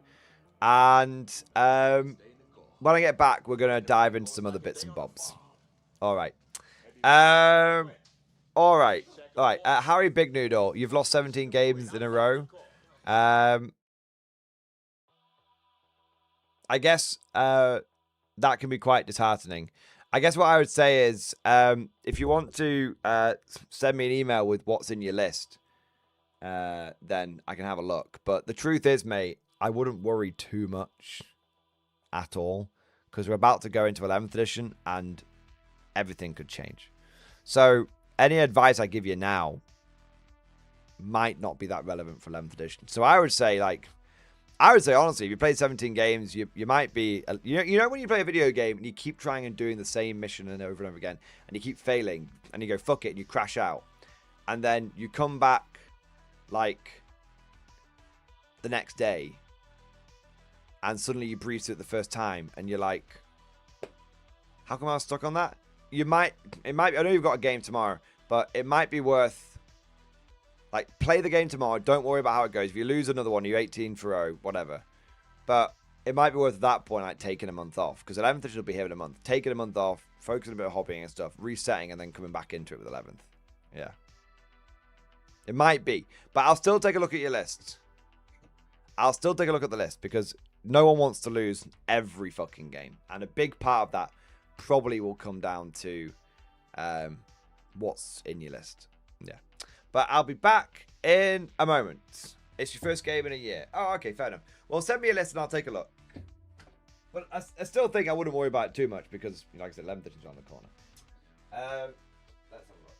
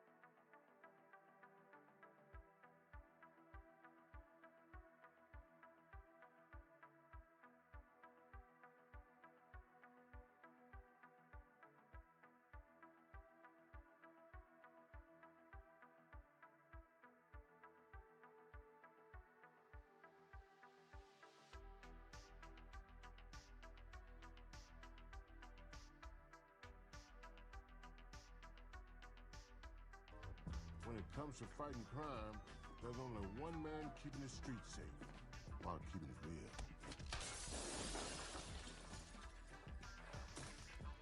Indeed.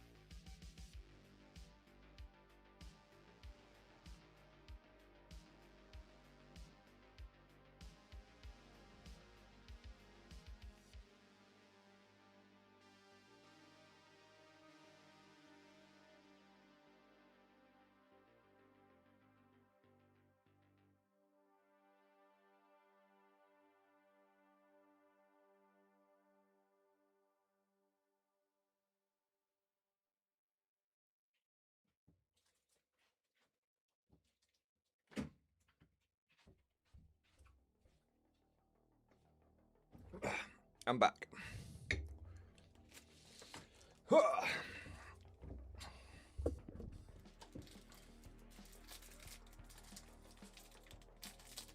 I've already had most of my snack. I'm just going to have a little bit more.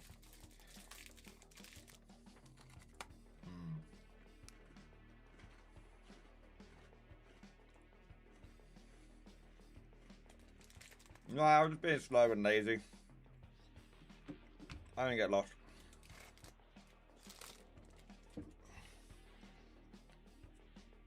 I just didn't have a particularly big dinner, so I had a bit of a longer snack.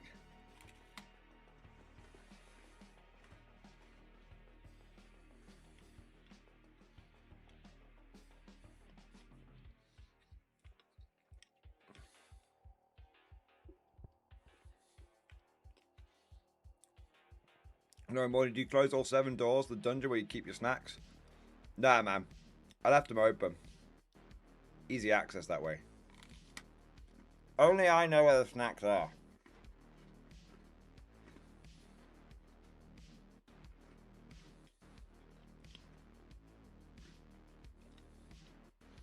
It was 25.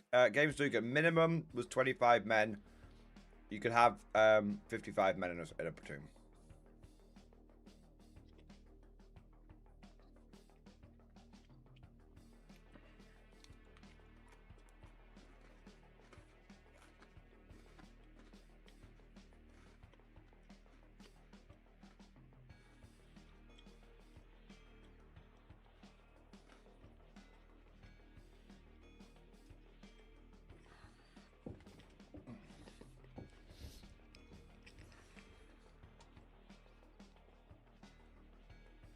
There we go.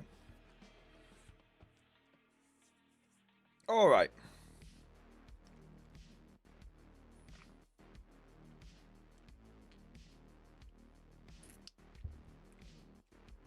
So, I'm going to have a...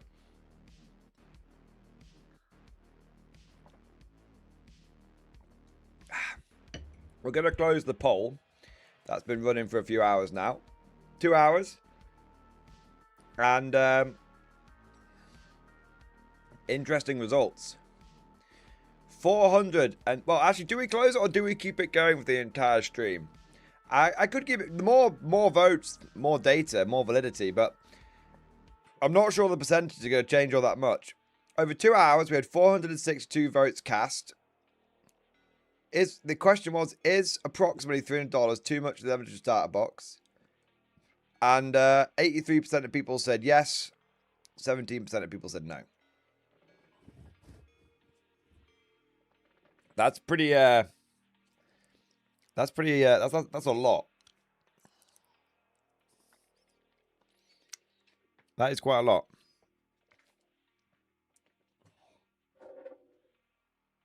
Unless the 2 a.m. joiners are all GW fanatics or very wealthy. Yeah, true. Right. Let me have a look here. I've already done that one.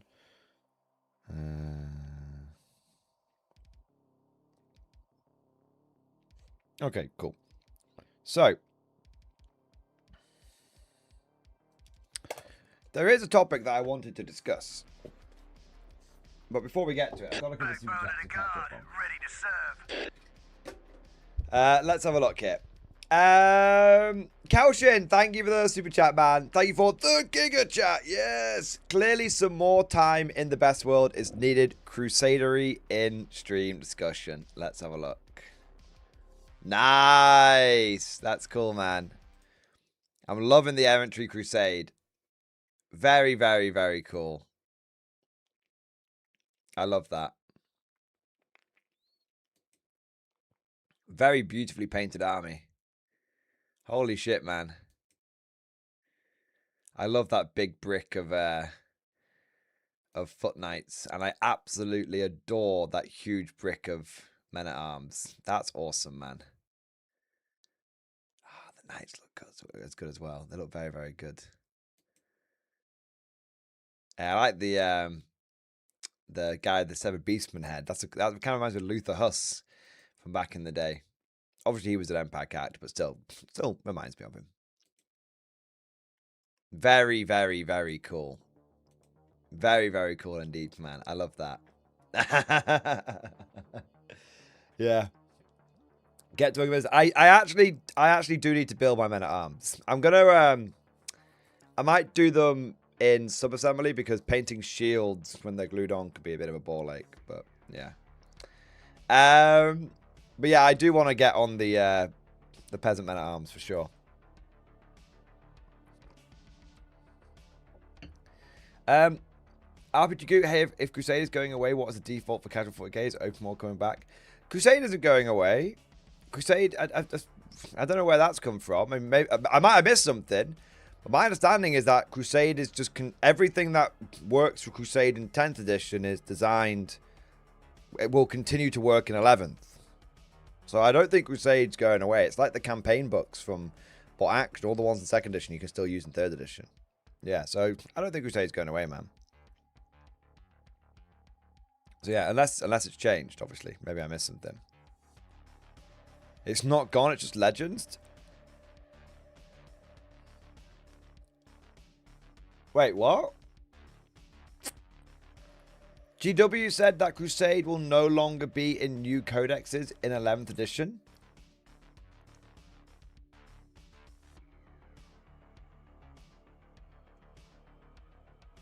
What?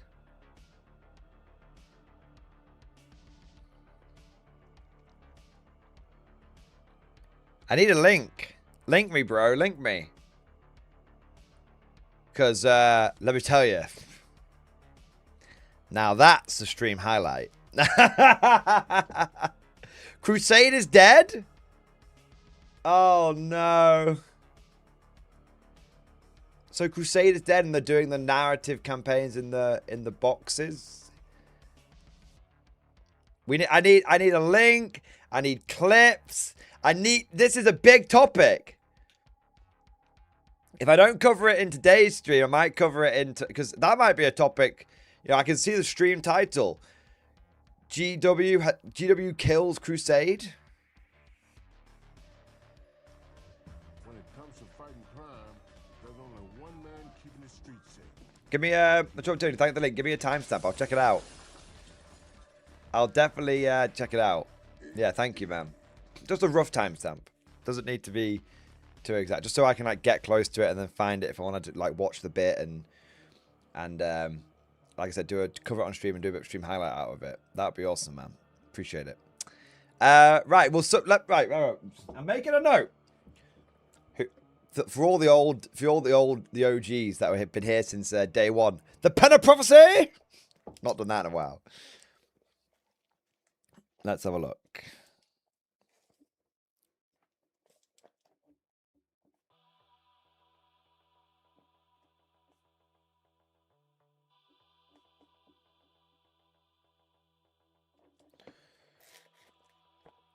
Mordian is an editor and writer of the Daily Bugle.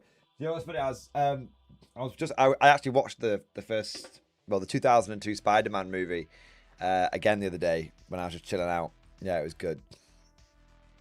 Every scene with is it Jonah J. Jameson? Every scene with him in is just so good. Yeah. All right, what have we got? We'll circle back around. I got a few super chats. What I'll do first. Russell W, thank you for the super chat. Fire at the Forges for the Legion of Steel. Let's have a look, man. GW may de-angry windmill the Steel Legion, but not on my watch. We're not beating the allegations. Fire up the Forges. I mean, I'm not gonna lie. Is that the Panzer III? That goes fucking hard. Holy shit, man. Like, some of these other ones, I don't see the sort of... I mean, maybe that's the Panther. I see, like, oh, that's the Mouse, maybe. That's the Panther. Maybe that's the Panzer IV. But that one is my favorite. Holy shit, man. That actually looks like a prop. That looks like a sci-fi Panzer III.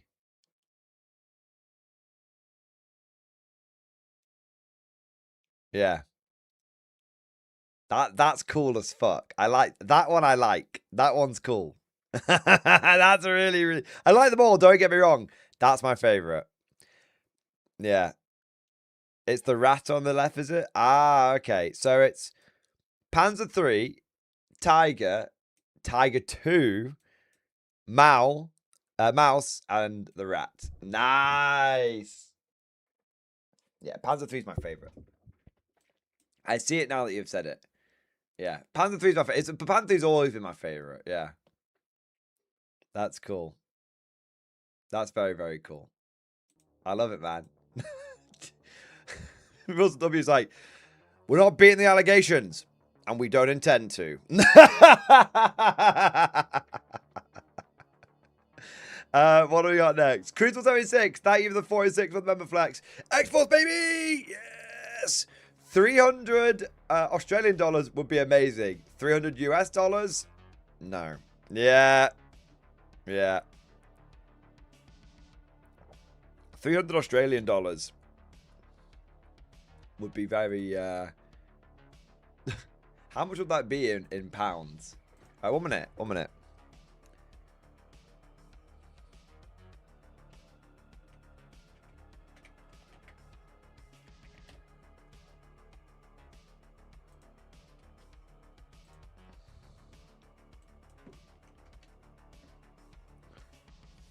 Wait.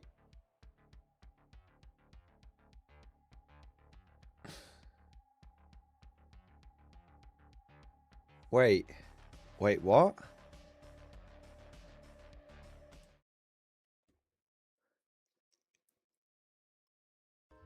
When it comes to fighting crime, I thought, like, Australia had a terrible conversion rate, but that's basically just 2 to 1. So why is it going to be 500? Why is GW charging an extra $200 to the Australians?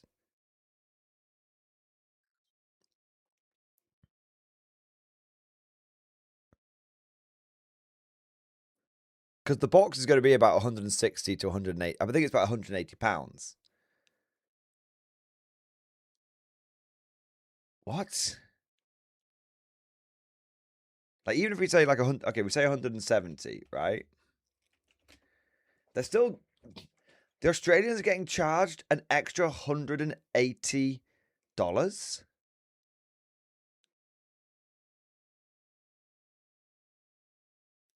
Why?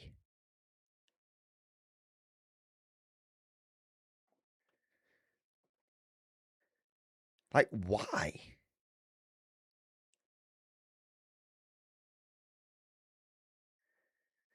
Australian prices are so much more because of import tax and stuff like that. Oh, okay, fair enough. Jared, man, GW, thank you for super chat. GW hates us because Australians are convicts and they have a Churchill look on the empire. They have a Churchill look on the empire. Fucking hell. No, if it's a Churchill look on the empire, we'd be absolutely gouging the Indians because apparently he didn't like those very much. But anyway, let's not get into that particular can of worms. Yeah, he was a flawed man. He was a flawed man. We can all agree he was a flawed man. Anyway, the Australians. I mean, you know what's kind of funny? I kind of get it. Because obviously, I mean, yeah, there's a lot of countries which are trying to, like, protect their, like, I mean, okay, so I kind of get it.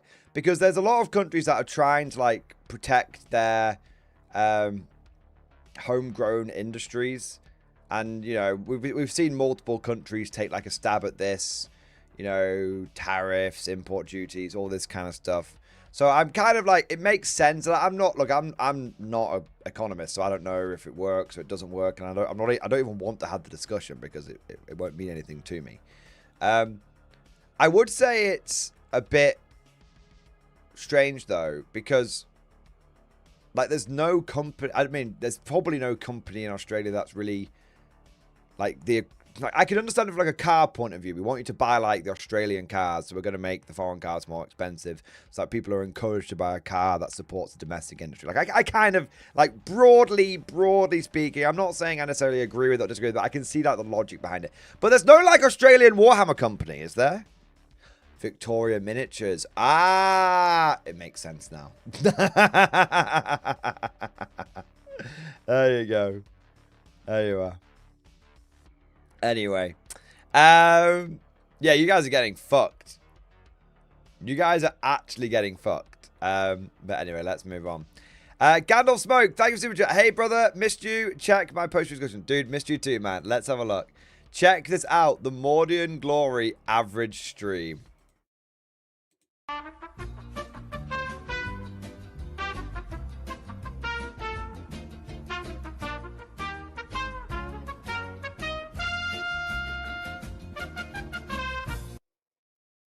No lies detected. In fact, I'm going to send it to Evan. When it comes to fighting crime, there's only one man keeping the streets safe while keeping it real.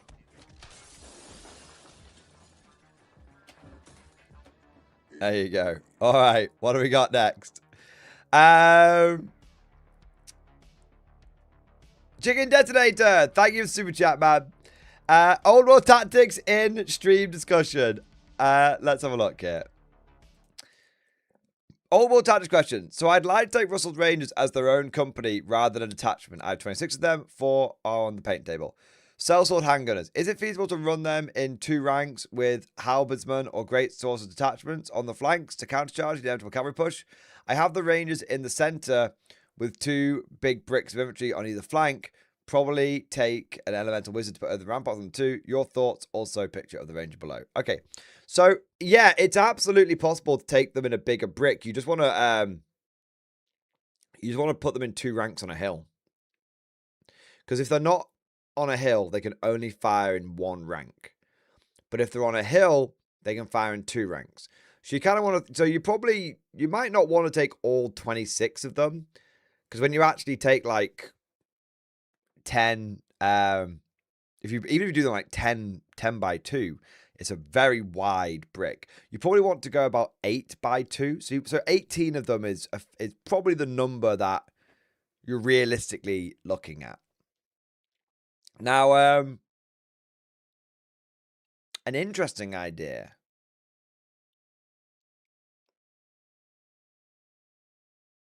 What if you took a double rank of them on the hill, and then you had 2 detachments of them supporting them? So the standard shoot is like overwhelming, like that would be kind of cool, right? So you end up taking 2 detachments of 6 and then a brick of 18 of them, hill, detachment, and then when the enemy tries to charge them, you just unleash like 26 standard shoot shots. That might work. I don't know if it would be powerful, but I don't know if it's powerful, but it's kind of a cool idea. Yeah. It's kind of a cool idea. Yeah. Now, as for trying to like do detachment, like swing in and stuff, I probably wouldn't bother with that all that much. What I would probably do is, because they're sellsword infantry, you can just give them the stuff that they need to be able to tank the charge themselves. I don't know. Obviously, these guys haven't got any armor on or anything, but if you wanted to, you could literally go handguns, heavy armor, shields, and just be like, okay, now if someone wants to charge me, I'll just sit there on a 3-up save in combat, just grinding it out. Potentially. Or, yeah. There's a couple of ways you could do it. Or something that I sometimes like to do is, so if you've got a hill, what you do is you deploy so you've got a hill in your deployment zone, right? You put the screening defense unit, like a big brick of like halberdiers or something, and you deploy them on the hill. And then what you do is you take your handgunners and you deploy them behind the hill. And the first thing that you do on turn 1 is you march your halberdiers off the hill and you move your handgunners onto the hill. Because the halberdiers won't be moving up and marching onto the enemy anyway. But then what this means is that, and your handgunners probably weren't going to be in range turn 1 anyway, because they've only got a 24 inch range. That's why I like crossbows, because you deploy them and they shoot straight away. And that way you get to screen the halberdiers with a big defensive brick of infantry, but it's at the front, and then your handgunners are behind, unleashing volleys over the heads into whatever wants to try and charge the halberdiers. Now, I think, and it might be worth checking the rules on this one, but there is potentially a way that you could have the handgunners cover the halberdiers from a charge. I don't know how close a detachment needs to be to a parent unit, but you could have like the halberdiers at the bottom of the hill and then the handgunners behind them. Then when the enemy charge, the handgun, the brick of infantry, let's say your brick of halberdiers is 32 strong. Your handgun detachment is 16 strong. So that way it's legal. The enemy charges the halberdiers, but because the detachment is within supporting range of the parent unit, even though they're behind, because they're on the hill, they can shoot over the top into the charging unit. Now, I think that does work, but one thing you're going to be aware of is how close the units need to be to each other.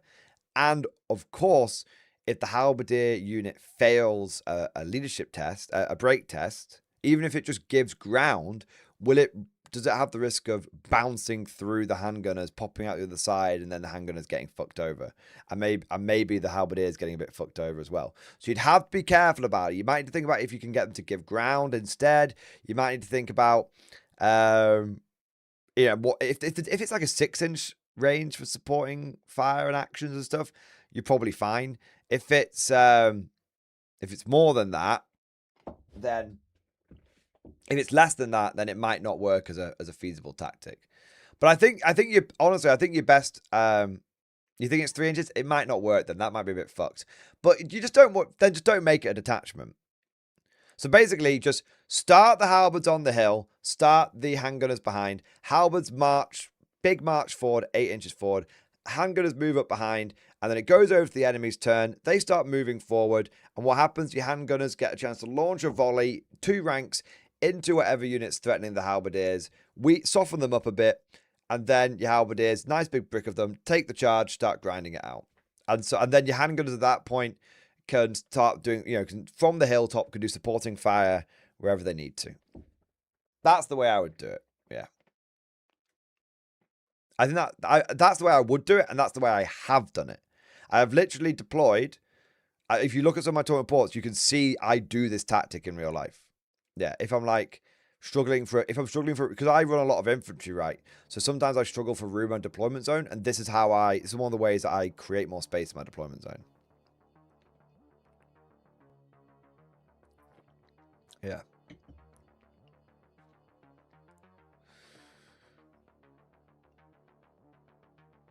Like great swords with stubborn, give it attachment. That's kind of cool. That's really cool, yeah. I did not know that. So if someone tries to break through on one of your detachments, you can kind of make it harder for them to do that. Interesting to know, Squid Fist. Interesting to know indeed. What do we got next? Eric, my boy, thank you for the super chat. My gaming history in stream discussion.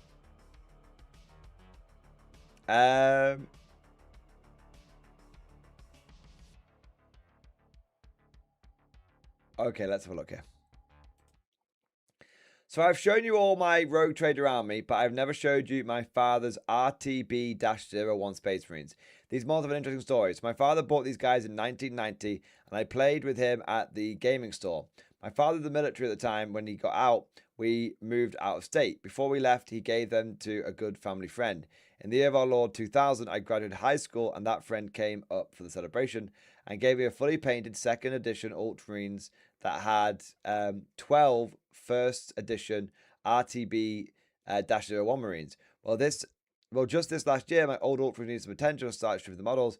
When I got to my old RTB-01 Marines, I noticed my dad's old paint scheme. I was so excited I called my father and repainted them back to the original camo. I hope you enjoyed my little story. Dude, that's cool as fuck, man.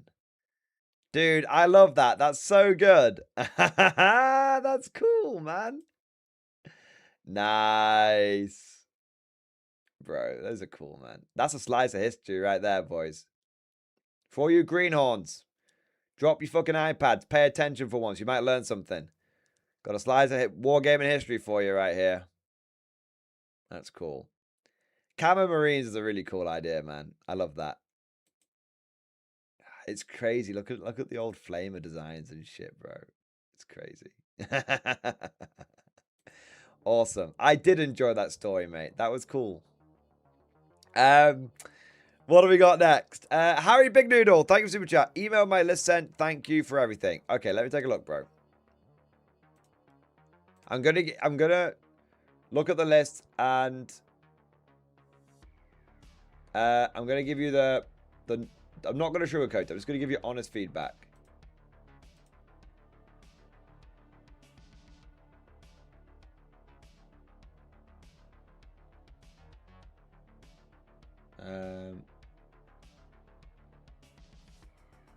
Okay. Baneblade. So you've got 2,000 points combined arms. Cadian Command Squad with Grand Strategist. Cadian Command Squad with Grand Strategist. So you can't take Grand Strategist twice, is the first. Unless it's Crusade, then maybe you can. But typically you can only take enhancements once. Lord Solar Leontus. Rogal Dawn Commander. Slime Arbo. Tech Pretendency. 20 Cadian Shock Troops. 20 Cadian Captain Jungle Fighters. 20 Captain Jungle Fighters. 20 Captain Jungle Fighters. Baneblade. Rogal Dawn. Scout Sentinel. Scout Sentinel.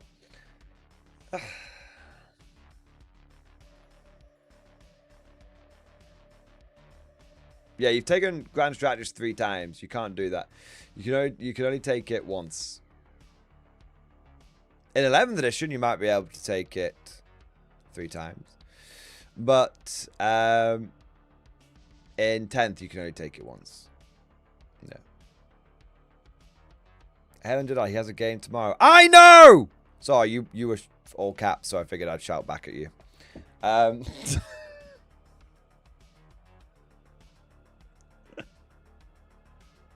Sorry, I'm just being a dickhead. So,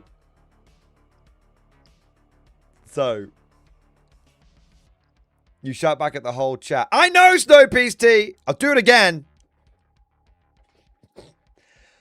So, what are my thoughts on your list?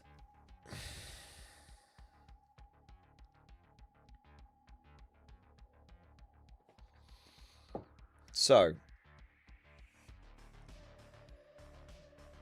I'm just going through and just sort of absorbing it. So the first thing is, I think you have way too many orders, maybe? Maybe not. Okay, so you have 3 big tanks.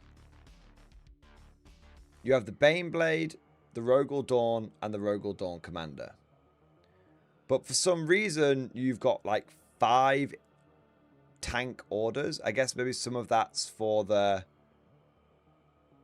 infantry, but you have some inefficiencies in your list. Straight up. So, firstly,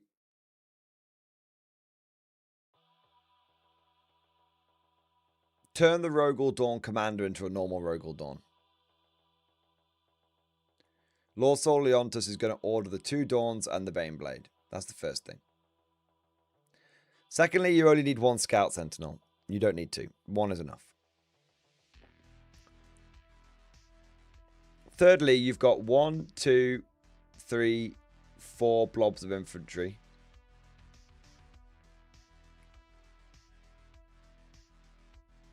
You need, realistically, you need 1 command squad. Well, 1 command squad and Creed is probably what you want. So Lord Solar Leon... So, okay, let me think about this. No. So Lord Solar Leontus is going to sit in one of the blobs. Okay, yeah, there's quite a few bits I would change about this. So let me just sort of go through it and give you the feedback in a less waffly bullshit way. Okay, so you have some obvious inefficiencies in your list. You have 3 big tanks. The only person that you have 3 big tanks. You have 5 potential tank orders. There's no point in taking Lord Solar Leontus and have him ordering like basic bozo infantry. You can have a goddamn Cadian Castellan do the same job, but for like 55 points rather than 130. So what you want to do is get your order economy much more efficient. What I would do is take the 2 Rogel Dawns and a Baneblade, and then have Lord Solar Leontus' 3 orders be allocated for those guys. That's the first thing. Now, obviously, Lord Solar Leontus is going to want to be part of a Supreme Command blob. That means he's going to be staying back. That means he's going to be basically sitting on your home objective. At that point, does he really need a 20-man blob? The answer, obviously, is no. He needs to have a 10-man squad with a Cadian Command squad and himself. So that's the first thing we want to do. That's going to save us points on turning the Rogel Dawn into a regular Dawn from a commander, and it's going to save us points on not needing to take the big blob of Cadians. Then, like I said, you don't really need... So you definitely don't need 2 Scout Sentinels and Slime Marbo. Honestly, like I said, you could drop on Scout Sentinel. Realistically, you could drop Marbo as well. Like, what, Marbo infiltrates, I think. Like, he's fine. But, yeah, like, okay, if you want to take Marbo, you can do. But personally, I'd probably just take a single Scout Sentinel. If you want Marbo, you can do, but yeah. Now, that second Cadian Command Squad isn't really doing all that much. So, we want to basically... On its own, that second Cadian Command Squad isn't really doing all that much. But we do want to try and get orders to those other units that we've got, like the Catachan units. Now, the thing is, I don't actually agree with you taking Catachans in this list. So, Catachans are best taken in 10-man squads. And Catachans, realistically, are best not as blobs, but actually as mechanized infantry. If it was up to me, what I would do is swap all those Catachans out for Cadians. So, let me build you... So, I'm throwing a lot of, like, change this, flip that. So, let me just, like, build you the list that I would do. And it's basically an adaptation of the list you already have. All right? I'll do it on screen. Right.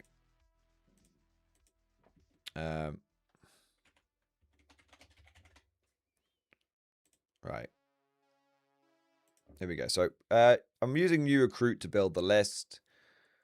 Detachment, combined arms, battle size, 2k points. I don't want to see any of this shit. All right. So we want Lord Solar Leontus. We want a Cadian Command Squad. We want a Cadian squad for him to go with. Where we want Rogel Dawn, Bang Bang, Baneblade. Okay, also I would say this, the Baneblade is not the best guard super heavy. Frankly, if you're spending 450 points, you might as well go for the Bane Sword. The Bane Sword is much better. I'd take the Bane Sword over the Baneblade. The Bane Sword's much better. So I'd take Bane Sword there, 2 Rogel Dawns, Lord Solar Leontus. Yeah, okay. So that's that's a nice little self-contained combo there. We've got a unit that's going to happily sit on our home objective, spaffing out 3 orders to the big boys over here. You do want a tech priest for the Baneblade as well. Cool. So, okay, that's our heavy hitters, that's our damage dealers, that's our tank force sorted out. Now we need to go for the infantry. Now, we want our Cadian Command Squad to have Grand Strategist so that we can do 2 orders. And then basically we want Cadian blobs, not Catachan blobs. Catachan blobs aren't really doing anything for us. You know, we don't want to scout forward with 20 Catachans. We want to scout forward with something cheap and shitty, not expensive and inefficient. So let's go for 1, 2, 3. Backbone of the guard, ready to 4. serve. 4. I said 4. There we go. 4 bricks. Now we don't need an order for the 10-man squad because they're just sitting at home on the home objective. Who gives a fuck about that? But we do want orders for these 4 blobs. At the moment, we have got 2 orders because we've got the Canadian command squad here. But that means we need to find another 2 orders over here. Now, I would probably go for... Actually, you know what? I'm going to say 3 blobs. I'm going to start this one off. We'll come back to it. I would say you've got 3. You've got... Do we want an extra order? Acadian Command Squad, maybe. Let's go for another Acadian Command Squad. I think I like where I'm going with this. So that Acadian Command Squad gives us the order that we want for this unit. And that leaves with 285 points left over. Now, we also need a Scout Sentinel. But we just need the 1. Okay. So, we have 230 points left over.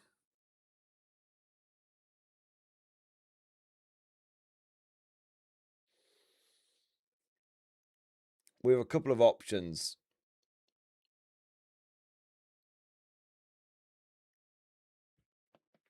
Ooh. I've gone for Krieg Command Squad here, actually. Actually, I think I like that. 1 minute. I'm mixing things up slightly.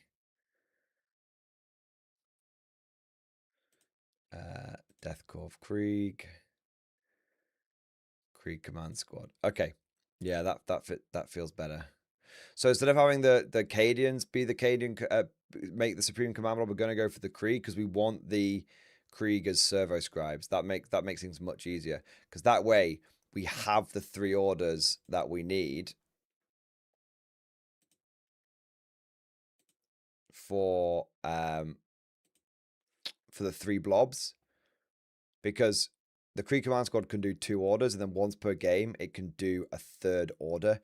And if we just have, like, if we are doing a big surge in one go, we'll just do all 3 orders in one turn. But sometimes we're only going to want to push out like 1 or 2 blobs at a time, at which point we're only going to need 2 orders. So that's a good way of doing it. That leaves us 295 points left over. Now, there's a couple of that with that remaining sort of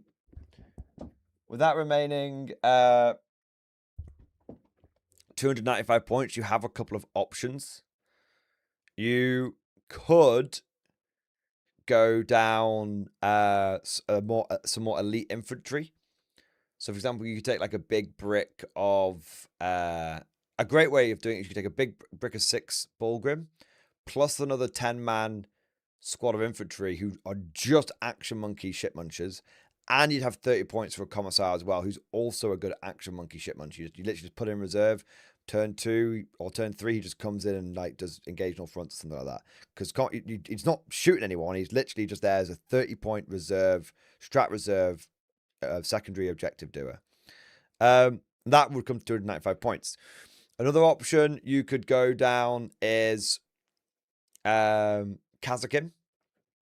You get a couple of units of Kazakin here. Kazakin are very, very good. You could also go down, and you'd have some points left over there as well. You'd have about 75 points left over, which you could spend on something, whatever you wanted. Another option you've got here is some indirect fire. I love a good bit of indirect fire. I think, a couple of artillery teams and Caden Castellan could be very nice. But yeah, this is kind of like the foundation that I would go off. You've got 3 blobs of infantry, a supreme command blob. You've got some heavy hitters. Everyone's got the orders that they need, and you've got 300 points left over to basically fill in the remaining tools in your toolbox. Yeah.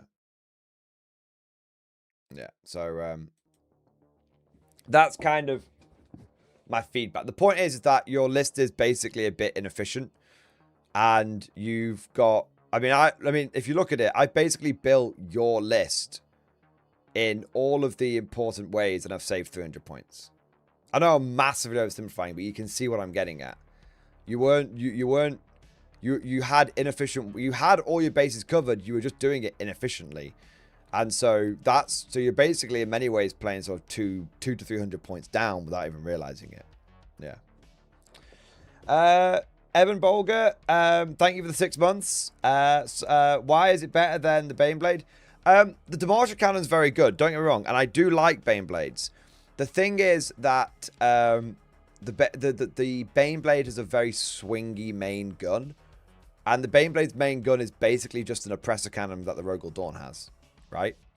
Whereas the Bane Sword, yeah, you miss out on the Demolisher Cannon, but you make up for it by the fact that the main gun's got a very reliable damage output. Arguably has a much better ability with the concussive wave. And you've got the reliability, you've got the concussive wave, and the fact that the weapon ignores cover and has a good AP and has a good damage profile as well. So yeah, I just think the Bane Sword is just it's just more reliable. Yeah. Harry Big Noodle, that's exactly what I wanted. Thank you. No worries, man. I haven't done a list review in a little while. A, because I've been away, and B, because people haven't been sending me them as much because we've been towards the end of 10th edition. But I'm looking forward to getting back on the list reviews with like 11th edition. But I want to get a few games under my belt so that when 11th edition comes out, so that I can do like more informed list reviews rather than theory crafting ones. But I'm glad that I was able to help you.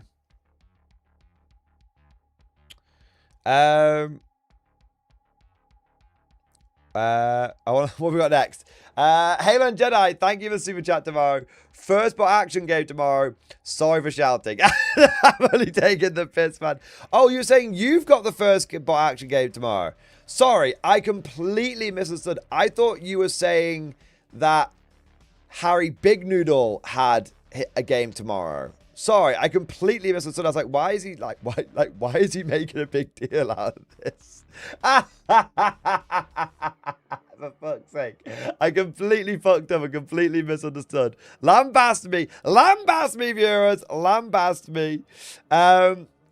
Dude, first bot action game. That's why I was like, that's why I was like, you know, normally I hype up anytime someone plays their first game about Action Cave 7, you know me, normally I'm super on the hype train. So I bet you're like super confused, like, why is Morty being a dick about this? Sorry, it's because I thought you were doing the equivalent of like when Commander HHL is like, hold a piece of paper, or did you remember when Mordian forgot the fucking engineers got nerfed? That's what I thought you were doing. You were like memeing on me.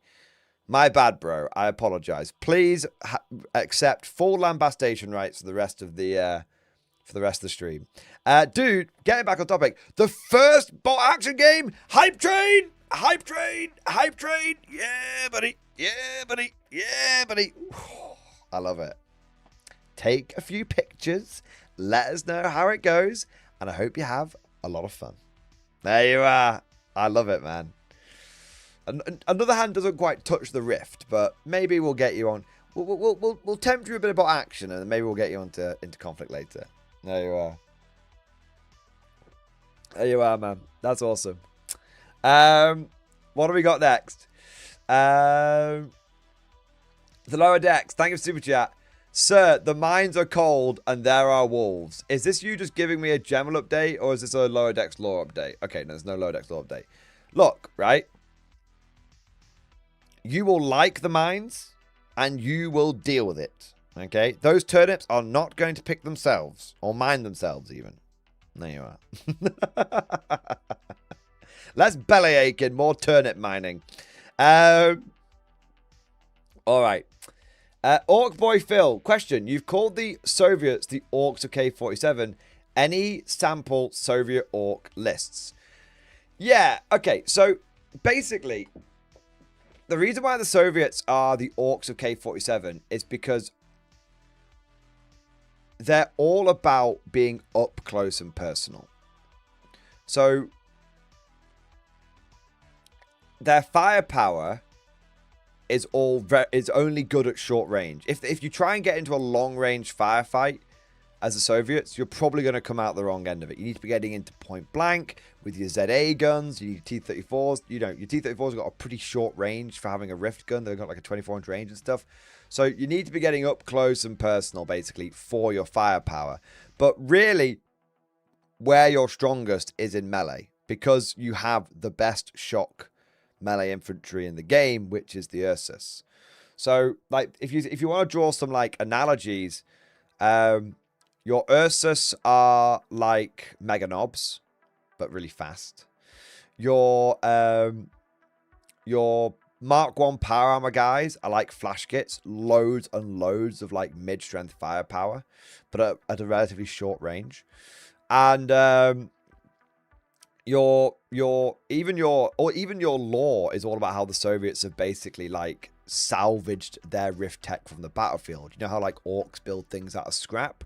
The Soviets salvage things from the battlefield. So the whole like the lore of the faction, the way the faction plays, the vibe of the faction, they're very much that sort of up close range bruising, which is exactly what orcs like to do. Like they've got the choppers. So a good example, if you want to get a feel for like a Soviet orc style list, I'd say take a big squad of Ursus. That's going to feel like your Mega Knobs. Take a big squad of the Mark 1 power armor guys. They're going to feel a bit like your flash kits and your shooter boys and stuff.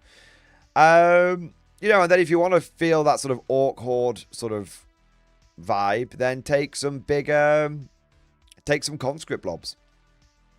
Conscripts aren't going to feel particularly like orc boys, because they are at the end of the day only human, but they do help you get that horde feeling, which is obviously what the orcs are in 40k. Traditionally, they're a bit of a horde army.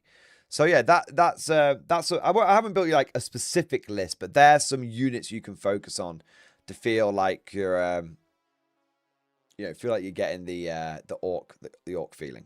Yeah, but honestly, with K47, it's very different to 40k, because you can kind of just go and you can kind of take a bit of everything, and you won't end up with a fractious, unfocused list. You'll just end up with a list which has got a bit of everything and handle a bit of everything. Yeah, or you can go for a much more focused, themed list, and just accept that there's going to be some situations where you just don't have the tool you need. Yeah, and it's also important to remember that, like, with K47, these are sort of rough analogies, because every faction can do a bit of everything. If you tried very, very hard, not very hard. If you tried relatively hard, you could make a pure Soviet shooting list, and you could make a pure Axis close combat bruiser list. But every faction can do anything, but certain factions are just better at other things. Yeah. Orc Boy Phil, thank you. Because of you, I've already got a Commonwealth and Axis list, but no games yet. Oh no! We need to get some games in. Why have you got any games? Have you not got anyone else in your area that plays, or has it just been a case you've just been focusing on the hobby in first? We need to get you some games, man. I need to make a K47 finding game group in the Discord or something. See if we can connect people up. There you are. I guarantee you what, when you do get a game, you will have fun with it. Yeah. Lord Davian, America or Japan?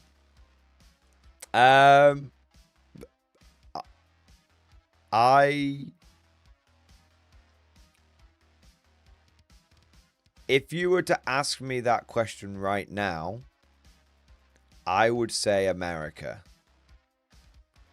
If you were to ask me that question after after Invasion America drops, the next expansion, I would probably say Japan. So I'd say pick either one. You'll be happy either way. Right now, Japan's a little weaker. I don't think they're going to be staying weaker for long. Yeah, I don't think so. But Mountain, wrong. Japan are already OP. I think that's a very bold statement. I will say this. I don't think the Japanese are as bad as a lot of the online rhetoric would say, including some of my own that when I've struggled to make them work myself. I do think Japan are at the moment, and I think they will retain this even when they get a good update. I think they will retain the essence of being a high skill army. Lord Davian, I wish to Banzai, they seem really big brain. They are really big. Sorry, little blip on OBS there. We should be reconnected now. There we go. Apologies. If anyone had a little... Let me just type it in chat. If anyone had a little blip with the stream, just refresh. Hopefully that'll work. There you go. But yeah, so I think the Japanese are going to remain as the big brain faction. I think they are the traditional Eldar / Dark Eldar of the setting. I think people look at them and think they're the Tau because of the sort of the Japanese aesthetic, but they're really not the Tau of the setting. Like, not even close. They are the faction that if you are, it's just like you hear. It's just like back in the day of Midhammer 40k. When you played against someone with Eldar, you knew you were either probably going to smash them or you were about to get fucking smashed.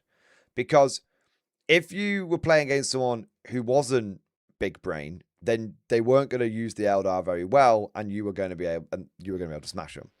But if they started making some pretty good moves, you realized that you were in for a bit of a fisting, because a good Eldar player back in the day would be able to run rings around you.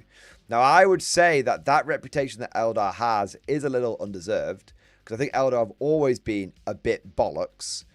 I think that the Japanese are much more like the Dark Eldar. They've got that traditional Dark Eldar style. Ultra fragile, but very tricksy, and if you can leverage them well, unstoppable. Yeah. Yeah, they are, frankly, the Get Good faction. So, Lord David, if you are looking for a Get Good faction, if you're looking for the big brain faction, Japan is it. If you're looking for something that's a little bit easier to pilot, a little bit more smooth brain, a little bit more casual, I'd say the Americans. Yeah.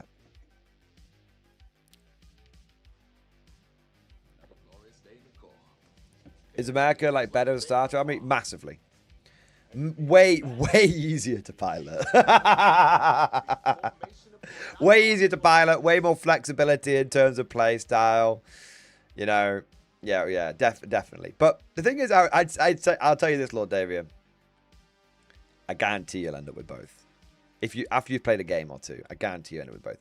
Do you think I intended to collect every single K47 faction? It just happened, man. It just fucking happened, bro. I don't know what happened, but it just did.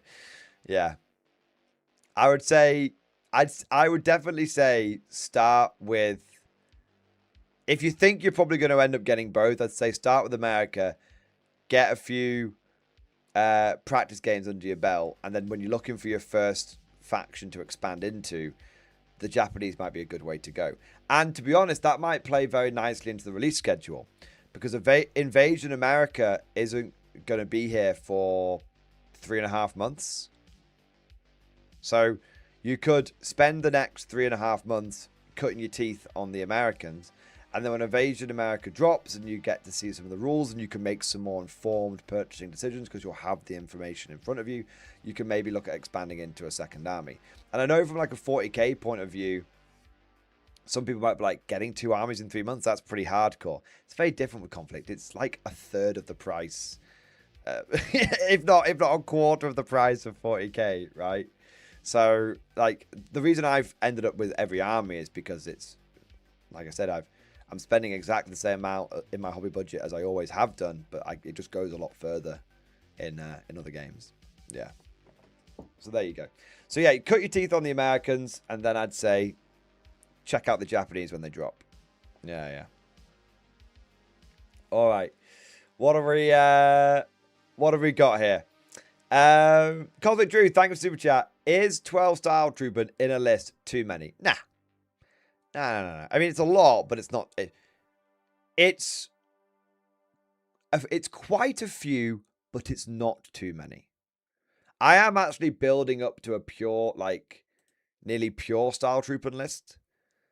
I got 20 something now. I've got another box of 9 that I want to crack open. And then I've kept all the sprues, so I'm gonna probably end up with another 15 to 20 once I get the spare torsos. So I'm gonna have like 50 Style Trooper.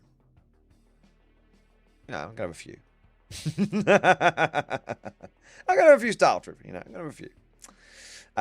Probably gonna split them over 2 armies though. I'm gonna have some go towards my Style Legion.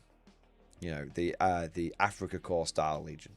Yeah, which I need to get on that army again. All right, what have we got here?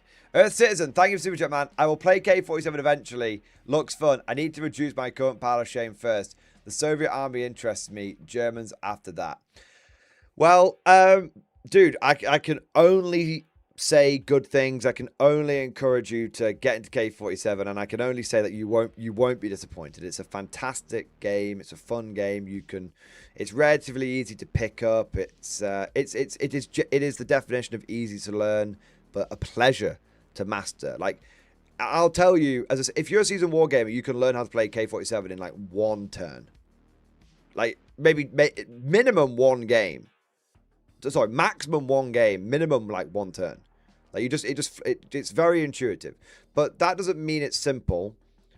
There's a lot more to it. You'll pick up the basic mechanics and the flow of the game in between 1 turn and a game, but I've barely even begun to scratch the surface. I've basically been playing the game flat out for a year. So there's a lot. It's deep. It's a deep, deep game. You know, it's kind of like in Subnautica. You know, I've been playing that a bit recently. You know, you plop into the water, you get the idea, oh, I'm going to swim around. Oh, I'm going to scan. I'm going to gather the resources. I'm going to scan. After a few minutes, you've already like got the general vibe of what's happening with Subnautica and all this kind of stuff. But then you realize like how deep the game goes, like figuratively and literally. Yeah. Aldeus, it took me 1 game total to figure out the flow of the game, but my God, is it deep? Yeah. It is. There are lots of different viable ways of playing and engaging with the game for every single faction, and these are very contrasting ways of playing. We're not just talking Horde or Elite. You know, we're talking like pure Style Troop and like maxed out Conscript Horde, all this kind of stuff. Yeah, it's a deep. That's what I said. It's easy to learn, hard to master. Not hard. Easy to learn, a pleasure to master. So yeah, I can only say good things about it, Earth Citizen. I definitely encourage you to check it out when you get a chance. As for the armies you've gone for, Soviets and Germans, 2 very, very good factions. Arguably the 2 strongest factions in the game. I would say right now the Soviets are struggling for plastic kits. By the end of the year, which is only 6 months away, by the end of the year, the Soviets are going to have plenty of plastic kits. You're going to have plastic mechs, plastic shock infantry, plastic like Ursus bear infantry, all that kind of stuff. So yeah, so right now I'd say work on your pile of shame for the next 6 months, and by the time you circle back round to conflict, you'll have plenty of plastic options to choose from. Otherwise, if you got into it now, you'll end up with a bit of plastic, but a bunch of resonant metal. But yeah, wait 6 months and you'll be absolutely you'll be spoiled for choice. There you go. All right.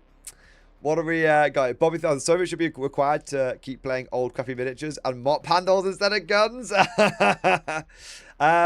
It's funny because I am, you say that, but for me, the units that drew me to the game were the old metal ones, were the old metal Soviet ones. You know, the Mark 1 power armor.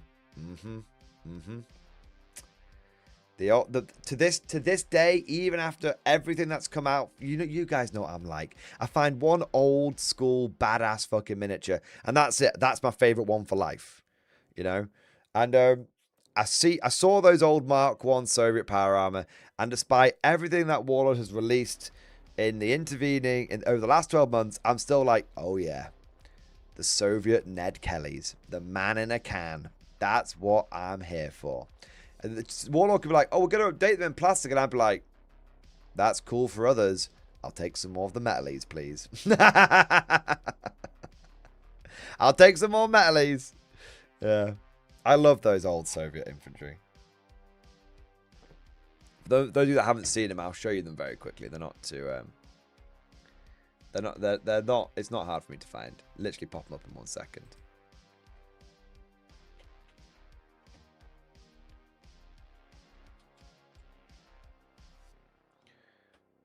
Conflict, Soviet bloc. Here we go. Oh yeah, rust bucket power armor, man. That's so good. I don't know what it is about them. They just feel very, very Soviet. You know, it just absolutely it passes the vibe check. Oh my God. Wait, 1 second. Look. They've updated the pictures. So it's a funny thing about the Warlord website. Some of the old pictures they've uploaded, you can't zoom in on, and some of them you can. And so, you know, I'm not going to lie to you. These pictures are a bit low quality, and you can't really see the good shit about them. But look, they've taken a new picture of them. Hey. And I can zoom in on that. There you go. That's better. That's better. That's what we're talking about. There you go. That's why I love them. You know, they're really look at that motherfucker with his big ass sledgehammer. Yeah, those are so dope. Yeah, they're really good. Yeah, so you get the like the sort of Edge of, what is it? Is it Edge of Tomorrow? You know, the Tom Cruise movie? So you get the Edge of Tomorrow sort of arm guns, but it's bolted onto an absolutely basic bitch fucking source of crude Soviet power armor. And then sometimes they just run around with fucking hammers, you know? Yeah. I love them. They're not cheap though. I will say they are a little spenny. You know, they are basically they're not FOMO, but they are on permanent made to order, and they are basically like 40k prices. That such is frankly the nature of basically it being you know, it's you know, like I said, it's basically a metal made to order product. So they are I won't defend the price of these bad boys. They are very expensive. But I do hope that one day Warlord Games, you know, either puts them on permanent, not permanent sale, but like not made to order, if that makes sense. And I do hope that one day they do come in plastic or something, so that they can, that the price will come down. Yeah. Yeah. Yeah. The I mean, if you want to look at the price difference in like plastic versus like metal, it's about half price. So if you go to like the British Commonwealth, for example, a squad of 10 Mark 1 automated infantry, and bear in mind, these guys are like 45 points each. So that squad there is a third of your army. Because it's played at 1,500 points, right? So it looks expensive, but it's actually all right. They're 37 quid. I think if you find the old metal ones, it's like half the models for the same price. So the ones that are made out of resin half the models for the same price. And I think, have they got rid of the metal ones now? Or are they still lurking around it like a bad fart? No, I think they've got rid of the old metalies now. Thank fuck.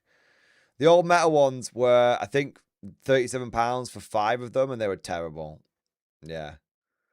Like, some people might be like, oh no, Warlord's taking a product off the site. Nah, no one, literally, no one is complaining about not being able to buy the old metal robots. They were fucking awful. Absolutely fucking terrible. Yeah. But you can see things will come down in price in plastic. So I'm hoping that the Soviet power armor does basically get plasticized at some point. I mean, I know it will do. Everything is coming in plastic eventually. It could just be like 4 years from now. Yeah. There you go. It's centralized economy issue, trash can, torso power armor. Exactly, man. Yeah. My rank, I want the factions in, 1 Brits, 2 Japan, 3 Soviets, 4 Axis, 5 USA. I'm just going to say, when the Brit automated infantry update comes out, and it will come out at the same time that the plastic infantry come out, I might become a Brit main. I think I'm going to get quite a few of the plastic robots. And I think I'm going to be running... full Terminator list. Beep, boop. Yeah, I'm absolutely going to be getting the clankers. 100%. Yeah. I will be full automated army all the way, man. Yeah, it's going to be awesome. Can't wait. I cannot wait for the people to see what the new bayonets and the new high voltage does. It is going to fucking blow people's minds, man. Yeah, there you are. Anyway, where are we up to? We got a few super chats coming in here. Malcontent, thank you for super chat, man. For Colosseum Grizz Co list, artillery team or heavy weapon squad. So for Colosseum Grizzled Company list, artillery team, heavy weapon squad. So I don't know what Colosseum is, but I would always say artillery team over heavy weapon squad. Artillery teams are probably the best guard artillery right now. But it might help. If Colosseum means something different, or could change, it could change my answer. Yeah. But as a general rule, artillery team is the best guard artillery right now. Ike, thank you, Super Japan. As Chaos Space Marine, what is the counterplay to a Rogel Dawn and Lemurus battle tank spam? Don't worry, the answer's super easy. So what you want to do is take your entire Chaos Army and take several photographs of it. You then want to head over to eBay, post those photographs, and put your army on sale, no minimum bid. You're going to get rid of all that heresy in your life. You're then going to take the money that you just made from selling all your models, and you're going to buy into an Imperial Guard army and get yourself some Rogel Dawns and Lemurus battle tanks. And then you will have learned that, and then you will be able to enjoy playing the Imperial Guard, and you will be part of the Emperor's True Finest. There you are. The real and the short answer is Defilers. Defilers are very, very spicy right now, but they'll probably get nerfed at some point. I say they'll get nerfed. Catan Spam hasn't been nerfed. Yeah. But Defilers is the universal answers right now. Long term, I don't know if that's going to stick around. If you want a slightly more tactical answer than just pay to win, I would say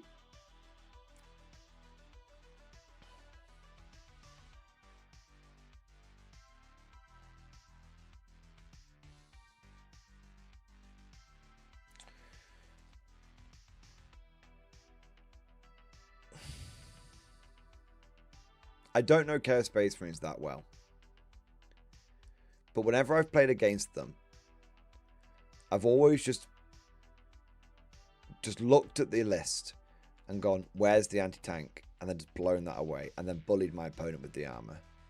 And I feel like maybe there's a risk that's kind of happening with you.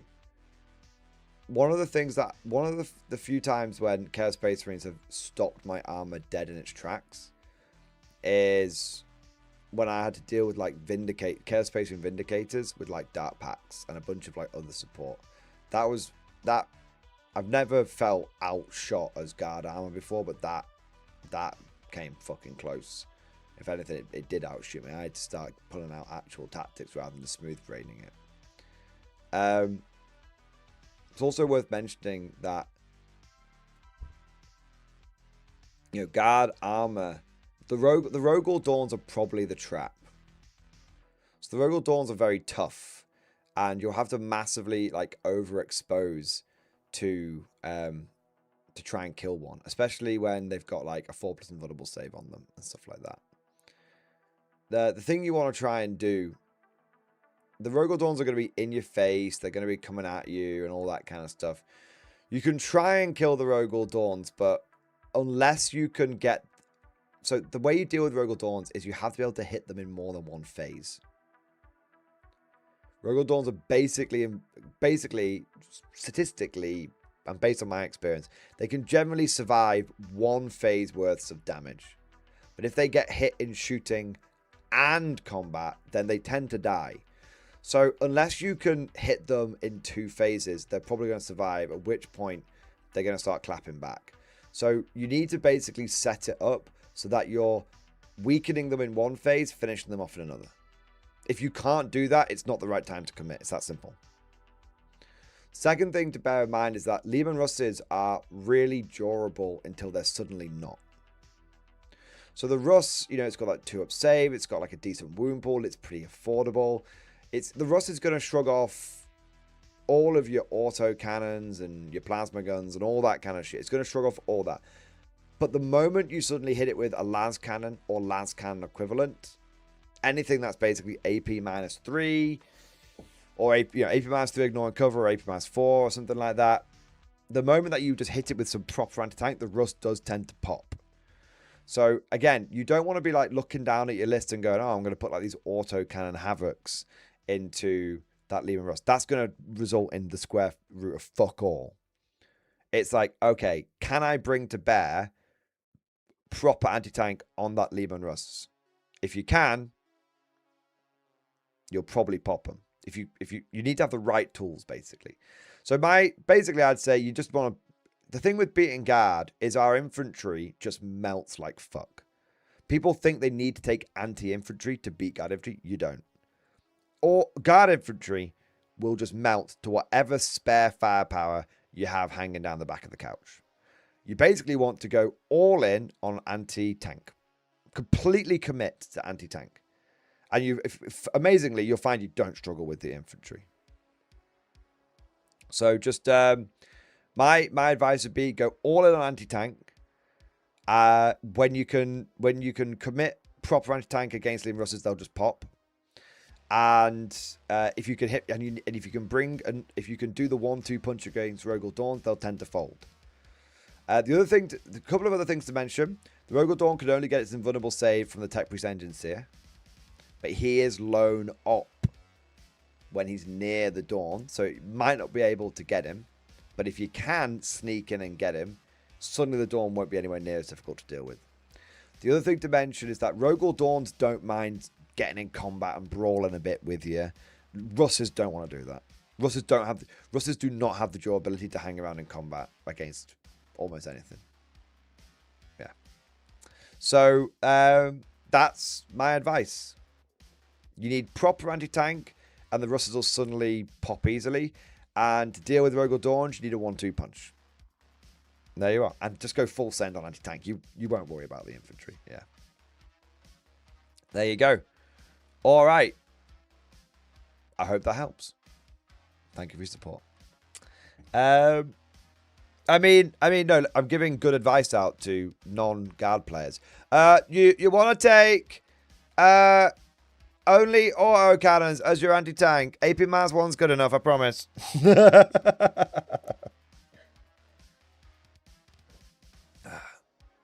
There you are. All right, what have we got here? I was going to cover some other topics tonight, but I feel like we've kind of... I was going to talk about pre-painted terrain. I can't believe I've not talked about pre-painted terrain yet. It's kind of a big deal. Oh, but I also want to talk about the death of Crusade. I mean, I could do a quickie on both. Or I could just accept that we've got all week to catch up on certain stuff. But, yeah.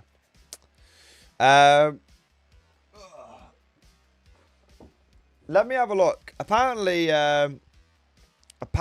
Crusade is dead.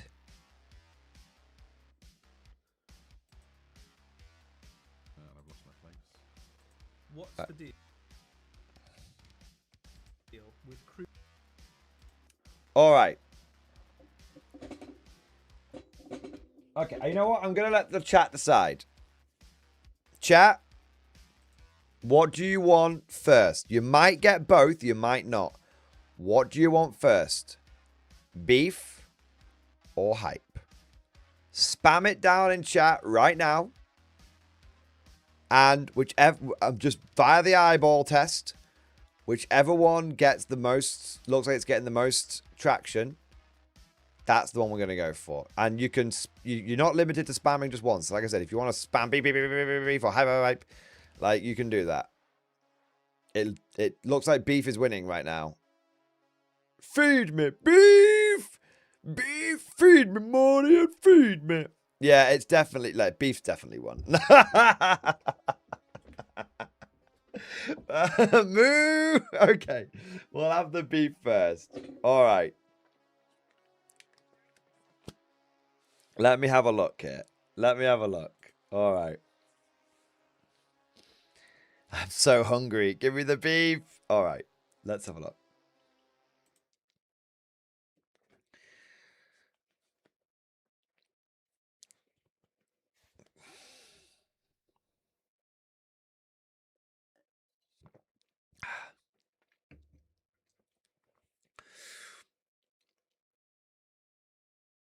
So apparently, GW's killing off Crusade. That sounds like a big, bold, hot take. But as we were doing the stream, we were sort of just chatting about 11th edition and the upcoming box set and so on and so forth. And someone said in the chat, like, Morden, have you heard GW is killing off Crusade? And I was like, what? No, I thought they said that Crusade was going to be perfectly compatible from 10th edition to 11th edition. But apparently there's more to it. All I'm going to say is this. We're going to check it out.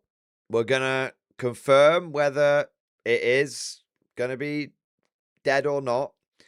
And if they are killing it off, then so much for the narrative edition. GW up to their old tricks, eh? Remember, 10th edition was going to have less rerolls.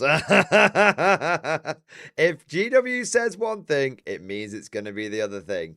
But let's take a look. So apparently, the question about Crusade got answered in the your hashtag new 40k questions answered video. So this is on the Warhammer 40k. GW made a new YouTube channel, Warhammer 40k. So apparently this is on here. So shall we have a little look and see what they say about Crusade? And then if they are killing it off, have a little discussion around that. All right, so we'll go big screen. I'll turn it up a little bit. Let's see what they're saying. There we go. I've lost my place. What's the deal with Crusade in the new edition? I mean, okay, that's a fairly simple one. First of all, if you've got a 10th edition codex, your Crusade rules still work. You can play Crusade games to your heart's content and have a great time with it. Crusade, like content going forward, you won't find that in your codexes. It will be in narrative packages. So Maelstrom would be a good example, right? So Yes. So that's where you can expect to find that sort of thing. there was a really Okay. cool little set of rules in the Maelstrom book, which was Crucible of Champions. Yeah, so which- custom heroes. Yeah, basically allows you to kind of create custom heroes and give them cool war gear, and people have been having loads of fun either like painting up cool stuff or even converting models to do it with. And that's the sort of way that content that's like Crusade will release in the future. So we know loads of people love to do Crusade like things, but the codexes going forwards won't have Crusade content. The things that would have been like Crusade will release in things that look a bit like the Maelstrom book. Sure. Right. Interesting. Interesting. All right. So just in case you missed it there, what they're saying is your 10th edition codex, which has Crusade rules in it, those Crusade rules will continue to be compatible going into 11th edition. But when you get your 11th edition codex, those Crusade rules will be going away. And I know some people might be thinking, oh, but surely you could just keep your 10th edition codex around and keep porting the stuff in. There's a chance, but I suspect it won't be compatible. I think the new codexes will probably be significantly different to the old ones. There'll be certain like references and rules that just won't tally up, right? So you've got your 10th edition Crusade until your 11th edition codex comes out. But Crusade it's not dead. But Crusade content in the codexes is going to be basically stripped out. And instead, the way Games Workshop is going to do it is essentially release like campaign books.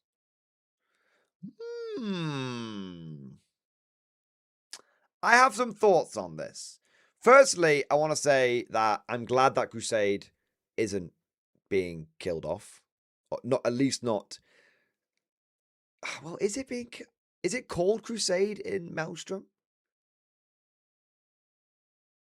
That's the big question. Is it called? It's not called Crusade, is it? Is it being killed off? Because I was going to say, I'm glad that it's not being killed off, and at least you can still access it via the narrative campaigns. But that's not the same thing, is it? That's not the same thing. I think it is possible that Crusade, as we know it, is going away. Completely and utterly. And instead, they're going to focus on, like what they did with the Armageddon book, where they're like, hey, here's the Armored Clash rules. And with the Maelstrom book, they're like, hey, here's the Crucible rules.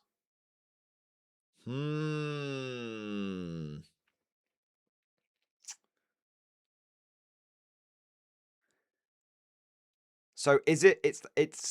It's kind of like Crusade's been sent to Legends. They bloody Legends it, boys. That's the best analogy. So it's not like completely officially dead and gone, but it's going to basically like purgatory. It's going to limbo. Oh my god. So instead of Crusade, you're going to, it's not going to be called Crusade anymore. You're going to have a series of narrative campaign books, which are going to be more focused on like specific areas like the Maelstrom, like Armageddon and stuff like that. And it's no longer going to be in your codexes. So Crusade, for a second there, I was like, no, they haven't killed it off. But actually, I think they have killed it off. Interesting. Now, I can see some advantages to that. I mean, as some people in chat have said, and as I have also sometimes thought in the past, one of the problems with Crusade is that you're taking the core rules of 40k and the like balance of 40k, which is already a bit out of whack, and then you're layering on a bunch of very clearly like unplay tested narrative rules on top of it. And the problem with Crusade is that it's just too abusable, because you're taking the already hyper lethal game of 40k and then basically being like, here's more stuff you can beat the shit out of each other with. And then the problem you've got with Crusade is that when someone gets battered that 2 or 3 times in a row, there's no way of them getting back into it. You know, all the battle scars and shit just start screwing you over. So so from that perspective, rather than having a bunch of extra rules which just screw the balance up of the game even further and are too abusable, and there's too many of them because every codex has got like, a whole bunch of them that they can draw upon. Instead of that, it's like, okay, instead of that, here's your like normal core rules, which is linked into the normal core balance, and then, hey, here's a narrative campaign book for you to play through, or here's which you can play through, or you can use it as a template for your own campaign, which is kind of what we've seen with them do with the cards as well. They're killing off just the bolos. They're killing off the specific rule set, but not pulling away from the Crusade style narrative rules. Interesting. And I suppose everyone, I mean, I'll be honest, and this is, we'll circle around to this in a moment. I've not looked at any of the new Maelstrom stuff, but it feels like maybe everyone's singing from the same hymn sheet, rather than you get your special one and you get your special one and you get your special one. It's like, okay, here's the book. We can all draw from this set of rules, which might make it a little bit fairer, rather than someone opening up their codex and go, oh, my Crusade stuff fucked, and someone just opens up their Crusade rules and goes, oh, my one's also fucked, but not in a bad way. Yeah, so it might end up being, look, there might be some like beef, Crusade being killed, beef. Obviously I'm going to abuse the shit out of that in the video title. Like, obviously, right? It is YouTube, baby. But putting that to one side, it might be, yes, they're killing off Crusade, but maybe like a phoenix from the flames, it will rise from the ashes in a better form. Like, they're not pulling away from narrative play. They're just like, this system isn't really what we want. This is not the way we want to do it anymore. And I'm going to say a controversial hot take, and I am very open to criticism on this one, but I don't think Crusade was a very good system. Now, I'm saying that from a position of pure ignorance. Push back on that as much as you want, lambast me as much as you want. But as I said before, every time I've sort of looked at Crusade, I've just, as an experienced gamer, I've just looked over it and gone, well, it's obviously fucked. Like, obviously, it's way, way too abusable. And we're all going to have to try very, very hard to not just basically gigafuck the game using Crusade. I think Winter's SEO actually said this a few years ago when he was first talking about how Crusade was coming out. And he was like, this is not how you do narrative. It's too, like, prescriptive. It's too specific. What you want is, like, a broad set of rules that people can pick and choose what they want to use, and then they can create their own narratives. And I feel like Crusade kind of suffers from that, where, like, it's very, like, specific. It's very out of whack. It's very abusable. And at the same time, like, it's kind of rigid. Like, GW is telling you, this is how you narrative. When actually, what I've always said is, you don't want manufactured narrative. You want emergent narrative. You want, like, just basically pools of things to be able to use as, like, inspiration. You want, like, you can all roll your eyes because I'm ball washing Warlord for a second. A really good example of, like, narrative rules is in the Bolt Action 3rd edition rulebook, where you've got all of the core rules, and then at the end of the book, you've got this just list upon list upon list upon list of, like, crazy niche, like, environmental rules that you can draw upon. They're not for the main game, but you can draw upon. So there's rules for, like, if you're fighting in a desert, how much sand is there? Are you fighting during the Ratsputsitsa on the Eastern Front? How thick is the mud? We have a mud thickness table in the book, right? Are you doing a beach landing? Here are the different depths of water and how hard it is for men to wade through the different wet depths of water, right? So the point, and so the way that like, so you don't use all of those rules. The point is like, when you are like recreating a specific battle or playing an ongoing campaign with a mate, you have this list of rules that you can then like pick and choose from, like a buffet. Like, oh, we're going to, we're playing, let's say we're doing Eastern Front. Okay, well, we'll start off with Operation Barbarossa. It's summer, so we're not going to need any of these crazy rules. But, okay, that our first couple of battles are going to be the opening stages of Operation Barbarossa. Okay, now we need to take into account that, the next couple of battles are going to be during the muddy season. Let's use the mud tables. Okay, the next couple of battles after that, let's use the snow and the ice rules. And see what I mean? Like, you just sort of, the rules are there for you to then take and apply to your game as you see fit. And so and that works really, really, really well. And I wonder if GW might have been copying a little bit of homework over here and I've taken a note at how, other companies out there are doing things and gone, oh, well, that's what we'll do with our narrative thing. So, hey, look, here's a bunch of Maelstrom rules. Here's the Crucible of Battle. Customize your characters as much as you want. Have a great time with it. You can choose to interact with this bit and not with that bit. You can choose to customize this way and not in that way.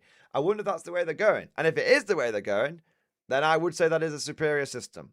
But, as I said, I've never played Crusade. I'm talking about this from a complete armchair jam perspective. And if you're someone who is like, nah, bro, Crusade was fucking legit, you're completely missing it. It's actually going to be very, very sad when it goes away and everything.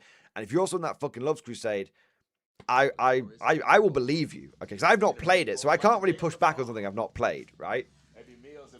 I will, and also, I also want to say, like, just whether Crusade is a good game system or not, whether Crusade is balanced or not, whether it's fucked or not, right?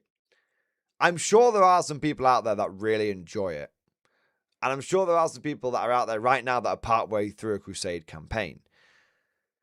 And I'm sure those people are, and I'll tell you what, I have the absolute deepest sympathy and understanding for those people that might be looking at these changes and hearing these changes and going, this is taking all the wind out of our sails.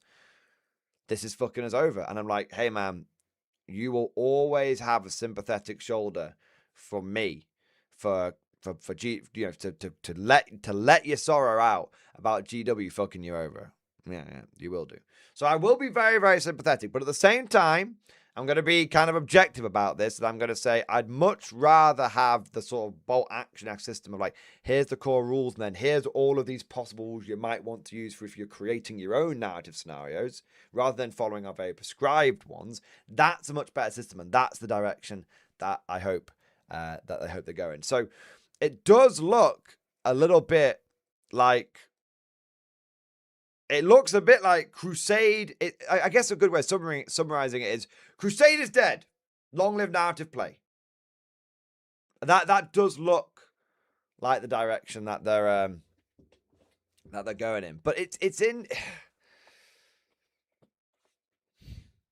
Crusade's been around a long time, and it's never really taken off.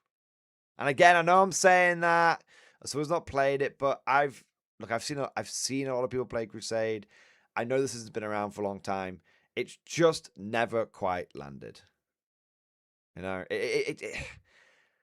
Look, I like I said, I can be really sympathetic to those people that are going to be affected by this, but I truly believe that they are in a very, very, very small minority. And I think if a system, and I think Crusade's been running for like 2 editions now, 9th and 10th edition. I don't know if it existed in 8th. It might have done.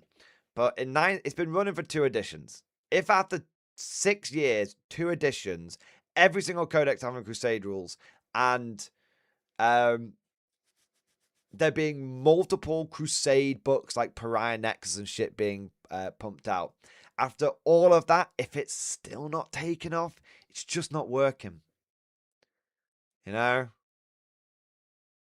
It's had a chance. And you can, and again, lambast me. I'm talking about this from a position of ignorance, but lambast me. I think I have said this for a long time. This is not a stance. Don't think I'm washing GW's balls. Don't think, Mordian got the call. Like, check the Mordian archives. I've maintained the stance consistently for about 5 or 6 years. I think Crusade is a totally fine system if that's what you're interested in. But me personally, it's never been something that's interested me, and I've always thought it's been the wrong way of doing things. It's, in fact, I'm going to go a step further. I'm not even entirely certain that the way that Games Workshop is going with these cards and stuff like that, I'm not certain that's the right way to go about it. I think the Maelstrom books are a better way of doing it.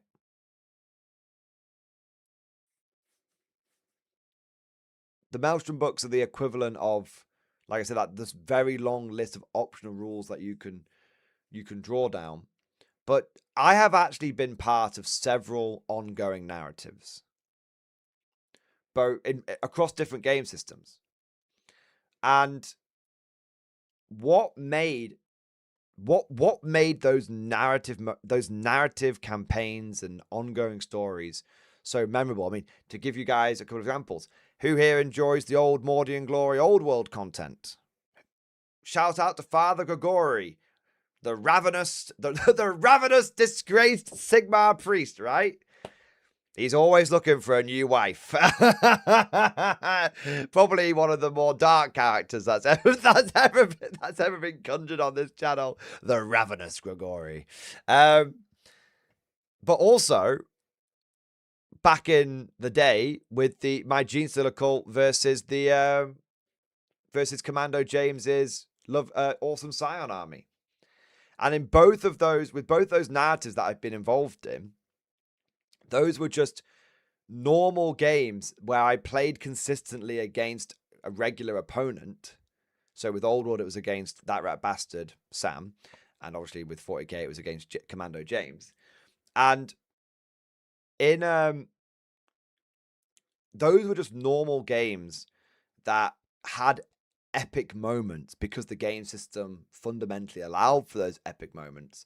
And what caused us to keep engaging with those armies and engaging with those narratives was the emergent narrative that occurred organically on the tabletop. That's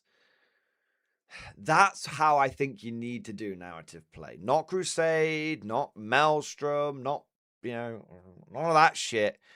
You want to have, I actually think I'm just going to say it. I think it's a mistake to treat like narrative play and narrative play as something separate to the core rules. This is why I keep going on about like immersive gameplay, not abstract rules. You want rules that simulate something on the tabletop, not rules that just massage game mechanics. Okay, that if you have immersive rules, not abstract rules, and if you have rules that are trying to simulate something on the tabletop that from like real life war, that's how you get good narrative moments.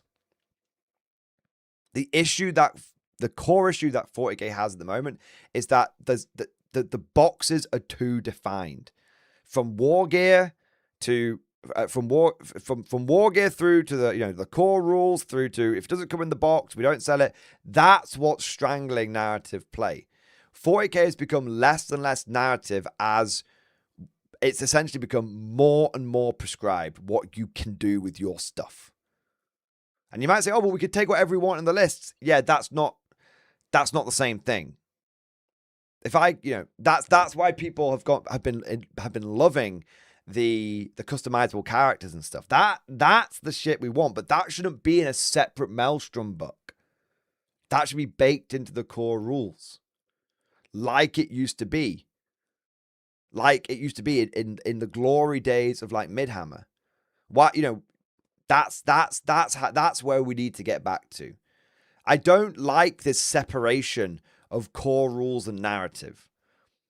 I think your core rules should facilitate organic and emergent narrative. That's how you make narrative play great again. That's my opinion. Now, if I could say one last thing, it just occurred to me in my head. There could be another reason why Games Workshop is doing this. Because remember the golden rule, guys. Follow the money. Follow the money. Games Workshop only ever makes a decision based on how it's going to affect the spreadsheet, how it's going to affect the numbers. And one of the things that GW has been doing a lot over the last 6 years is massively siloing their different games and different products.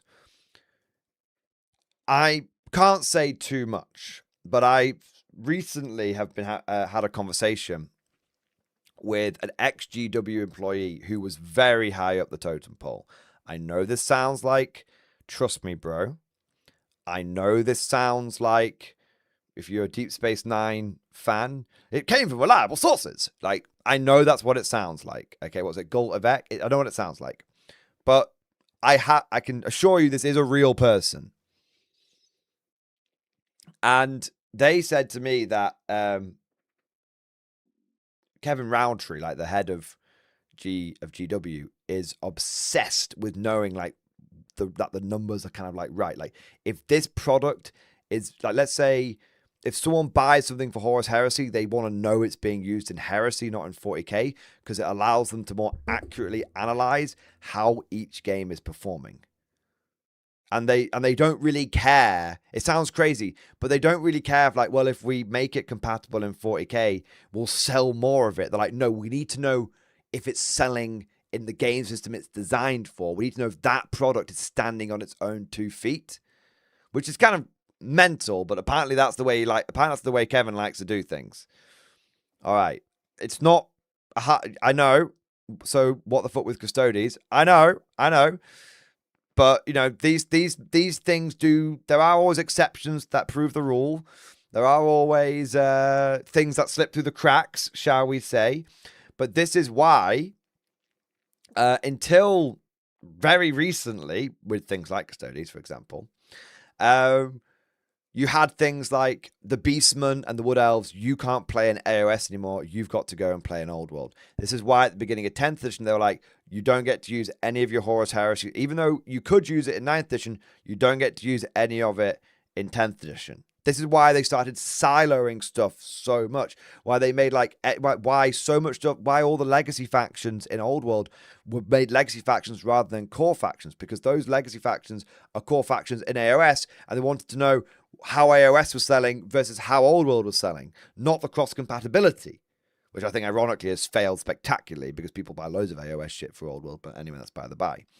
But that's why, you know, the Goblin chariots that came out for AOS, that has basically been all but confirmed. They were originally designed for the nomadic war in that was going to be compatible in Old World and AOS, and because of this whole like obsession with siloing, they had to be made definitely only AOS. Wink, wink, nudge, nudge, that kind of shit, right?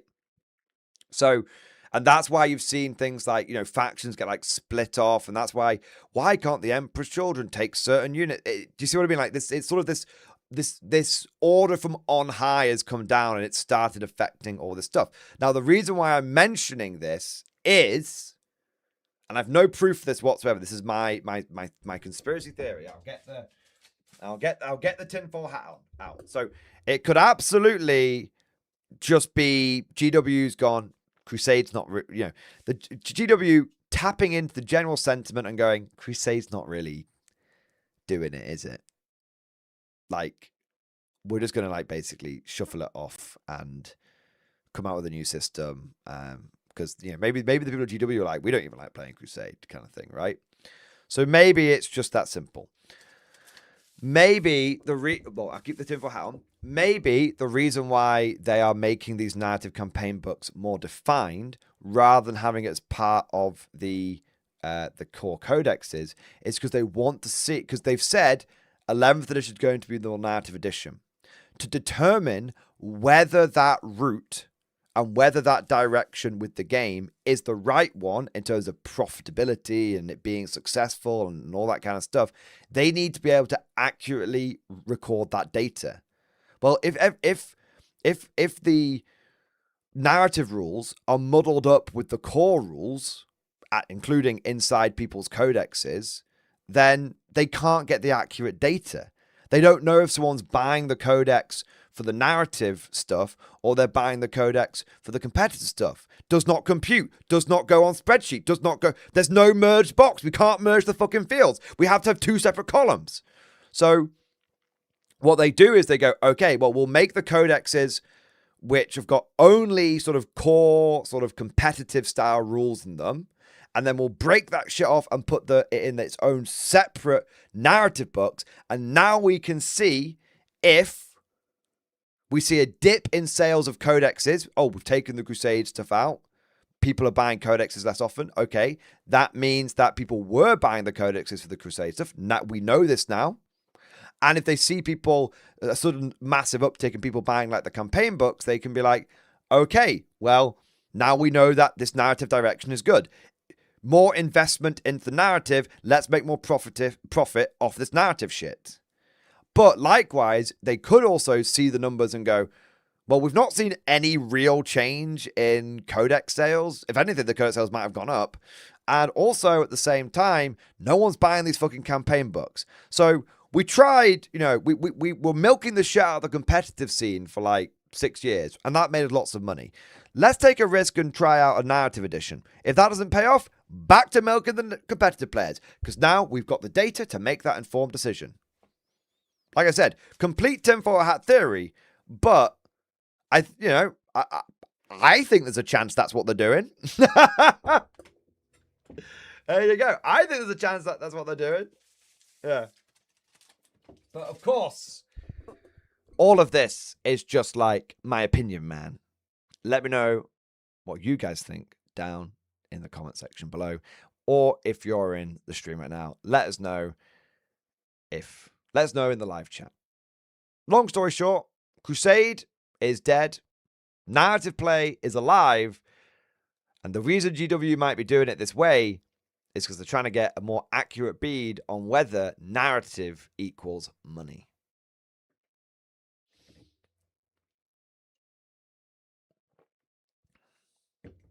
There we are. Joseph Wrigley, some lines don't sell because they haven't invested. They won't invest because it doesn't sell. It's a self-fulfilling prophecy. That absolutely definitely happens. If you're wondering why some things just like wallow, that's why it wallows. Yeah, 100%. I've got some fucking chocolate on my cheek or something. Oh, no, it's a bit fluff. There you go. There you go. Super Gibby, you also don't need to buy Crusade books because you can find them online upon release, so it will fail on that metric unless they made a separate game like Big Hammer meets Necromunda. Well, I think the idea is, if the thing is, if the narrative books are good, people will buy them. Because people, it's kind of like with like K47 and stuff, like, you could probably find a PDF of Festung Europa knocking about the place if you wanted to, but a lot of people bought the Festung Europa book because they wanted to they saw, obviously I showed some stuff off and Warlord showed some stuff off, and they saw what the product was, and they were like, we want to vote with our wallets positively and show Warlord this is the right direction, more of this please. And if GW does something similar with the campaign books, the 11th edition, and they end up being really fucking good, like the lore is good, the world building is good, the rules are good, we're getting that narrative juices going, it's a much more effective and better narrative system than Crusade, then you know what? I'll be the first one to be like, guys, you should buy this Maelstrom book. Guys, you should buy this campaign book. This is a good one. Because you guys know me. Vote with your wallet. Good and bad. Yeah.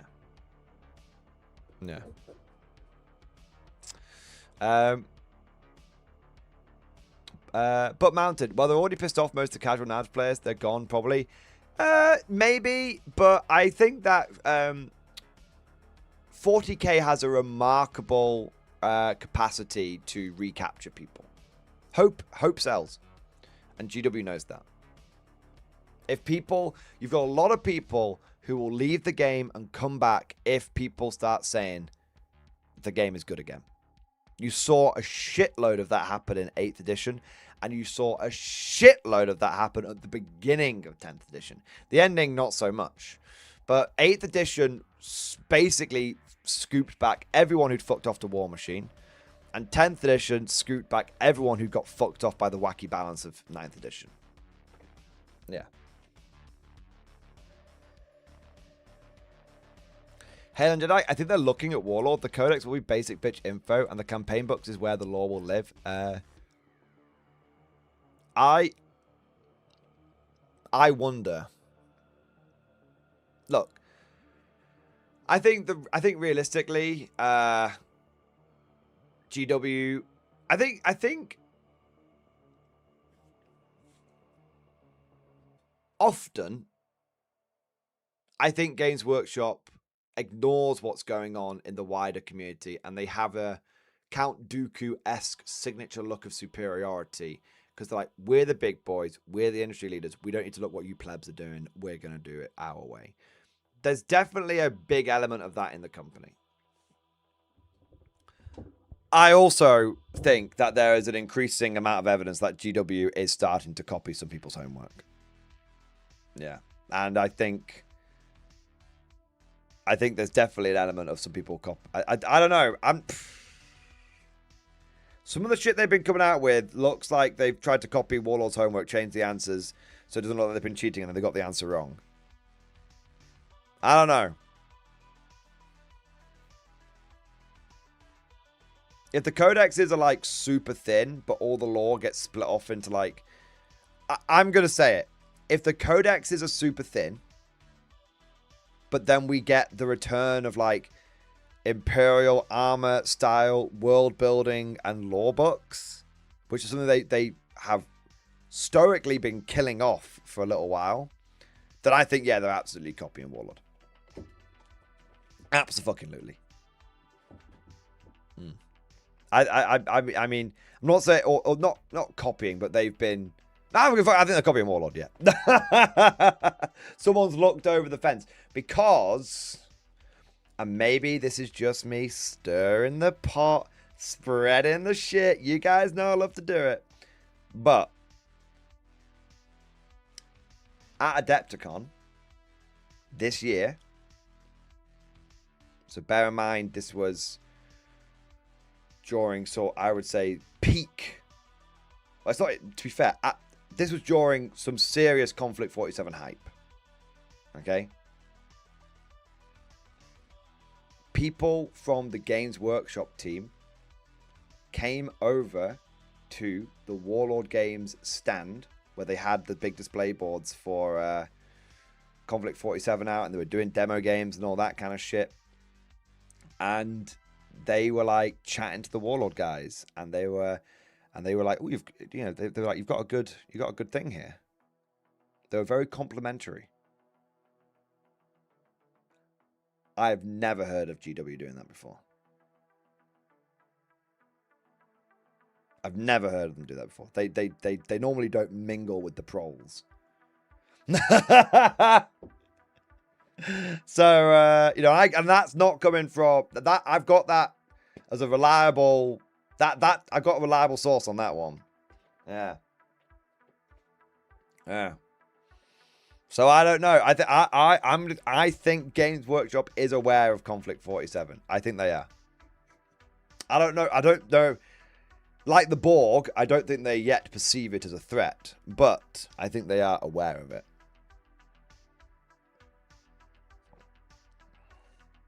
Which is very interesting. Helvine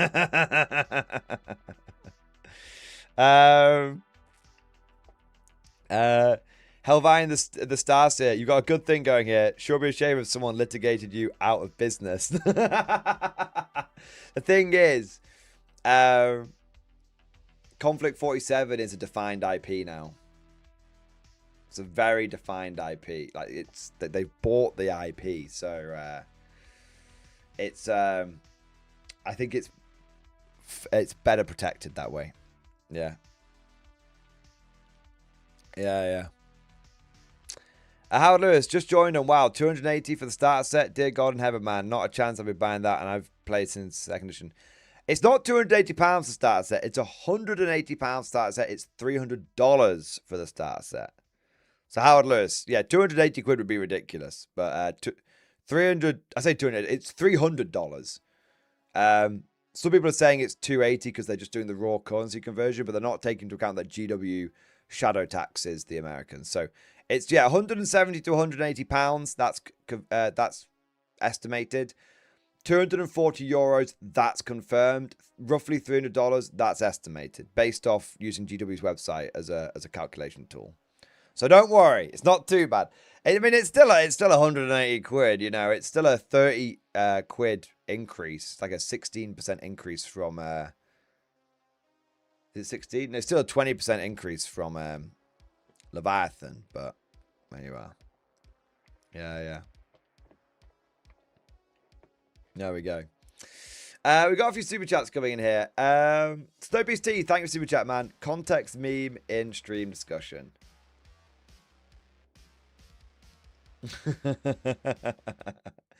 I think I forgot something. If you forgot, then it wasn't important. Yeah, you're right. Ready Painted Terrain. I do want to talk about Ready Painted Terrain. I think that's what that's the top topic we'll talk about next. But we'll do it in a moment. So I want to say a big thank you next to Ike. Thank you, Super Chat Man. I'm DMing a single star system where each planet is represented by each Crusade book. On their own, pretty meh and repetitive. Have to bolt things on. Is that for Crusade? Yeah. That's kind of that's kind of what I've been saying with like Crusade. It's very prescriptive, and then if it's not there, it's not like this is what I mean, like it's very prescriptive, but there's things missing, and that's why you want that sort of broad. Here's a really broad fucking list of rules, and you can just cherry pick and choose. And they're a bit more, in a funny sort of way, they're more generic, but because they're more generic, they're actually better because you can use them. They're more flexible. When something's very prescriptive, it can only do that one thing. When something's very broad, it can be used in a lot of different ways and be used to create a lot of different narrative scenarios. So it sounds like that's what you've kind of encountered as well. You have to like bolt a lot of shit on. I want to show you guys something. I think some of you will find this hilarious. If I can find the book, that is. There you go. Right.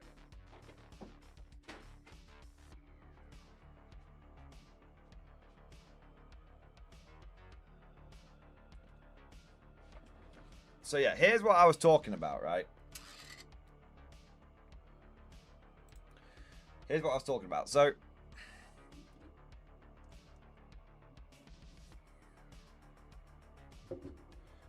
in the bolt action core rulebook, I mean, firstly, the rules are like, if we take the army lists out, right? The rules are like thick.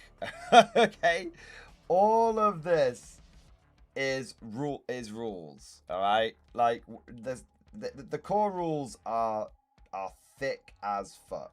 All right, like we're still on core rules. We're still on. There we go. So there's like a little bit at the beginning, which is like lore history, and then you've got the army list stuff, which is, you know, that middle bit there, which is alright, and then the big wodge in the middle. That's all your core rules. So that's pretty good. But then at the back of the book, you've got the optional rules that I was talking about, and this is like 20 pages or so of like just absolutely mental shit, like how you can deploy air landing reinforcements. You've got how paratroopers can do combat jumps, and then you've got like, so you've got like this whole thing about how you can measure it, you know, 45-degree clockwork, and then you've just got at the bottom here alternative rules for combat jump. Instead of placing the order die for the arriving unit and then rolling for distance traveled, you may hold the die roughly 2 foot above the table and let go. This is an official rule. If the die bounces off the table, the unit is placed back in reserve and you'll have to roll again next turn. Of course, you can agree with your friends before beginning the game that any such incident means that the unit transport plane has been destroyed instead, along with the unit. Dash harsh. If the die lands on the table, proceed with deploying the sticker paratroopers as described above. So you literally you can take a dice and drop it on the table, and where it lands, that's where your paratroopers come in. Now that's an optional rule. And there's like, do you know what I mean? There's like two different, you've got like the proper way of doing it, and then you've got like an optional rule. See how it's like, it's just at the back of a book. Here's the list of things. Pick and choose how you fucking want to do it. Who gives a fuck? Like, go nuts.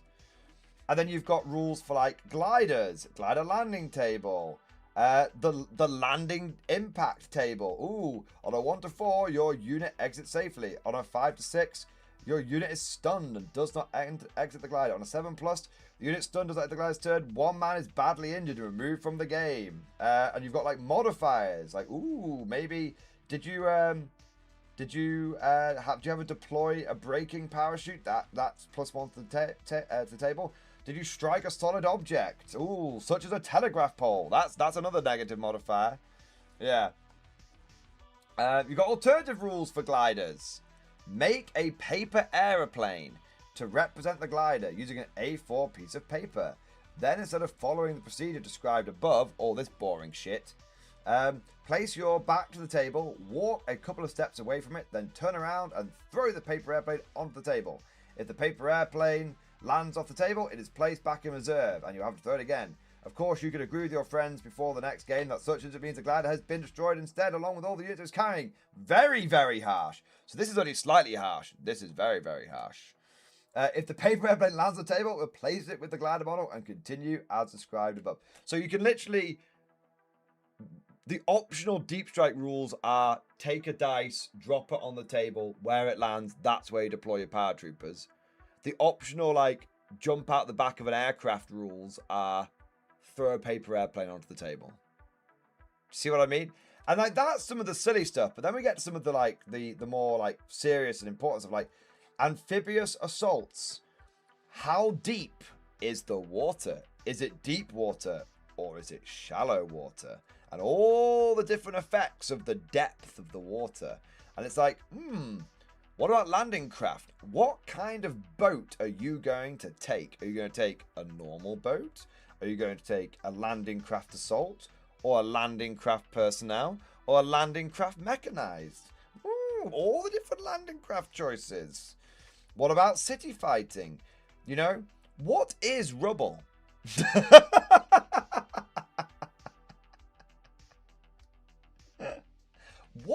What is rubble? Let's talk about rubble for a moment. How is rubble going to affect your movement? You know what we need? If we're going to talk about rubble, you know what we need? A rubble table. There we go. We need to know what kind of rubble we're dealing with over here. You know, this is what I'm talking about. Command and control in a city fight. Desert warfare. Okay. Big question. How much sand is in a desert? We've got some sand, and then we've got a lot of sand.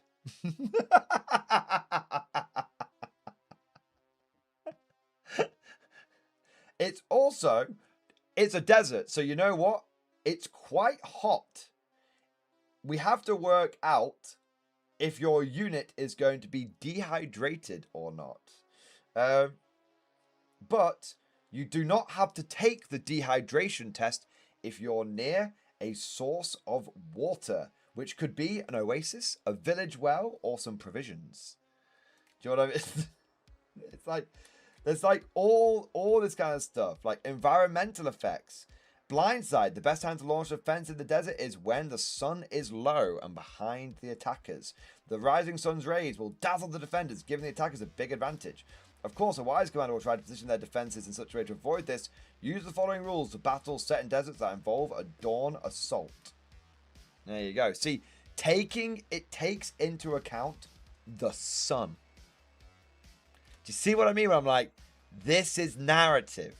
This is wargaming. We don't need a special campaign book, although it's always nice to have those as well. Here's a list of really weird rules at the back of the rule book. Then, you know, the main rules are going to cover you for 90% of the narrative shit you're going to come across, right? Like, the main rules are going to do that. But here's a whole bunch of shit that you could just tap into as and when you want for fun. Yeah. You got dust trails make you more visible because you kick the dust up. The desert weather table. On a 1 to 2, the result is something's brewing on the horizon. I mean, the way it's written is just so different to the way GW does things.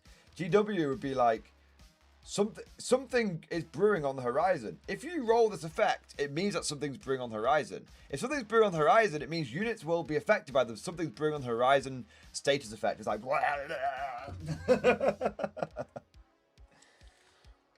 there you are. We've got rules for how you can dig vehicles into the ground, into fighting pits. Obviously, rules like different sort of defenses. Rules for different minefields. Is it an anti-tank minefield? Is it an anti-infantry minefield? Is it a mixture? Is it a dummy minefield? Can you put mines in water? How do you clear the minefields? Look, this is like 3 fucking pages on minefields. 1 page, 2 page, 3 page. Are you sick of trying to clear the minefield with like engineers and stuff? Just blow the fucking minefield up and clear it with high explosives. Are you a Soviet player? Do you want to clear the minefield by walking inexperienced infantry over it? You can do that. Night fighting rules. To be fair, night fighting rules, 40k used to have that. Snow, ice, and frostbite. There's a thin ice table. Tropical hazard table. Are you guys just basically suffering from like dysentery and all that kind of shit? And of course, my favorite. The deep mud table. How muddy is the battlefield? And what kind of vehicle is trying to go through the mud? If you're a wheeled vehicle, you're getting stuck. Probably. If you're a fully tracked vehicle, you can traverse the mud a bit more effectively. Bear in mind that you roll on the deep mud table, and if you roll a 0, which means if you're a wheeled vehicle artillery, it's a -1 to the dice roll. You just get stuck. You can't move for the rest of the game. Kritak. You heard me? Yeah. I said Cree. And there's a bunch of stuff in here, how to run like big like multinational forces and all that kind of stuff. Yeah. So that's what I'm talking about. So that's kind of, when I say that's how you should do narrative rules, you want a lot of the core rules to, so you want your core rules to be designed to encourage the emergent narrative, the organic narrative. The dice rolls tell the story. If the dice rolls are too predictable, the story's too predictable, or there is no story, right? So you want to have your core, you don't want the separation of narrative and core rules. You want narrative to be in the core rules. But obviously, you don't want your game getting completely bogged down by a bunch of potentially very niche, erroneous shit. So you have just to cover all of the weird, wacky, and wonderful niche stuff that players might want to engage with. You just have a big 20 pages, big list at the end of the book that basically goes, just pick and fucking choose these as and when you think they're appropriate for the battle that you're playing. They're completely optional. Yeah. It's not even a scenario book. No, it's just the core rulebook. That's just the core rulebook. So this kind of shit is what I think Warhammer needs to get back to. This is the kind of stuff that, well, I say get back to. I think Bolt Action does it more successfully than Warhammer ever has done. I think Warhammer, so I played it for a long time, right? I played it for a long time. And even my beloved 4th edition doesn't have shit like that in it.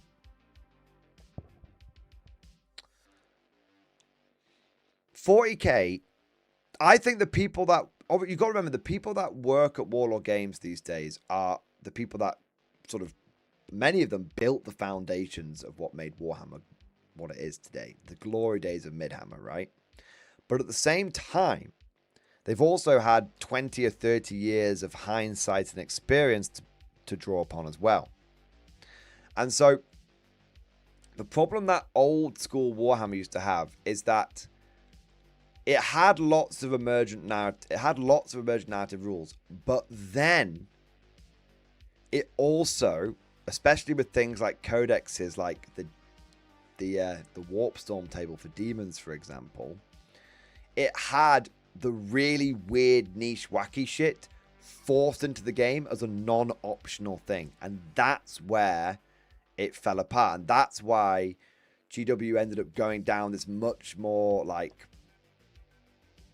corpo route to sort of storytelling, because you know a lot of the feedback and lessons that they learned was, oh well, people don't like randomness.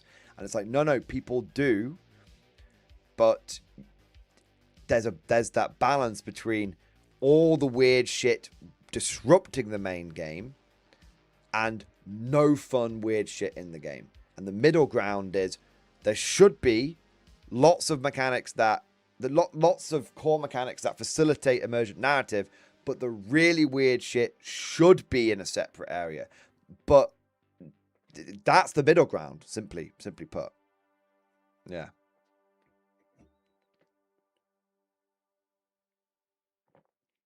Chronicles Sophos, we're actually getting a bot action group going at my LGS.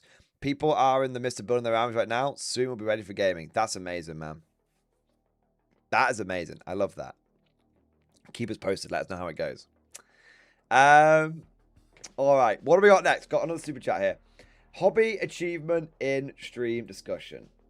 Let's have a look.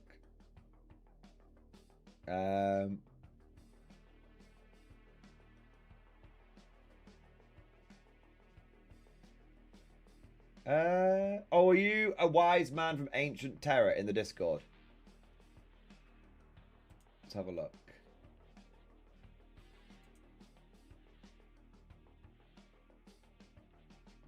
Nice. Okay, let's have a look here. A wise man from Ancient Terror. My models in White Dwarf and on display at Warhammer World and in White Dwarf as part of the models for the Heroes display. Let's have a look. Hey, look, there they are. All right, let's have a look.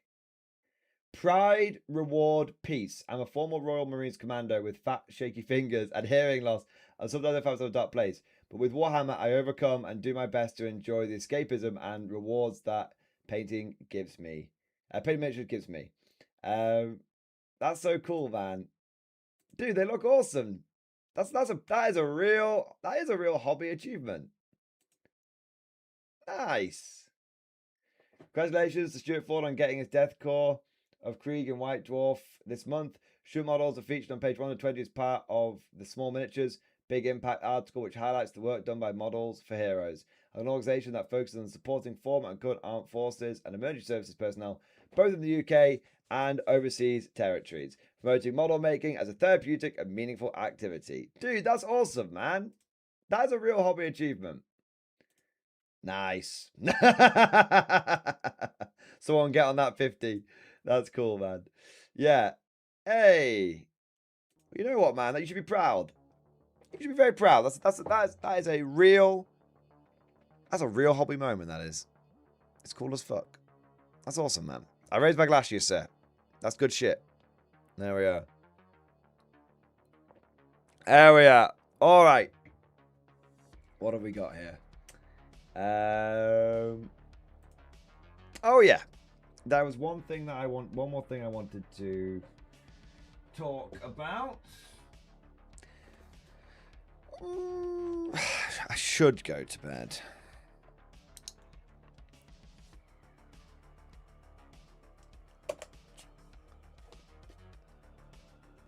I know I should go to bed.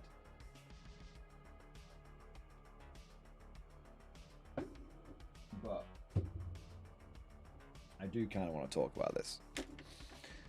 Let me have a look.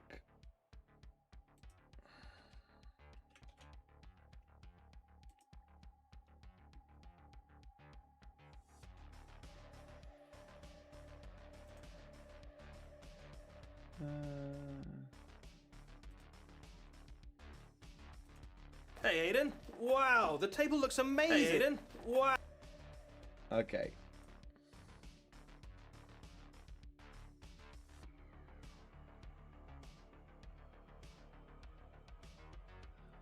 Okay. Good night, one. You're a married man now. Your wife is going to be asking you to get more sleep. That is true, but I also want to like. I need to get ahead on content. I came back with nothing in the bank. Yeah, but let's dive into it. Because I'll tell you what, I'll have a quick piss.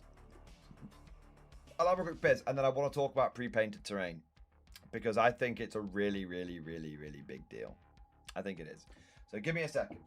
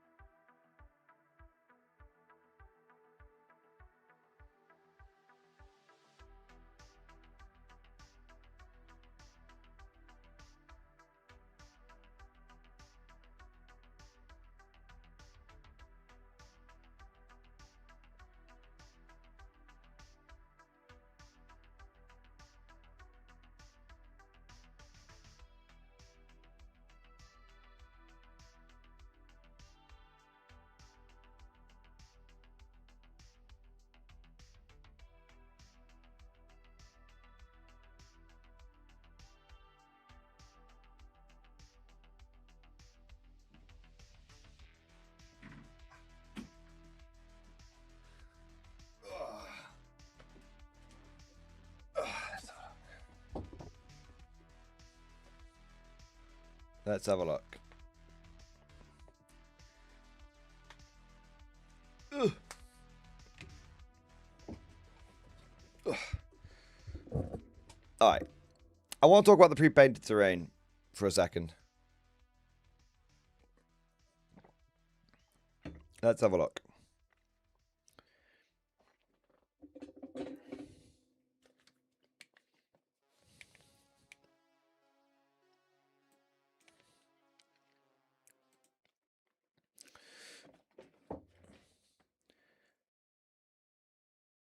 So whilst I was away gallivanting on holiday, Games Workshop just came out with one of the biggest things that they've done as a hobby company in a long time.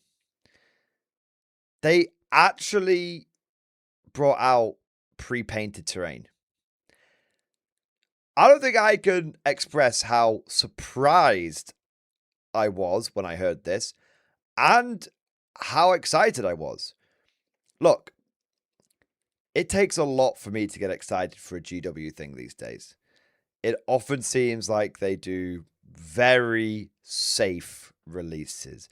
Oh, let's remake this model. Let's redesign that squad. Let's, let's bring back the thing that we took away and get some nostalgia points.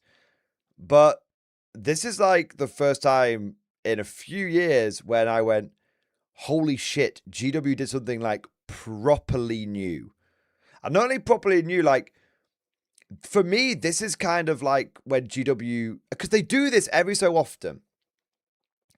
Every so often, they do pull their finger out and I think prove that they are like an industry leader. They often talk the big game, but occasionally they decide to walk it. And this to me, it's not quite the same. It's not quite the same. But this to me is in a similar ballpark to when GW just dropped contrast paint and completely changed the painting process forever. I mean, maybe there were other companies that were doing it before GW, but I'm pretty certain the big thing was Games Workshop was like the first to bring contrast/speed paints to market en masse. Now, admittedly, since then, other companies have overtaken GW on the contrast/speed painting front. I think Army Painter speed paints are absolutely fantastic, but I will always give GW credit where credit is due. I'll always give them their props. They were the first ones to do it, and it was an industry-leading moment, and it was a industry-changing moment. It's a revolutionary moment. So that's cool. And I think that the way GW has done this, I think this is a big deal. I think this is a very, very big deal. So I'm very excited for this. I'm very hyped for this. But as always with the internet, there's been some chit and there's been some chat around the proverbial internet water cooler. And some people are very excited about this and some people are a little concerned about it. So the first thing that I want to do is watch the trailer that GW put out. It's only 44 seconds long. And then I want to talk about the terrain, what I think of it, and all that kind of stuff. And then we'll get into pros and cons, implications, good, bad, ugly, all that kind of shit. All right. So let's big screen this bad boy and let's take a look. Hey, Aiden. Wow, the table looks amazing. Yeah, thanks. I can't believe you've painted all this since the last game we had. It's so detailed. You've even done the glowy bits and you've painted the screens on this and all of the lightning effects. It looks incredible. Wow. Right, I'm off to get the rest of my army. I love painting terrain, but I didn't have to paint any of that. And soon, neither will you.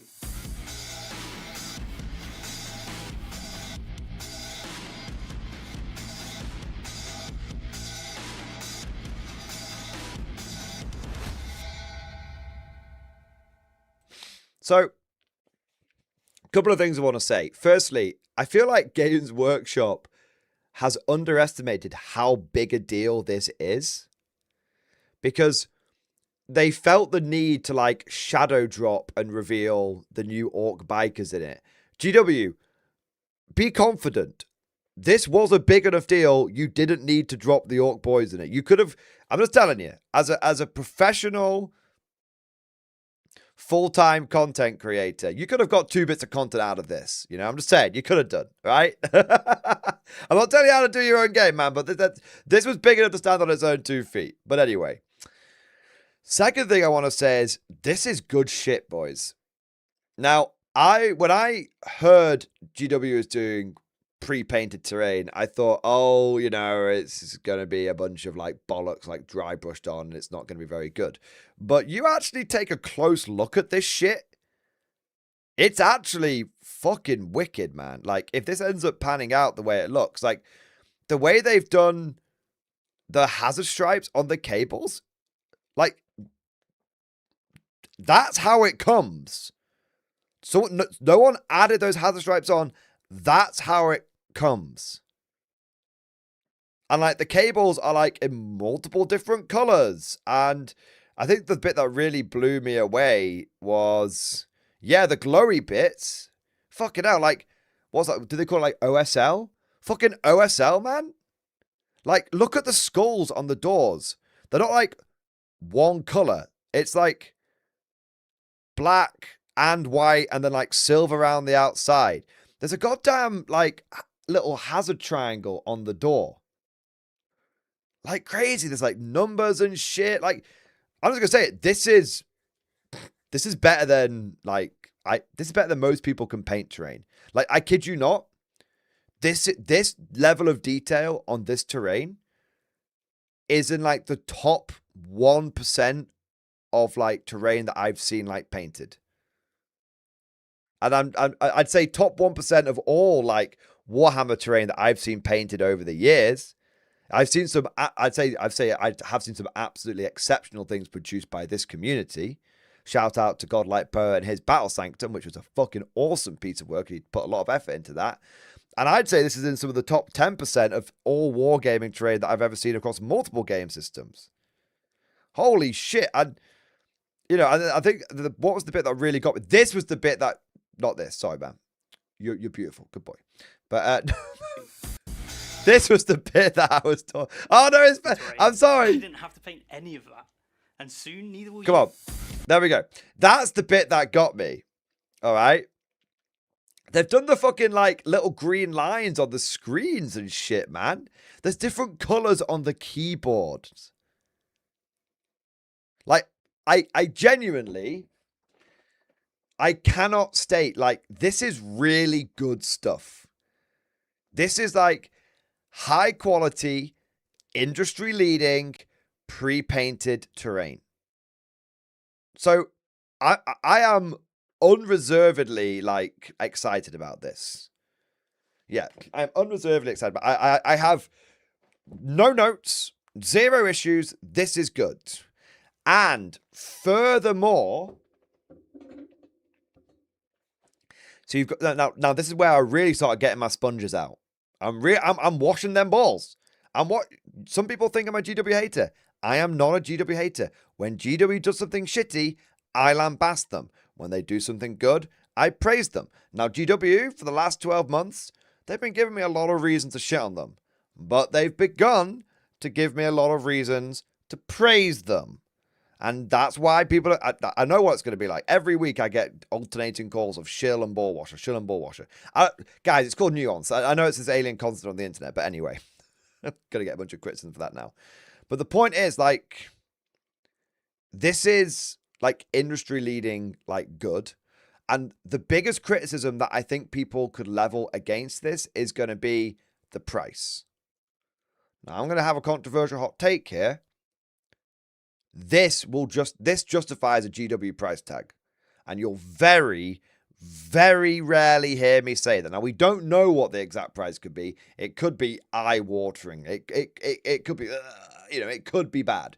All right. But even at an eye-watering price tag, this kind of shit is what justifies a GW price tag. You know how they always go on, how they're the industry leader, and we always go on, and I always say, if you're going to charge a premium price, you've got to produce a premium product.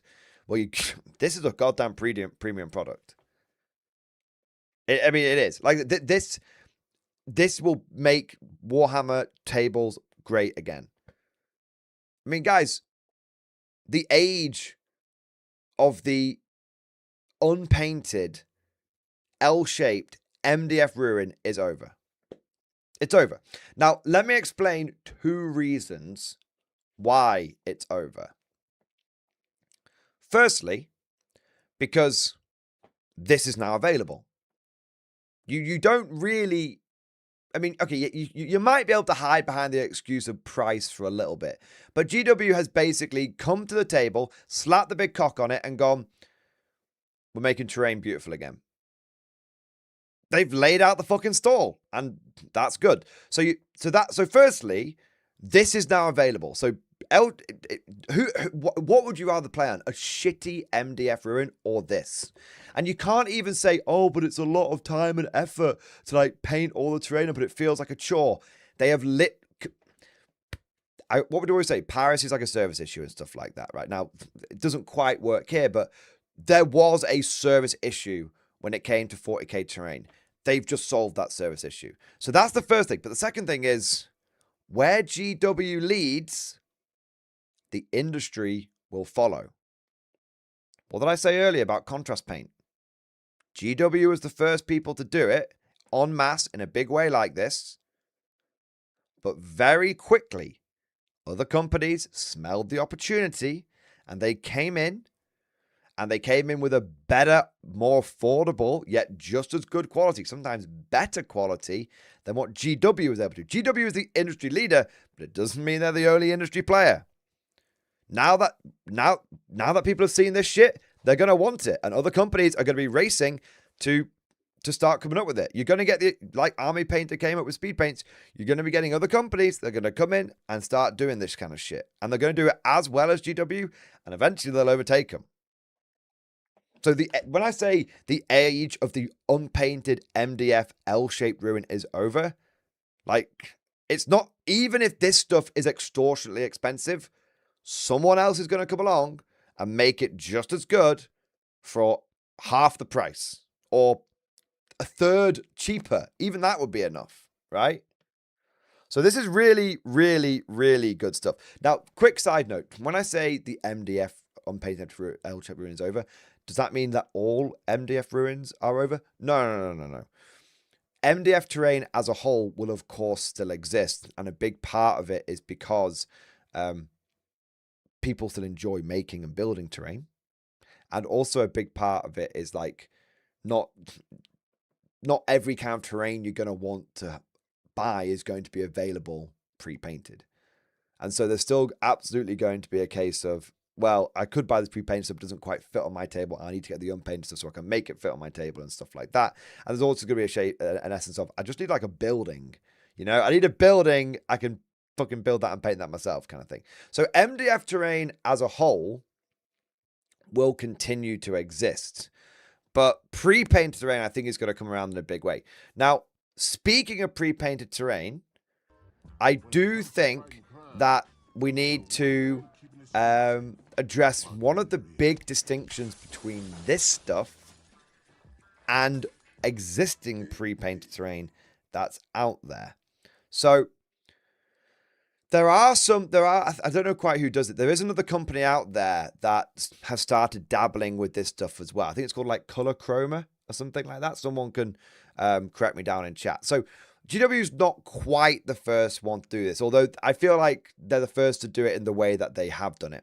It's also important to point out that you can get like printed MDF terrain, a bit like what's available from MicroArt Studios, and I really like that stuff. And you've also got the cardstock stuff that's available from like Battle Systems. So there's been a few different ways of doing pre-painted terrain, but I don't think we've seen before, outside of maybe that color chroma stuff, I don't think we've really seen before pre-painted plastic terrain available for like Warhammer and like Warhammer-esque games.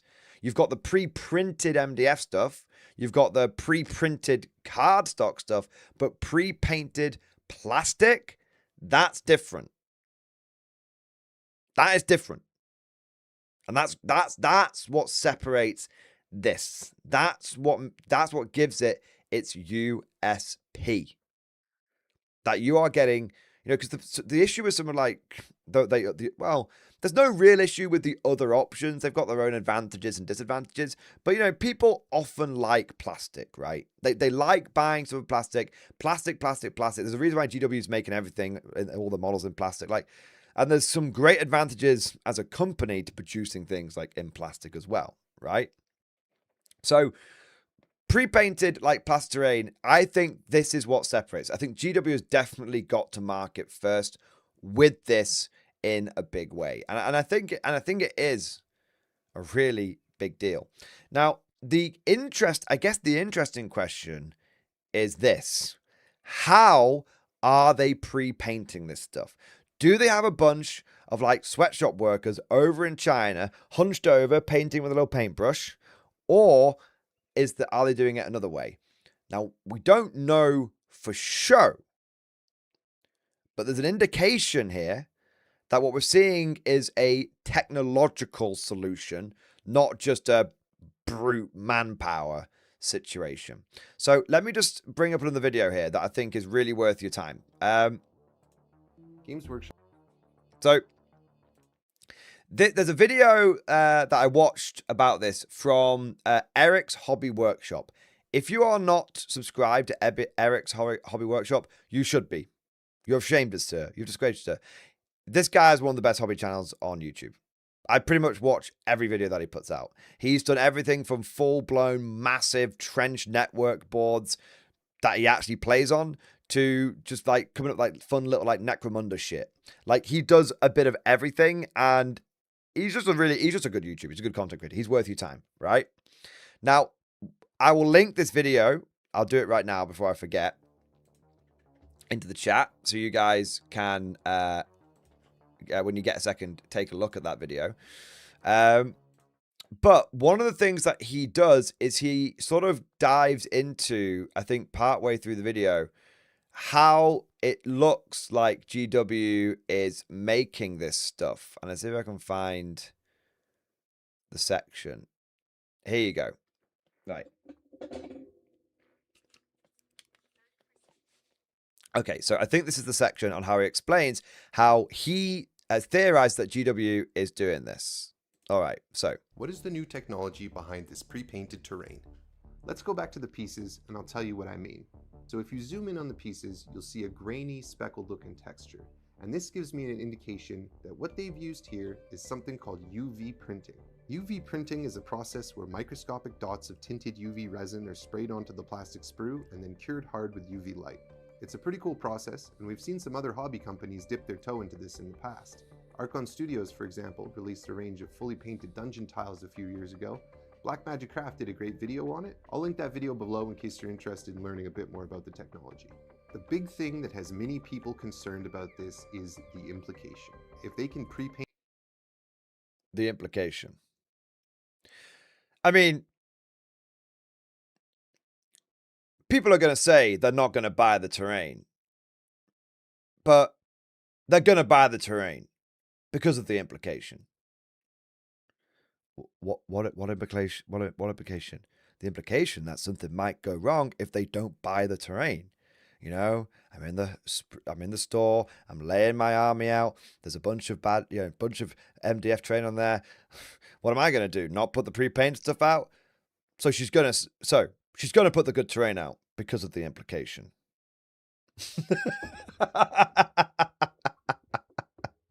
If you get the reference, you get the reference. It sounds like these women don't want to put the pre-painted terrain out. No, because obviously, if they say they want to buy, if they don't want to buy the pre-painted terrain, then they don't have to buy the pre-painted terrain. But they're not going to say they're not going to buy the pre-painted terrain because of the implication. It's an Always Sunny in Philadelphia reference. If you've not got it, if you've not seen it, I highly recommend you go check it out. It's one of the all-time greatest memes from that show. All right. Anyway, so this is a really good video, and we're going to get into the implication. I can't say the implication without that now. But we're going to get into the implication in a moment. So basically, you have the plastic sprue, and then you spray this. You basically it's like you said, you spray little dots of like cured resin onto it. Now, I think if we go back a second here, when you zoom in on this, it does look a little knobbly and like bobbly. You know when you prime something with a rattle can and it's a bit like humid outside and it completely fucks the primer up and it all goes like all over it. It kind of looks like that, but I don't think it actually looks like that. I think if you zoom the fuck in, then you start seeing the knobbles and bobbles. I think when you look at it from 2 feet away on the table, that shit's looking smooth and crisp. It's looking good, right? And I think my sort of evidence / proof of this is, think about how like tiny these like skulls are. Yeah, like there's not big lumpy bobbles there, is there? Look at this like tiny little fucking like hazard triangle here. There's not like big lump. That wouldn't be possible if the knobbly bobbly shit was like pea size. Do you know what I mean? Yeah, it's just when you zoom the fuck in, you might see the texture a little bit. When you actually look at it, it's pretty fine. It's not coarse. It's pretty fine, right? So I think this is a really good deal. I don't think it's going to be a good deal. I think it's going to be expensive from Games Workshop. But I think this is a really big deal. I think this is one of those great hobby leaps forward like we got with contrast paint. And I want to say, well done, GW. I like this. And I'm going to say this as well. I'm probably going to get myself some of this terrain. There's a very high likelihood. I'm talking like 95% plus chance I'm going to get myself a bunch of terrain. Why? Because what I always say, vote with your wallet. And that means positively and negatively. When GW does something you don't agree with, you don't buy that shit. Don't give into the fucking FOMO. Don't give into the fucking bullshit scummy sales tactics. Like, don't do it. But when GW does something good, you gotta indicate that they've done the right thing. And that means fucking buying the bullet and buying the fucking product. Alright? So I'm probably, putting your money where your mouth is. You can't ask better of GW and then when they do better, not support it. Otherwise, you're just being a hypocrite at that point, right? Now, I will say this, though. There's one big thing. That's why I'm not saying 100%. There's one big thing why I could go very sour on this if they fucking limited run FOMO it. GW. Look at me. Look at me now. This is not a flash in the pan. This is not, you just do a limited run at the beginning of 11th and then you forget about it. You do that, I'll be so fucking disappointed in you. Okay? Like, this is a great industry leap forward. This is you being an industry leader. Don't let your fucking scummy sales tactics fuck this up. If people see this and get fucking hyped the fuck out of it, and you only do a limited run, 2 things could possibly happen. Firstly, this doesn't become the great leap forward that it should be. And secondly, it does become the great leap forward, and then you just fucking miss out and you just leave all the money on the table and someone else comes in and fills the gap. Yeah. A limited run would be leaving tons of money on the table. They would be crazy to FOMO it, so they'll probably do it. Now, one thing I do want to go back to, Hey, Aiden. give me a second. I'm just going back to the other video from GW. This is the bit I wanted to bring up. So the other thing that I want, we are going to go back to the implication in a moment. But before we do, I just want to, we've looked at the pieces close up. I want to look at the pieces like zoomed out. So I am very excited for these products. And overall, I give this 2 thumbs up. Very, very good. I will say that this is very good, but it's only one step back in the right direction. Now, it's a big step, don't get me wrong. And I'm looking down at this board in its entirety. And let me tell you, it looks a shit ton better than all of those horrendous, soulless 10th edition boards. Okay, it's a marked improvement, but it hasn't completely solved some of the issues with 40k terrain. The boards still look like a board game board. I know that's a bit harsh. Rather than like a super immersive, like realistic battlefield. All right, and I know some people at GW, the GW spy, he's throwing his arms up in the air right now. He's like, fuck's sake, we can't do wrong for right. No, you've done good. It's very, very, very good. Very good. I'm wanking you off. You've done very good. I'm washing the balls. All right, it's very good. So what you have sold, Games Workshop, what you have done with this is solved one of the two halves of the problem with Warhammer terrain. One half is the unpainted, shitty MDF ruins were just they were poisoning the game. And when I say poisoning the game, not only were they poisoning the game from a fucking gameplay point of view, but they were poisoning the game from a marketing point of view. Jesus Christ. I mean, even people who don't fucking play Warhammer all that much were fucking taking the piss out of Warhammer boards, right? It looked bad. So you've solved like the fact that the boards don't look like a fucking joke anymore. You've solved that bit.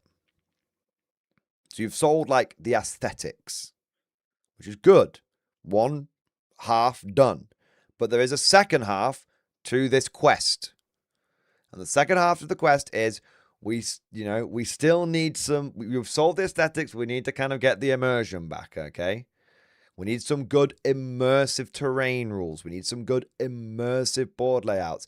Look, fixed table layouts are fine, okay? Like, they're good for balance, but we need, we've got asymmetrical missions. We need some asymmetrical board layouts, okay? Now, I think that's that's a rules thing. I'm not asking you to make a whole bunch of new products. That's a rules thing. So you've got the aesthetics nailed down. Now we need to start getting the rules a bit more nailed down. Let's get that immersion back in from that point of view, all right? The other thing I want to say is, like, I don't want this to be a FOMO limited run. I also don't want this to be the only designs you come up with, GW. This is good shit.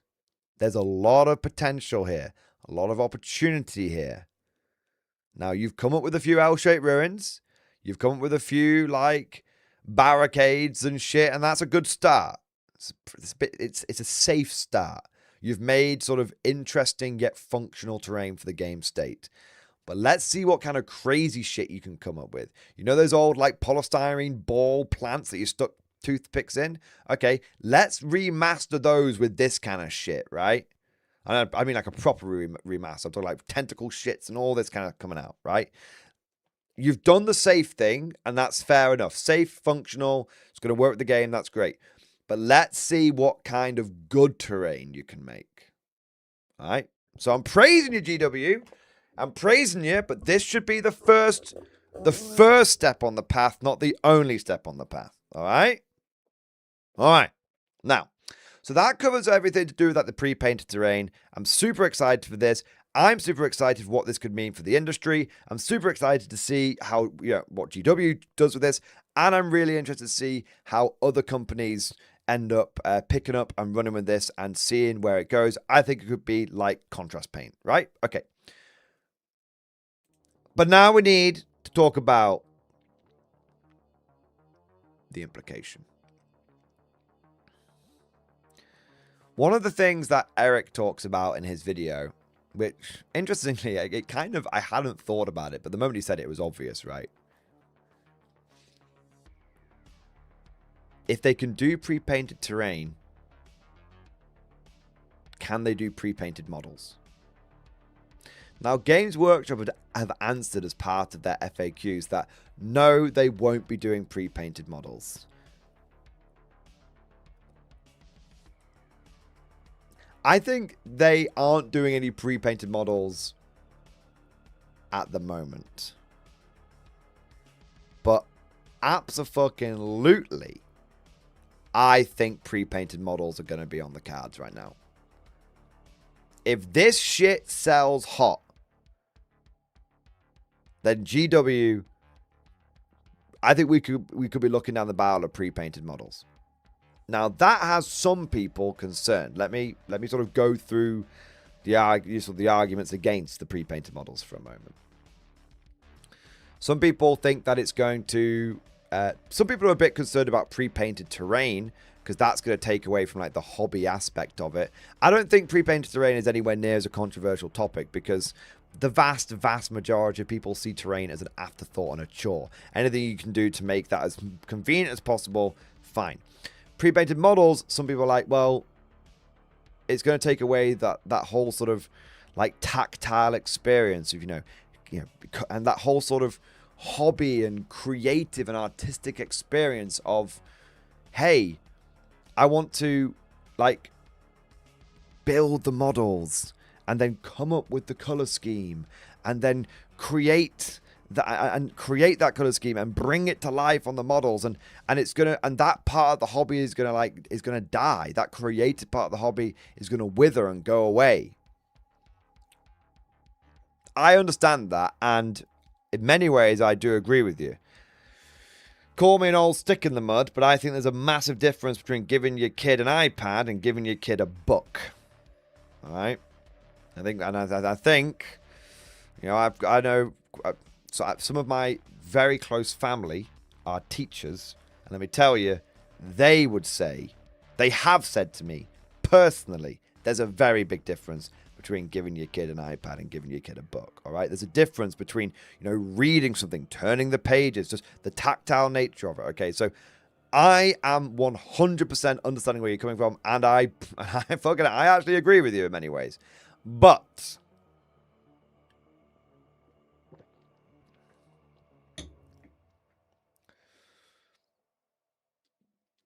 convenience sells. That's it. It's that simple. Very broadly speaking, like the point of like technological advances is to make, every time like they come out with like a new phone, or every time they come out with like if you look at like old RTS games versus like new RTS games. The older RTS games, you have to fucking like type in what you wanted to units to do, and like in like June 2, you could only move like one unit at a time. And then later on, in June 2000, they were like, hey, you can like select multiple units and move them. And the moment that you could select multiple units and move them, that became the industry standard way of doing things. Because convenience sells. Technology is all about constantly making things more convenient, easier to use. Look at the developments in like UI from like early Windows computers to, okay, Windows 11 isn't a great example, but you get my point, all right? We peaked with Windows XP. For some people out there, for a lot of people out there, the painting side of the hobby holds no interest. It just doesn't. And you're never going to make them be interested in it. Ever. And if you think this is a small part of the community, you'd be wrong. It's a big part of the community. I'm not saying it's the majority, but it's not an insignificant niche. If it was an insignificant niche, commission painting services wouldn't be as common as they are.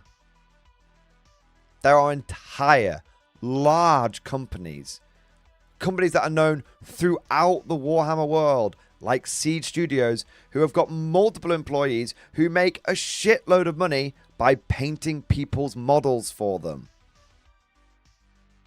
There is a very, very big component of our community who has no interest in building their models or painting them. And you've also got a lot of people who don't want to get into wargaming because they aren't confident in their painting abilities. It's that simple.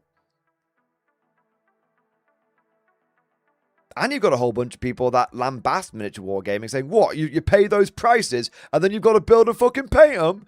That's taking the piss. Or you know all these things are true. You have seen them yourselves. Sometimes you've thought them yourselves. And, you know, in those dark moments when you don't want to admit to anybody, you've thought it. Right?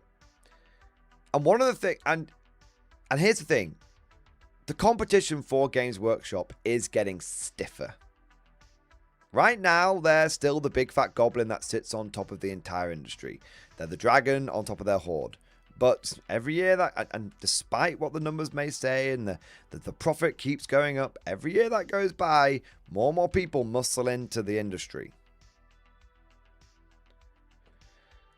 It used to be when GW released a new edition of Warhammer 40k, it sucked all of the oxygen out of the room and multiple game systems went under. Look at 8th edition and War Machine. There's more to that story than simply GW coming along and unfucking themselves, but that was a huge component of it. Look what happened when Games Workshop brought out the Old World, sucked all the oxygen away from Conquest as Argument of Kings. Right? 11th edition's come out, and hey, it's a big deal. Hey, there's a lot of people excited for it. But it hasn't sucked all of the oxygen out of the room. The times they are changing. The industry now is not the same industry that used to be. There's room for big players here. There's room for competition here. And Games Workshop is going to have to come up with more inventive ways of justifying A, why they're the industry leader, as we said, and B, why they charge what they charge. You got to...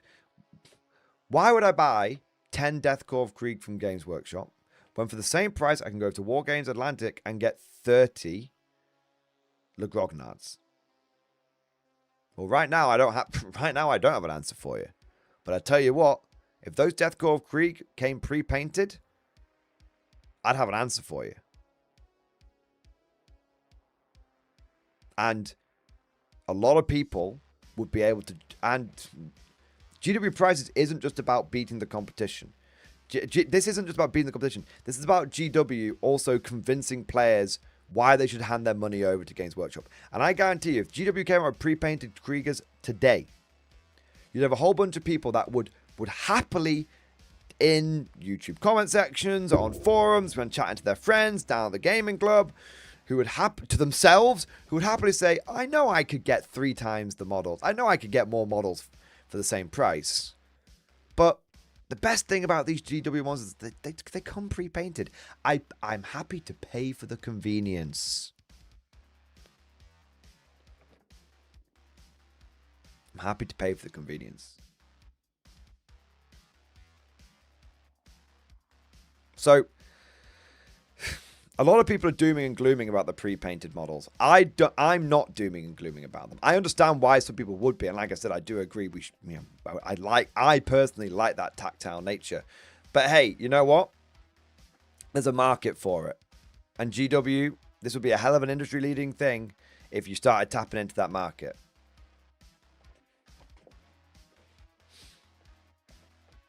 And I think it would remove a barrier to entry. I think it would fulfill a very obvious demand that's there. And I know what some people are going to say. They're going to be like, yeah, but where's the fun in, like, if you don't paint, if you paint them yourself, you can come up with your own color scheme and all that kind of stuff. And let me tell you, I'm going to say a controversial hot take. If you take all of the... Some people are going to disagree with me on this one. If you took all of the Space Marine players right now and you worked out which ones of them have got a custom chapter color scheme and which ones of them have got a official GW color scheme, I think the vast majority of Space Marine players collect an official GW color scheme. They collect the Ultramarines. They collect the Black Templars. They paint them like Ultramarines. They paint them like Black Templars. They paint them like Salamanders, like Space Wolves. Of course they do. Of course they do. They paint them like Blood Angels. Of course they do. Right? Because it's kind of like, we were talking about this the other day. People kind of associate with certain factions and they get into those certain factions because of like what those factions like represent. So, like, the example we were talking about is, like, when D&D started watering down all of, like, the race characteristics, it actually led to greater flexibility, how you could have, like, a gnome who's as strong as a dwarf. But the problem was that it completely backfired, because it's like, no, I don't want a gnome as strong as a dwarf. If I'm collecting dwarves, it's because dwarves are stout and grumpy and super strong and they don't do any magic. I am a dwarf. I am digging a hole, right? And it's the same with Warhammer factions. Like, I love coming up with my own shit, but what do I collect? Do I collect the Vendrikian 70th swamp rats? No, I collect Mordian Ironguard, and I fucking love the Mordian lore. Right? Most people collect a certain thing in 40k because they've read the official lore about it, and it's inspired them. Like, 95% of people who collect Black Templars do so because they read Hell's Reach. There's also a joke in there about they like World War II, but we'll brush past that. That's we're not beating the allegations, all right? Anyway, the point is, 95 on a non-memeing front, 95% of people collect a faction because they read some lore about it, or they saw it on the tabletop, or they saw it in a video game and they went, absolute cinema, I want those guys. Like, I want those guys. So imagine if you could buy a box of Black Templars right now, Crusader Squad, and they came pre-painted. Fucking great. They've come pre-painted better than you were probably going to fucking paint them. It's obvious when you think about it. So for me, GW has said, we're definitely not doing pre-painted models. Fucking why not? If you don't, you're a fucking idiot.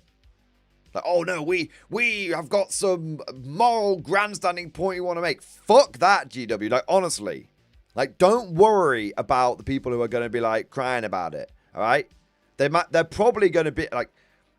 I'm someone who likes building and painting and who's been playing for fucking years and whose mid-hammer is all fuck, right? Who's been playing Warhammer Fantasy since I was about 4 fucking years old, who's built an entire personality around the fucking 6th edition Orc and Goblin fucking Codex, all right? I remember the line, Goblins have got the demeanor of a whipped dog. I've been playing a long time. Even I'm telling you, it's like, I understand why some people are against it, but you'd be a fucking idiot not to do that.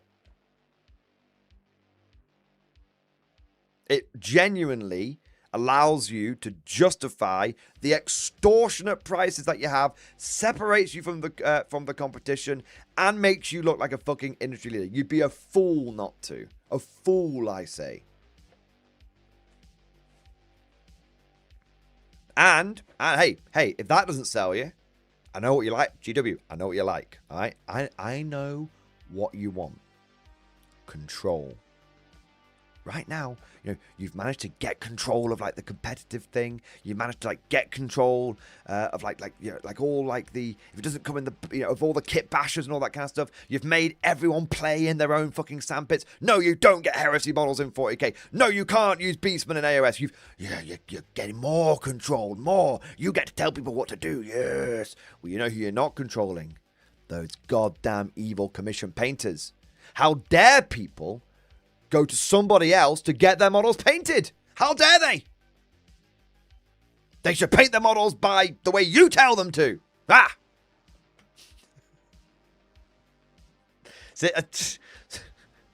Some executive right now has just gone from 6 to midnight.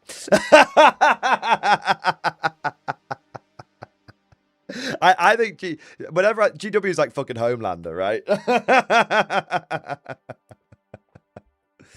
So yeah, I mean, if anyone should be worried about that, anyone who should be worried about this, it's the commission painters. Yeah, because it's definitely going to take a chunk out of them.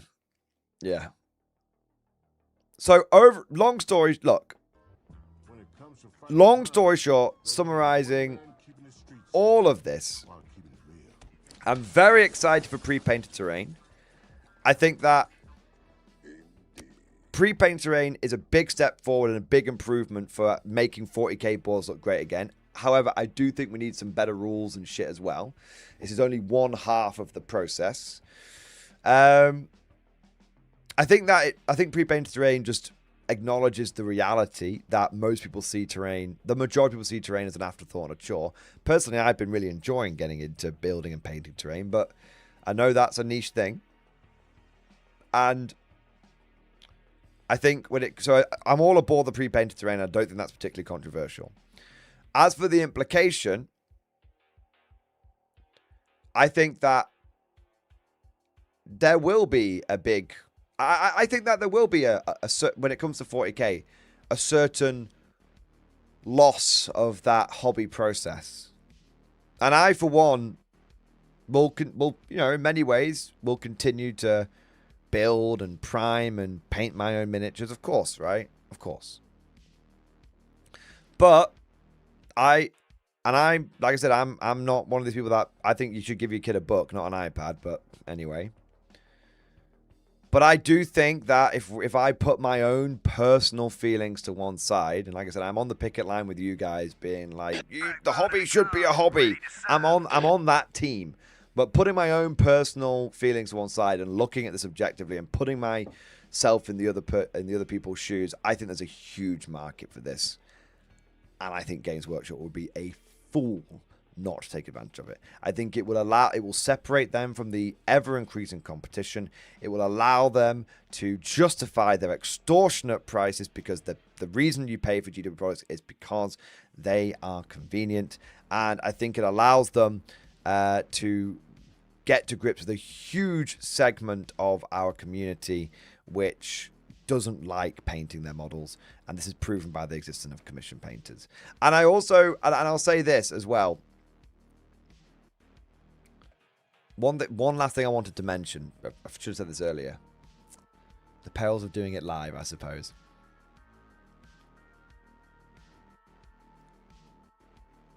Games Workshop's grown quite a lot.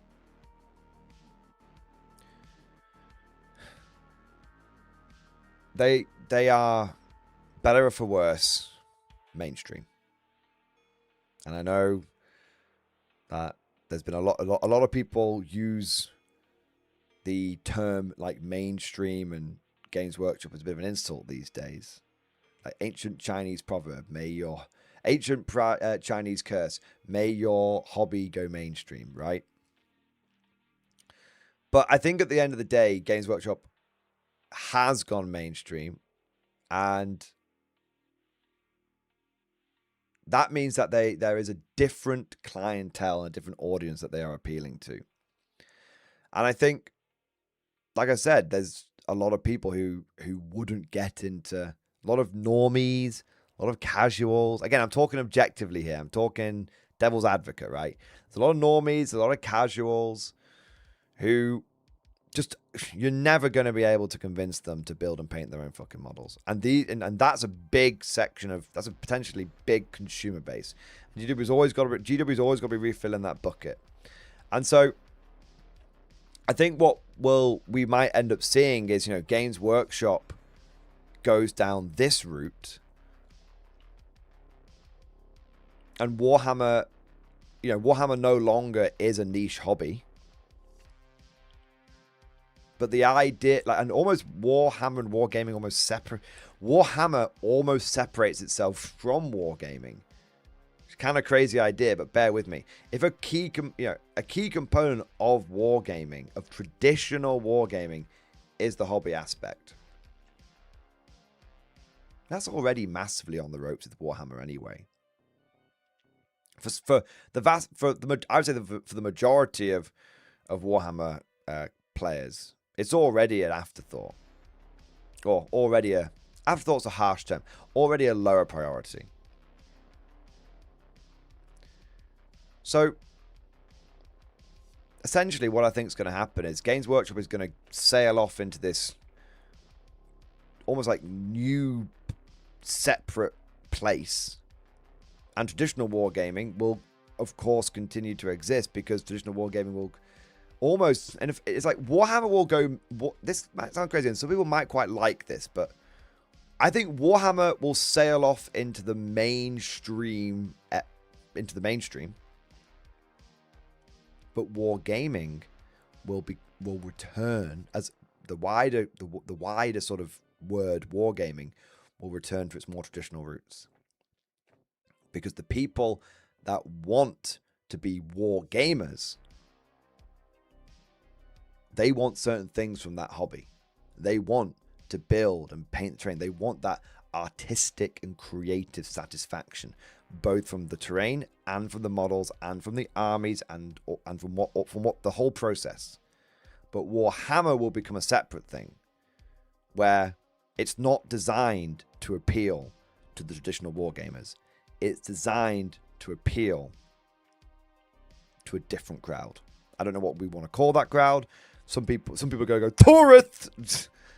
No, it's a non-insulting thing. It's a different crowd. It's a different audience. It's a different market.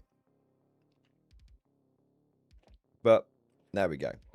But of course, all of this, I might have gone a bit deep on that last bit. All of this is just like my opinion, man. Let me know what you guys think down in the comment section below. And let me know what you guys think in the live chat right now. All right, let's have a look here.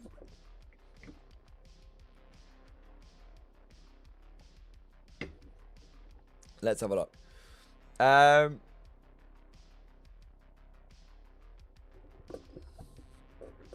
We've got what was I going to say here? YouTube channel Den of Nerds is telling their audience that Star Wars is dead. Warhammer is the future. I mean, Star Wars, yeah, Warhammer is definitely bigger than Star Wars now. You know the new Star Wars movie? Apparently, there's been like some early screenings of it. You know, Mandalorian and Grogu, bag of shit. It's exactly what people thought it was going to be. Safe and just a big extended version of one of the TV episodes. Some people are saying like it's basically like just a season of Mandalorian essentially. Yeah. Yeah. So yeah, Star Wars is basically fucking dead. Warhammer to me is obviously bigger than Star Wars now at this point, which is crazy. That's crazy, but to me, it's obviously is. RTRT, the normie consumers must consume. Median IPs must be normified to feed the never-ending hunger. All will be consumed. Hey, you know I'm right, man. What do you think's the bigger market, the normies or the wargamers? Obviously, the normies. You know. Nick Salano, just because that make a product for someone else, people that don't want to paint, doesn't mean they will stop making a product for us, people that want to paint. Oh, 100%, sure. I don't think GW will go completely 100% pre-painted. I don't think they will. Okay, I think there is. If this ends up being massively popular and ends up being like the biggest money spinner ever for GW, then I think they'll long term completely commit to it. But I think in the more realistic view is they end up offering both pre-painted and not pre-painted. But you know, Games Workshop, you know, so they don't like confusing the customers. But then again, there's no, I mean, they just opened a new paint factory and just rebranded the painting line. Yeah, I think the realistic outcome is pre-painted and unpainted will exist side by side. Yeah. Yeah.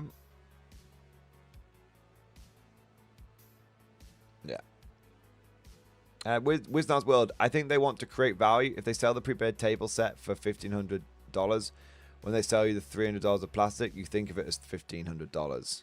I don't think it'll be that expensive, man. I mean, I think... I've no idea. I think like 200 quid for a table's worth of pre-painted terrain. That's probably the price I would expect. 100, yeah, if it's more than 250, it's probably DOA. Well, not DOA. It's probably a tough sell. I think GW will get quickly overtaken. But yeah, I think 150 between 150 and 200 quid is what you could expect for a set of. I was thinking $400 for all that. Yeah, that probably translates about 250 quid, doesn't it? Yeah. Yeah. So yeah, I think 200, 150, anywhere between 150 and 200 pounds. Yeah. Star Wars is so much bigger than Warhammer. It's not even funny. GW's revenue is 500 million Great British pounds, which is one movie for Disney. Okay. I probably need to clarify a little bit when I mean like bigger.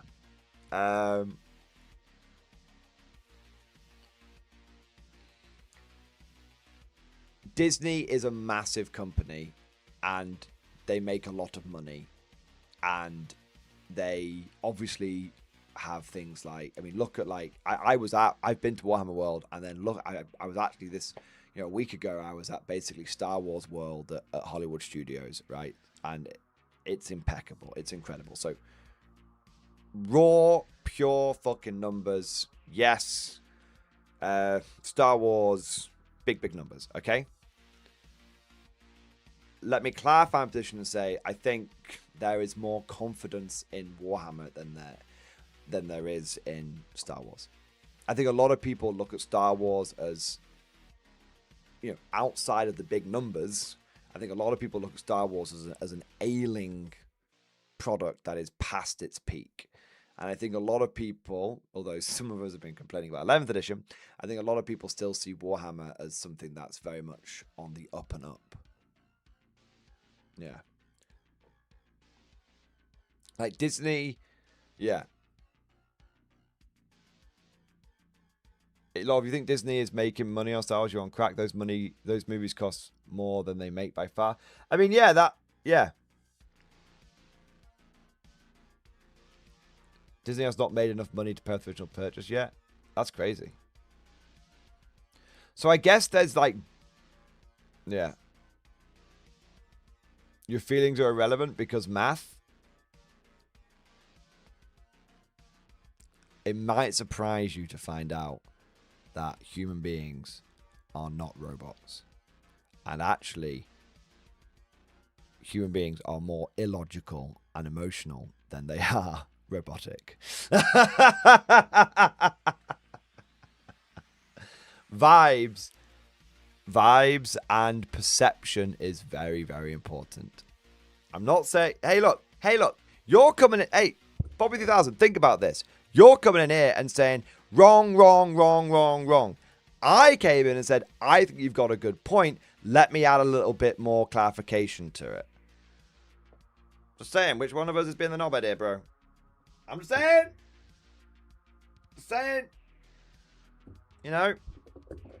Can't have there's no discussion in you're wrong. What do you want me to do, bro? What do you want me to do? These things are more complicated than just right and fucking wrong. There's more going on. As people have said, you can say big numbers, but is Star Wars more successful if it's losing money? I'm not arguing with you, MG. I'm saying the dudes arguing that they're not making money are just coping. They have lost money on Star Wars films. They have, though, right?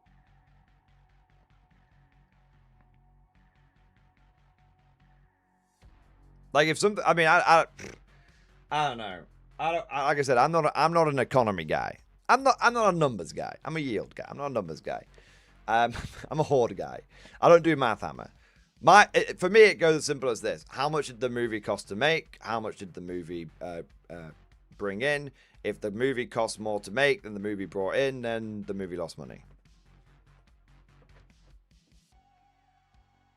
Yeah, now that's as complicated. I'm sure there's all sorts of like cooking of the books and complex mathematics and economics that can go on around that. But for me, I'm pretty certain the last few Star Wars movies have not been doing, not just Star Wars movies, but like Disney Plus. Like, what was that one? What was the shit one that came out? What was the one with the bloody witches? The power of one, the power of many. I didn't watch it. I just heard it was bad. Was that Ahsoka or was that something else? Had the guy from Squid Games in it.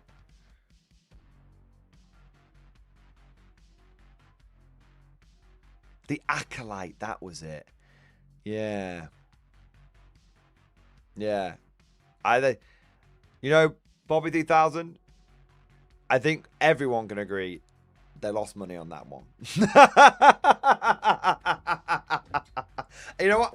I'll concede much ground. I'll concede, you know, they make, you know, the movies are great, blah, blah, blah, whatever, man. But I think we can all agree that's the one they fucked up. They definitely didn't get a bunch. They didn't make any new Disney Disney Plus memberships off that motherfucker. Yeah. There you go.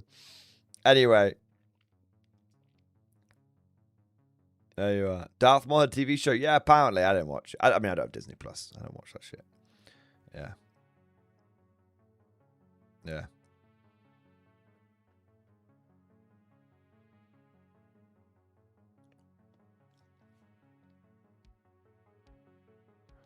Bobby 3000. In 2012, Disney purchased Lucasfilm for $4 billion. In recent SEC filing, Disney reported generating roughly $12 billion in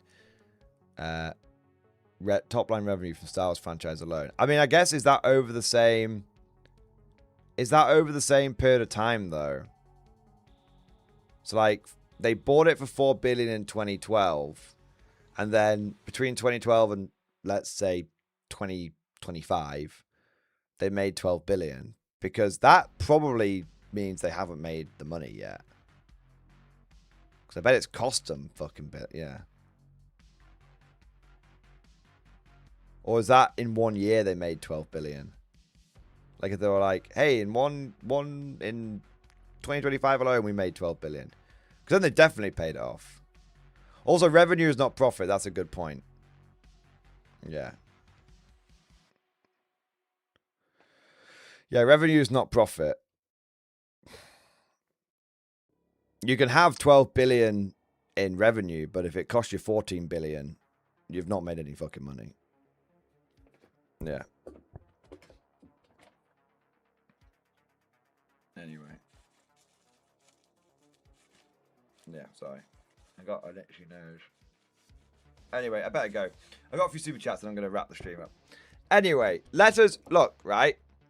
I'm going to end this conversation in a very hypocritical manner because I just told Bobby 3000 off for not having a discussion, right? So Bobby 3000, please understand you can lambast the shit out of me, but I'm just going to move the conversation on. Who gives a fuck? It's Disney. They fucked it, right? Star Wars used to be cool, now it's lame. Now, moving on. Right. What do we got here? Slim Jimples, thank you for super chat. I can't wait for that K47 MB hobby progress in stream discussion. What K47 MB? Do you mean like next release or something? Let's have a look.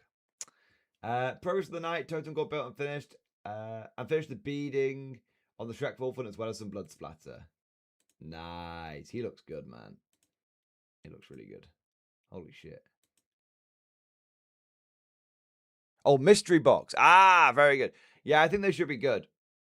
Like I said, I got a bit more information off Warlord on them, and it definitely assuaged a lot of the worries that I think myself and some of the community have had. Like, you know, I mean, I wasn't too worried because I've seen what they've done with the bot action ones, and I've seen they've perfected the formula. But I know a few people were like, "What if they just clear a bunch of shite from the back of the shelves and everything?" And yeah, I was glad to hear that Warlord were like, "Nope, that's not what we've done. We've tried to make good forces out of them."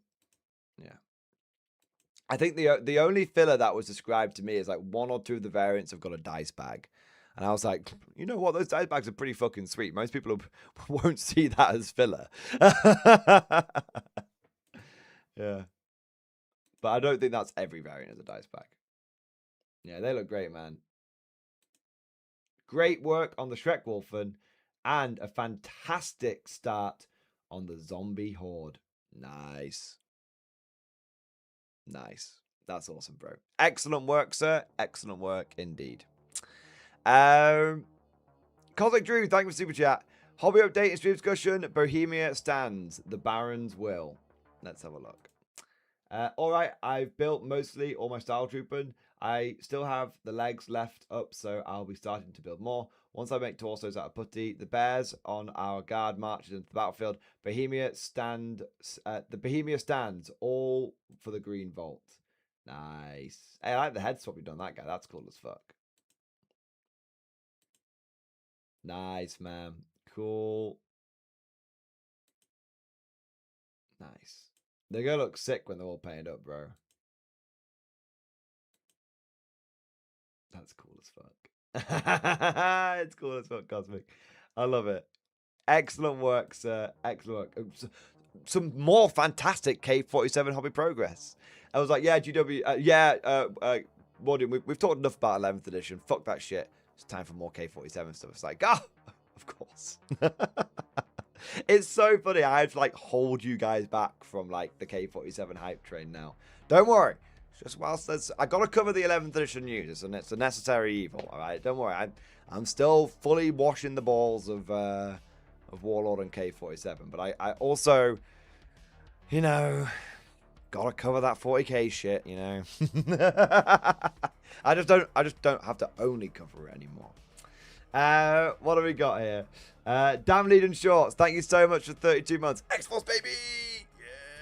Yes, yes! Thank you so much, man. Thank you for 32 months. Thank you for supporting the channel for nearly 3 years, bro. Still doing my part. Keep up the great work, MG. Dude, thank you so much, man. I raise my glass to you. You're an officer, a gentleman, a scholar, a good sir, a kind sir, and a goddamn giga chad. There we are. All right. Now, gentlemen, I don't mean to alarm you, but we are going to have to wrap this bad boy up. I know. I want to keep going. I know you guys want me to keep going, but we've been doing some... Every stream has been like an 8-hour stream since I came back. I've had 2 weeks off, so I was doing big streams before. I think all the streams the rest of this month are probably going to be pretty big and hefty. But you know, I'll get back to just sort of doing 6-hour streams going into like June and shit like that. But you know, got to make up for the lost time and everything. But before I rush off, I want to say a massive thank you to all of you beautiful, amazing, crazy bastards. Thank you to every single one of you who joined today's stream, who chatted away, who got involved in the discussion around the new box, who got involved in the discussion around narrative and crusade, who got involved in the discussion with Conflict 47. I've actually got a topic that I haven't covered about that yet, but we'll circle back to it. Probably cover it tomorrow. And also, obviously, a big thank you to all that got involved in discussion around pre-painted terrain and hell, Disney at the same time. All the topics. We've had a really, really active chat tonight. Loads of back and forth, loads of discussion. Pretty much all of it's been kept fairly respectful as well, which is always good to see. So I'll give yourselves a big pat on the back. And I just want to say a massive thank you, not only to everyone who joined, chatted, liked, and subscribed, but also, of course, a massive thank you to all of you who went above and beyond the Call of Duty, coming in with the big super chats and the member flexes and the gifted memberships and all of that amazing stuff. And we've had just loads of like Baneblade chats and stuff come in tonight. And of course, I want to say a big thank you to Russell W, who started the stream off right, coming in with the 50 memberships. Wow. Starting the stream off in a big way, which was awesome. So massive shout out to him. One last bit of support coming in here. Commander HHL, thank you for the support, sir. Thank you for the gifted membership. And speaking of support and membership stuff, I should mention Mad Larkin is currently unconscripted. And I know we like to have a Mad Larkin manhunt.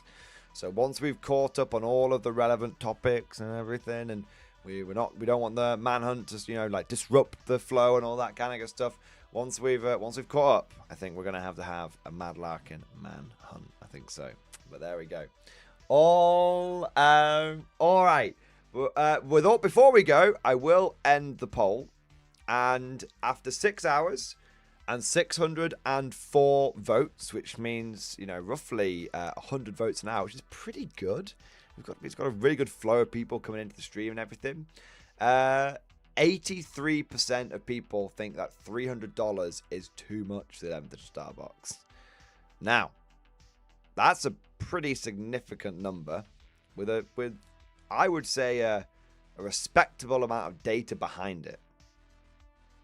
You know, it's not like it says 83% but only 10 people fucking voted.